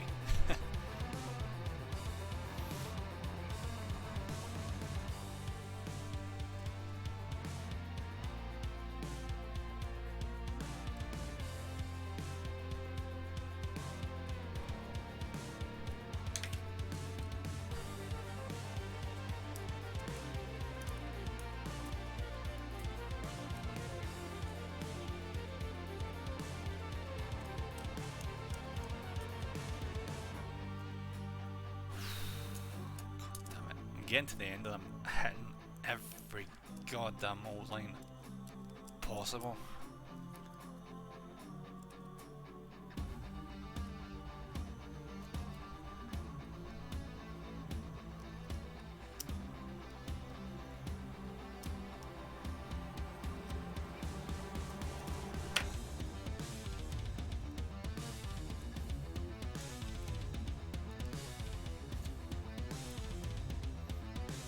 Sorted.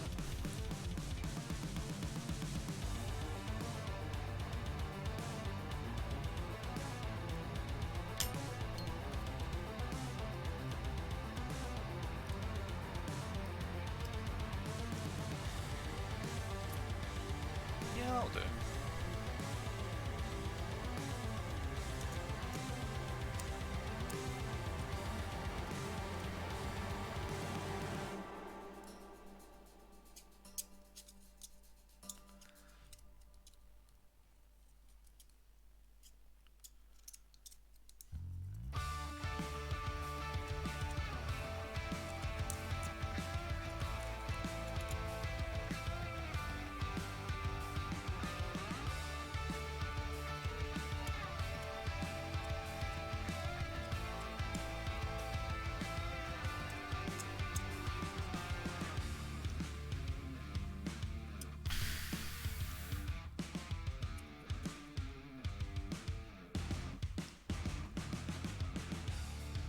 I think I've got all of them and I turn it over and it's just a massive heap of them.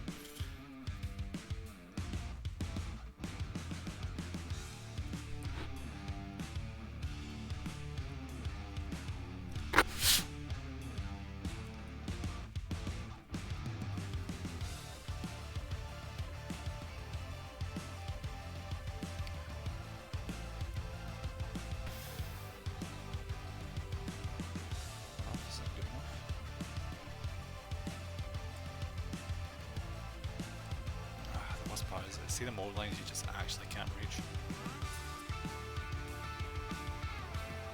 If I could be bothered, I would use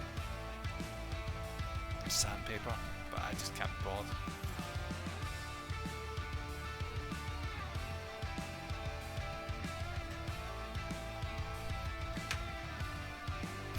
Not respam, it's October, no ban.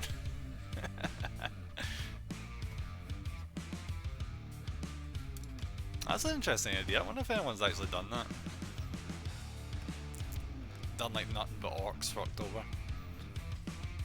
That'd be kinda cool.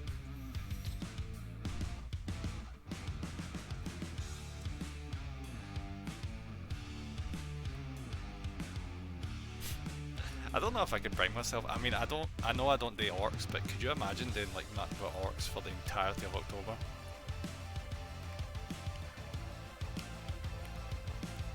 Just every single orc kit that you get, you just set it aside for it. Just waiting for October every year.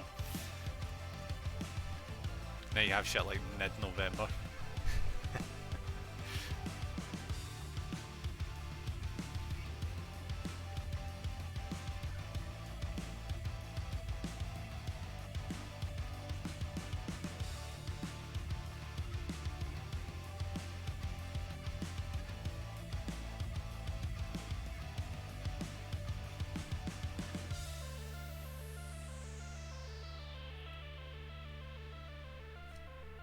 Eldari August, and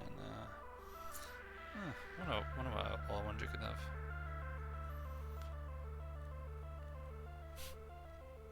Chaos Christmas, just pick any Chaos faction.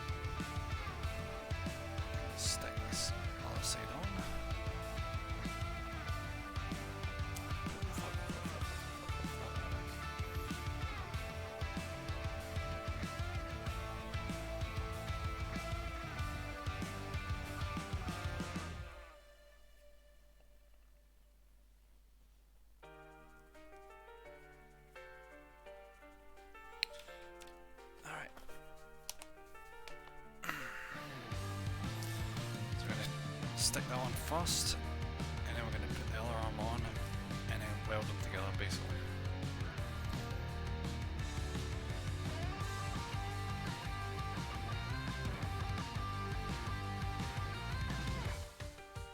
And that's a weird thing to say, but I actually can't wait till this is finished. At the start of the stream I was worried this was not going to take as long as a painting session, but my god. It actually really has. It's actually taking longer.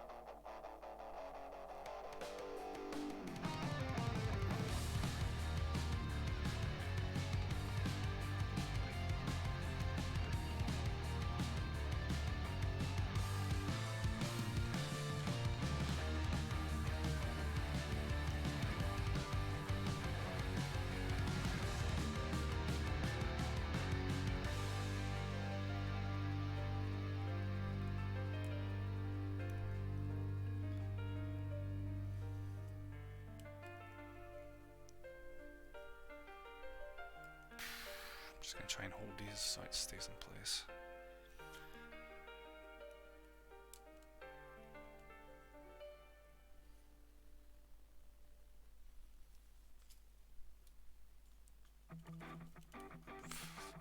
Maybe I should have applied more glue.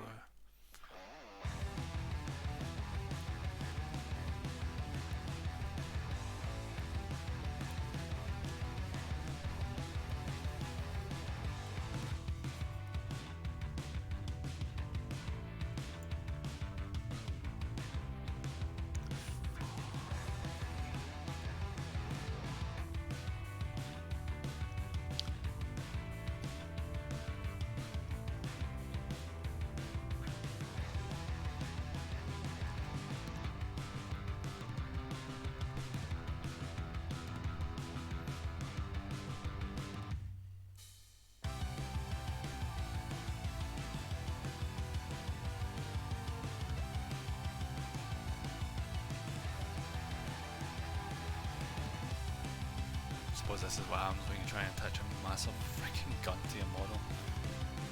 It's like, nope, nope, I don't want big gun. I want to get this thing off me right now.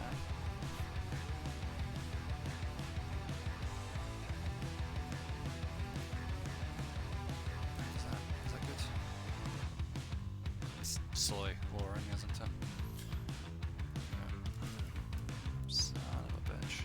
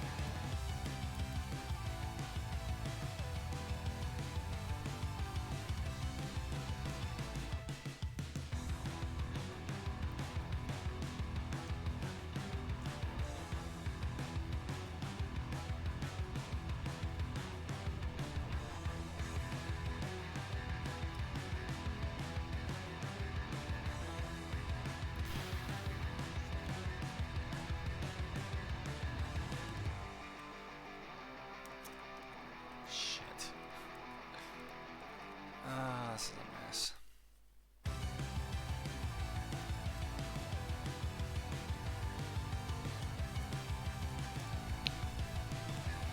Have you seen a game called Factora? Yeah, I've seen Factora.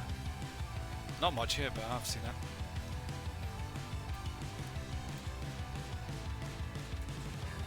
Kind of like a puzzle game, isn't it, where you're trying to make a really optimized factory.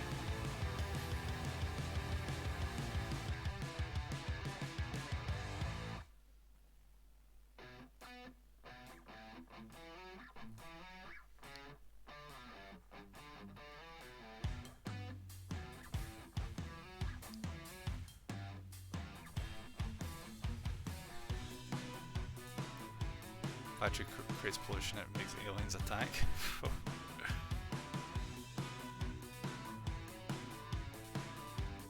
Jeez, that must be one freaking badass factory. Aliens are like bugs, a bit like some Terrans. That's interesting.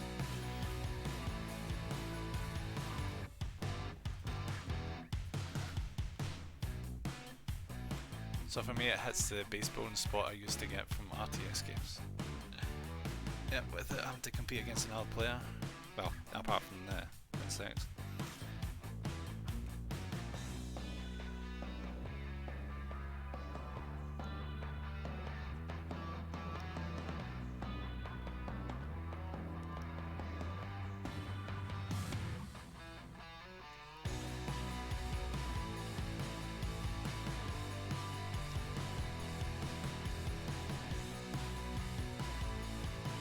Maybe this will work better.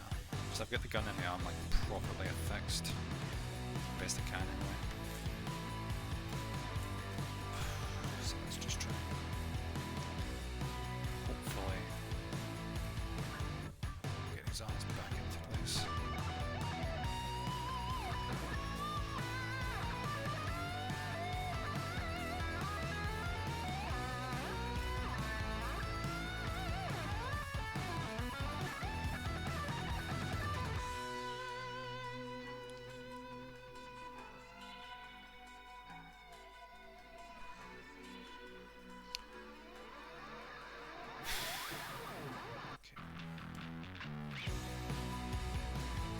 That just a bit. Yeah, I think I'm gonna have to hold it for a second, just so it doesn't just like pop out.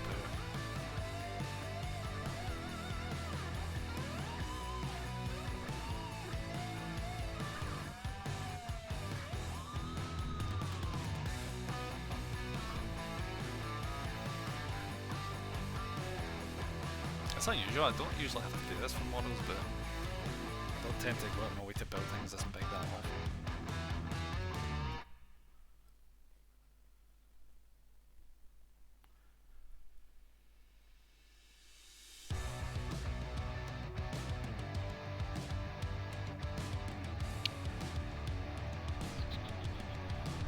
guess I know we're at a stage I could probably jump to the next page and look at what's up next. At least I would if I didn't have to hold this.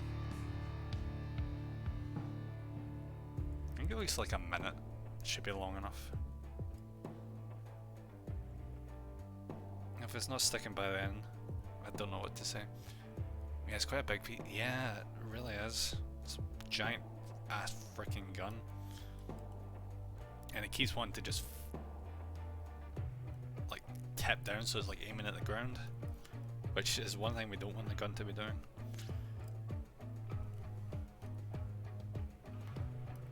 I'm gonna see if this is fine. It's fucking hell.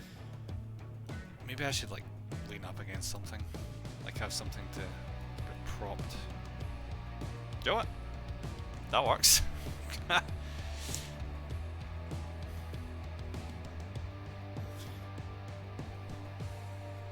Let's keep it like that for a minute. I put the other arm on to see the angle is right to it. Oh, the other arm is on. I did them first and then just lined them up.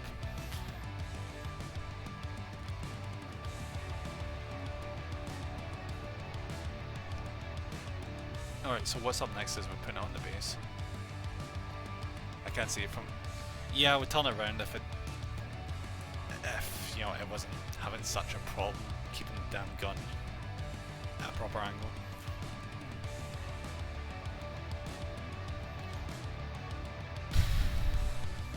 Should I even bother like trying to turn the page right now? Screw it. It's probably fine.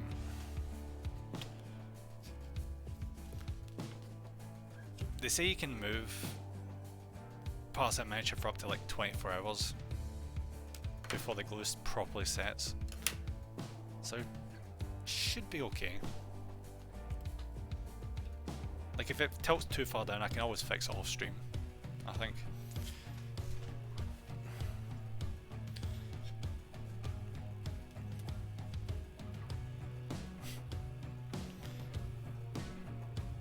I actually love this.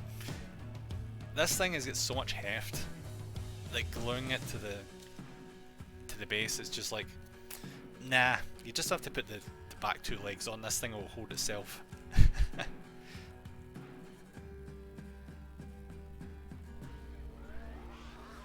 That made this thing has like 4 legs. You don't have to worry about that.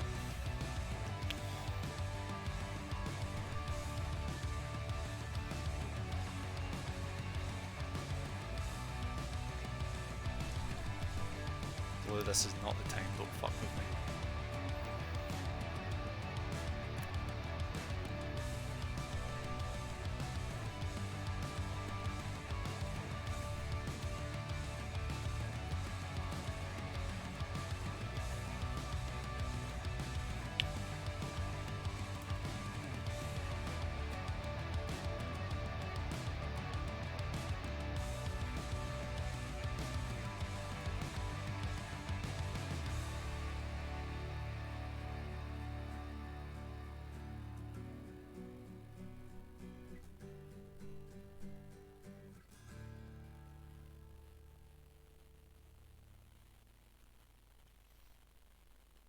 The moment this thing goes in the base, all we're doing is like these small decorative things, which really aren't even required.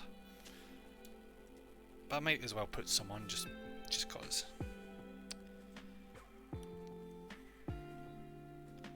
Fuck me, look at the size of this thing. It's so big that it can barely even fit onto the base.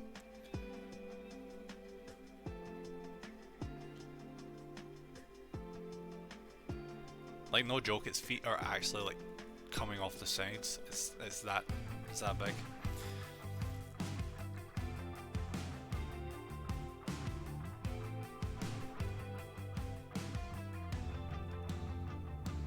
This thing doesn't even need a base. You wonder why it even has one.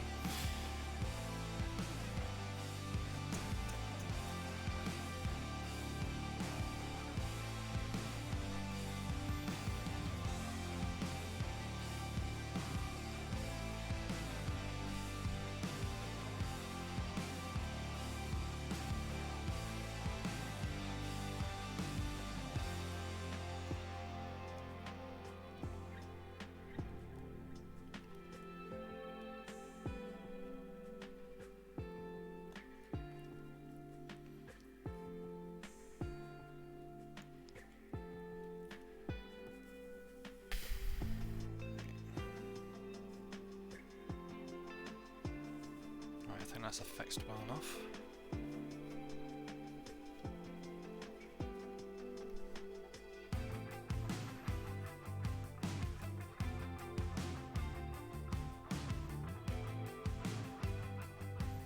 The arm still doesn't seem right, like... I think it's fine that the gun is like firing at an angle. I think it's like supposed to be like that.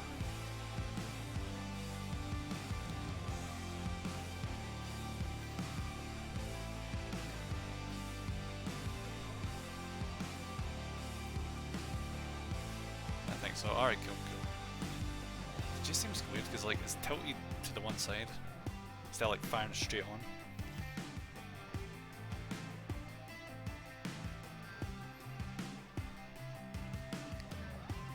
There's a rotation 3D pick and the... Oh right, actually yeah, that'd be a good... That's a good shout. Could probably do with checking that. I'll check that right now.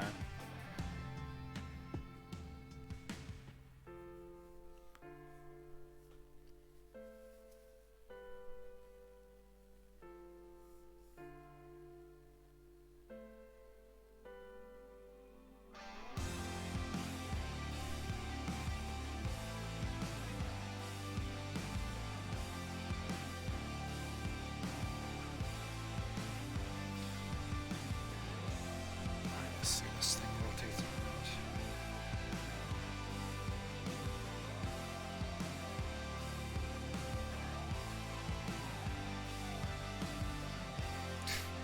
That's just typical. They do have a rotating image, but what they have it as is they have it as the different weapon.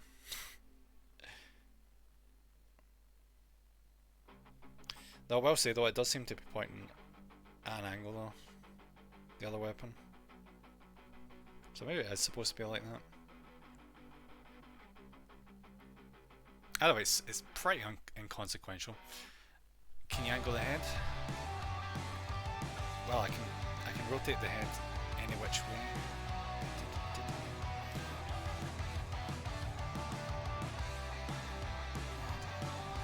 I suppose I could.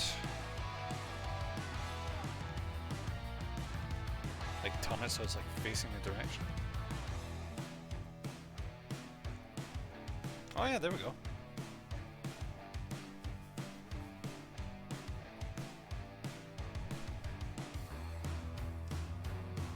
Yeah, so the head is actually looking in the correct direction. Oh shit, I almost fell off the desk. That would have been bad. Probably not that bad, but...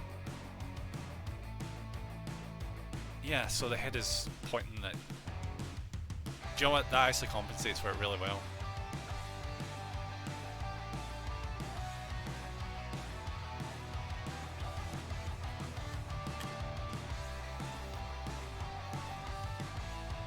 So what are these little things?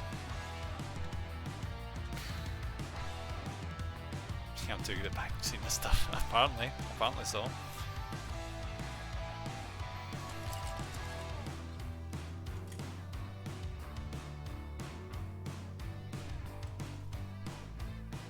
I don't even know if I should attach these because they're so just weird looking little things.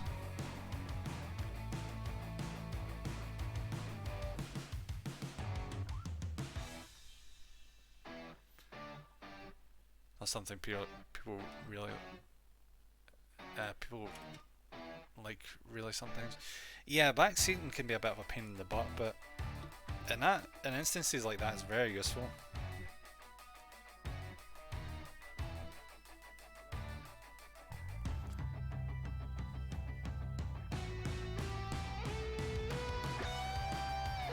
I'm just beating myself that like put these decorative things on as just the biggest waste.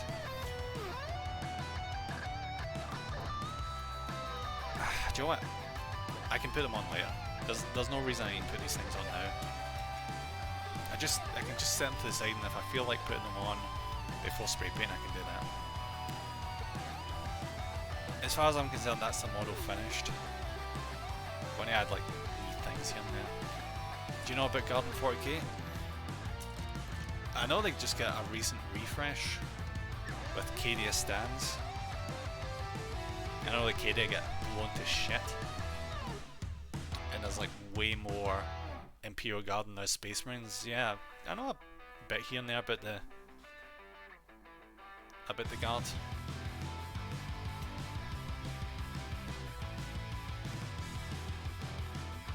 I didn't even read that. I've actually got the visual novel, not visual novel, for fuck's sake. The audiobook of Cadia stands. I need to sit down and listen to that at some point.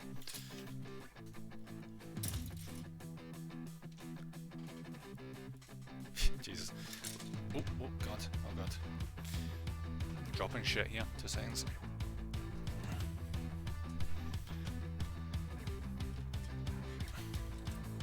Look at all the excess, like, Jesus Christ. Look at this.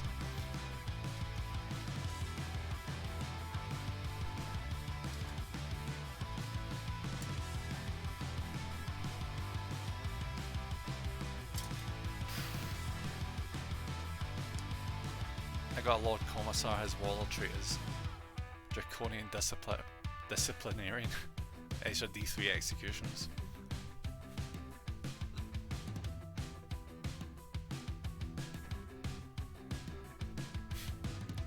I got Primaris Psycho Iridium Madeline. That's cool. Primaris Psychic Augment +1 to hit. Alright, so it's a tragic love story. Yeah, I've not heard of those characters. I will need to look into the god a bit more.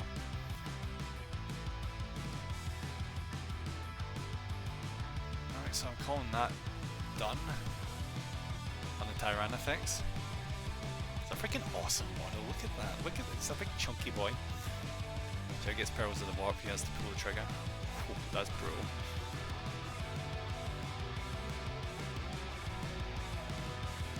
But yeah, it's been awesome talking to you, Renegade. We're gonna just read out in a second after just doing some little things. 2 seconds. Alright, so there's my socials if you guys want to check me out somewhere else, and here's my Discord if you want to pop over there, see like any of the miniatures I've done. Well, granted, you can check Instagram for that as well. All the painted miniatures I've done before over on Instagram. But if you wanted somewhere to hang out, there's Discord.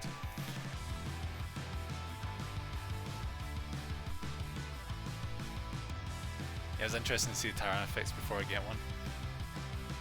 Yeah, and you also like get a good idea of like what you're expecting with mold line issues and stuff. So yeah, I'm glad you're able to see that. Alright, let's see who's online.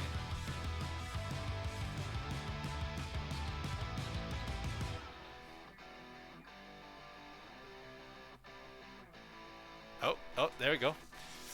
There's another Warhammer fan. It's probably the perfect person to go over and raid.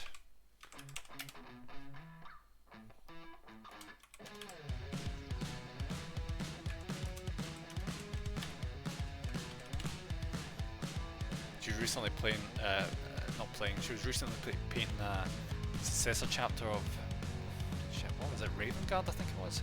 She was painting on stream. As long as they don't follow us, only chat. Nah, they absolutely don't. I haven't encountered that before. Though thankfully less frequently.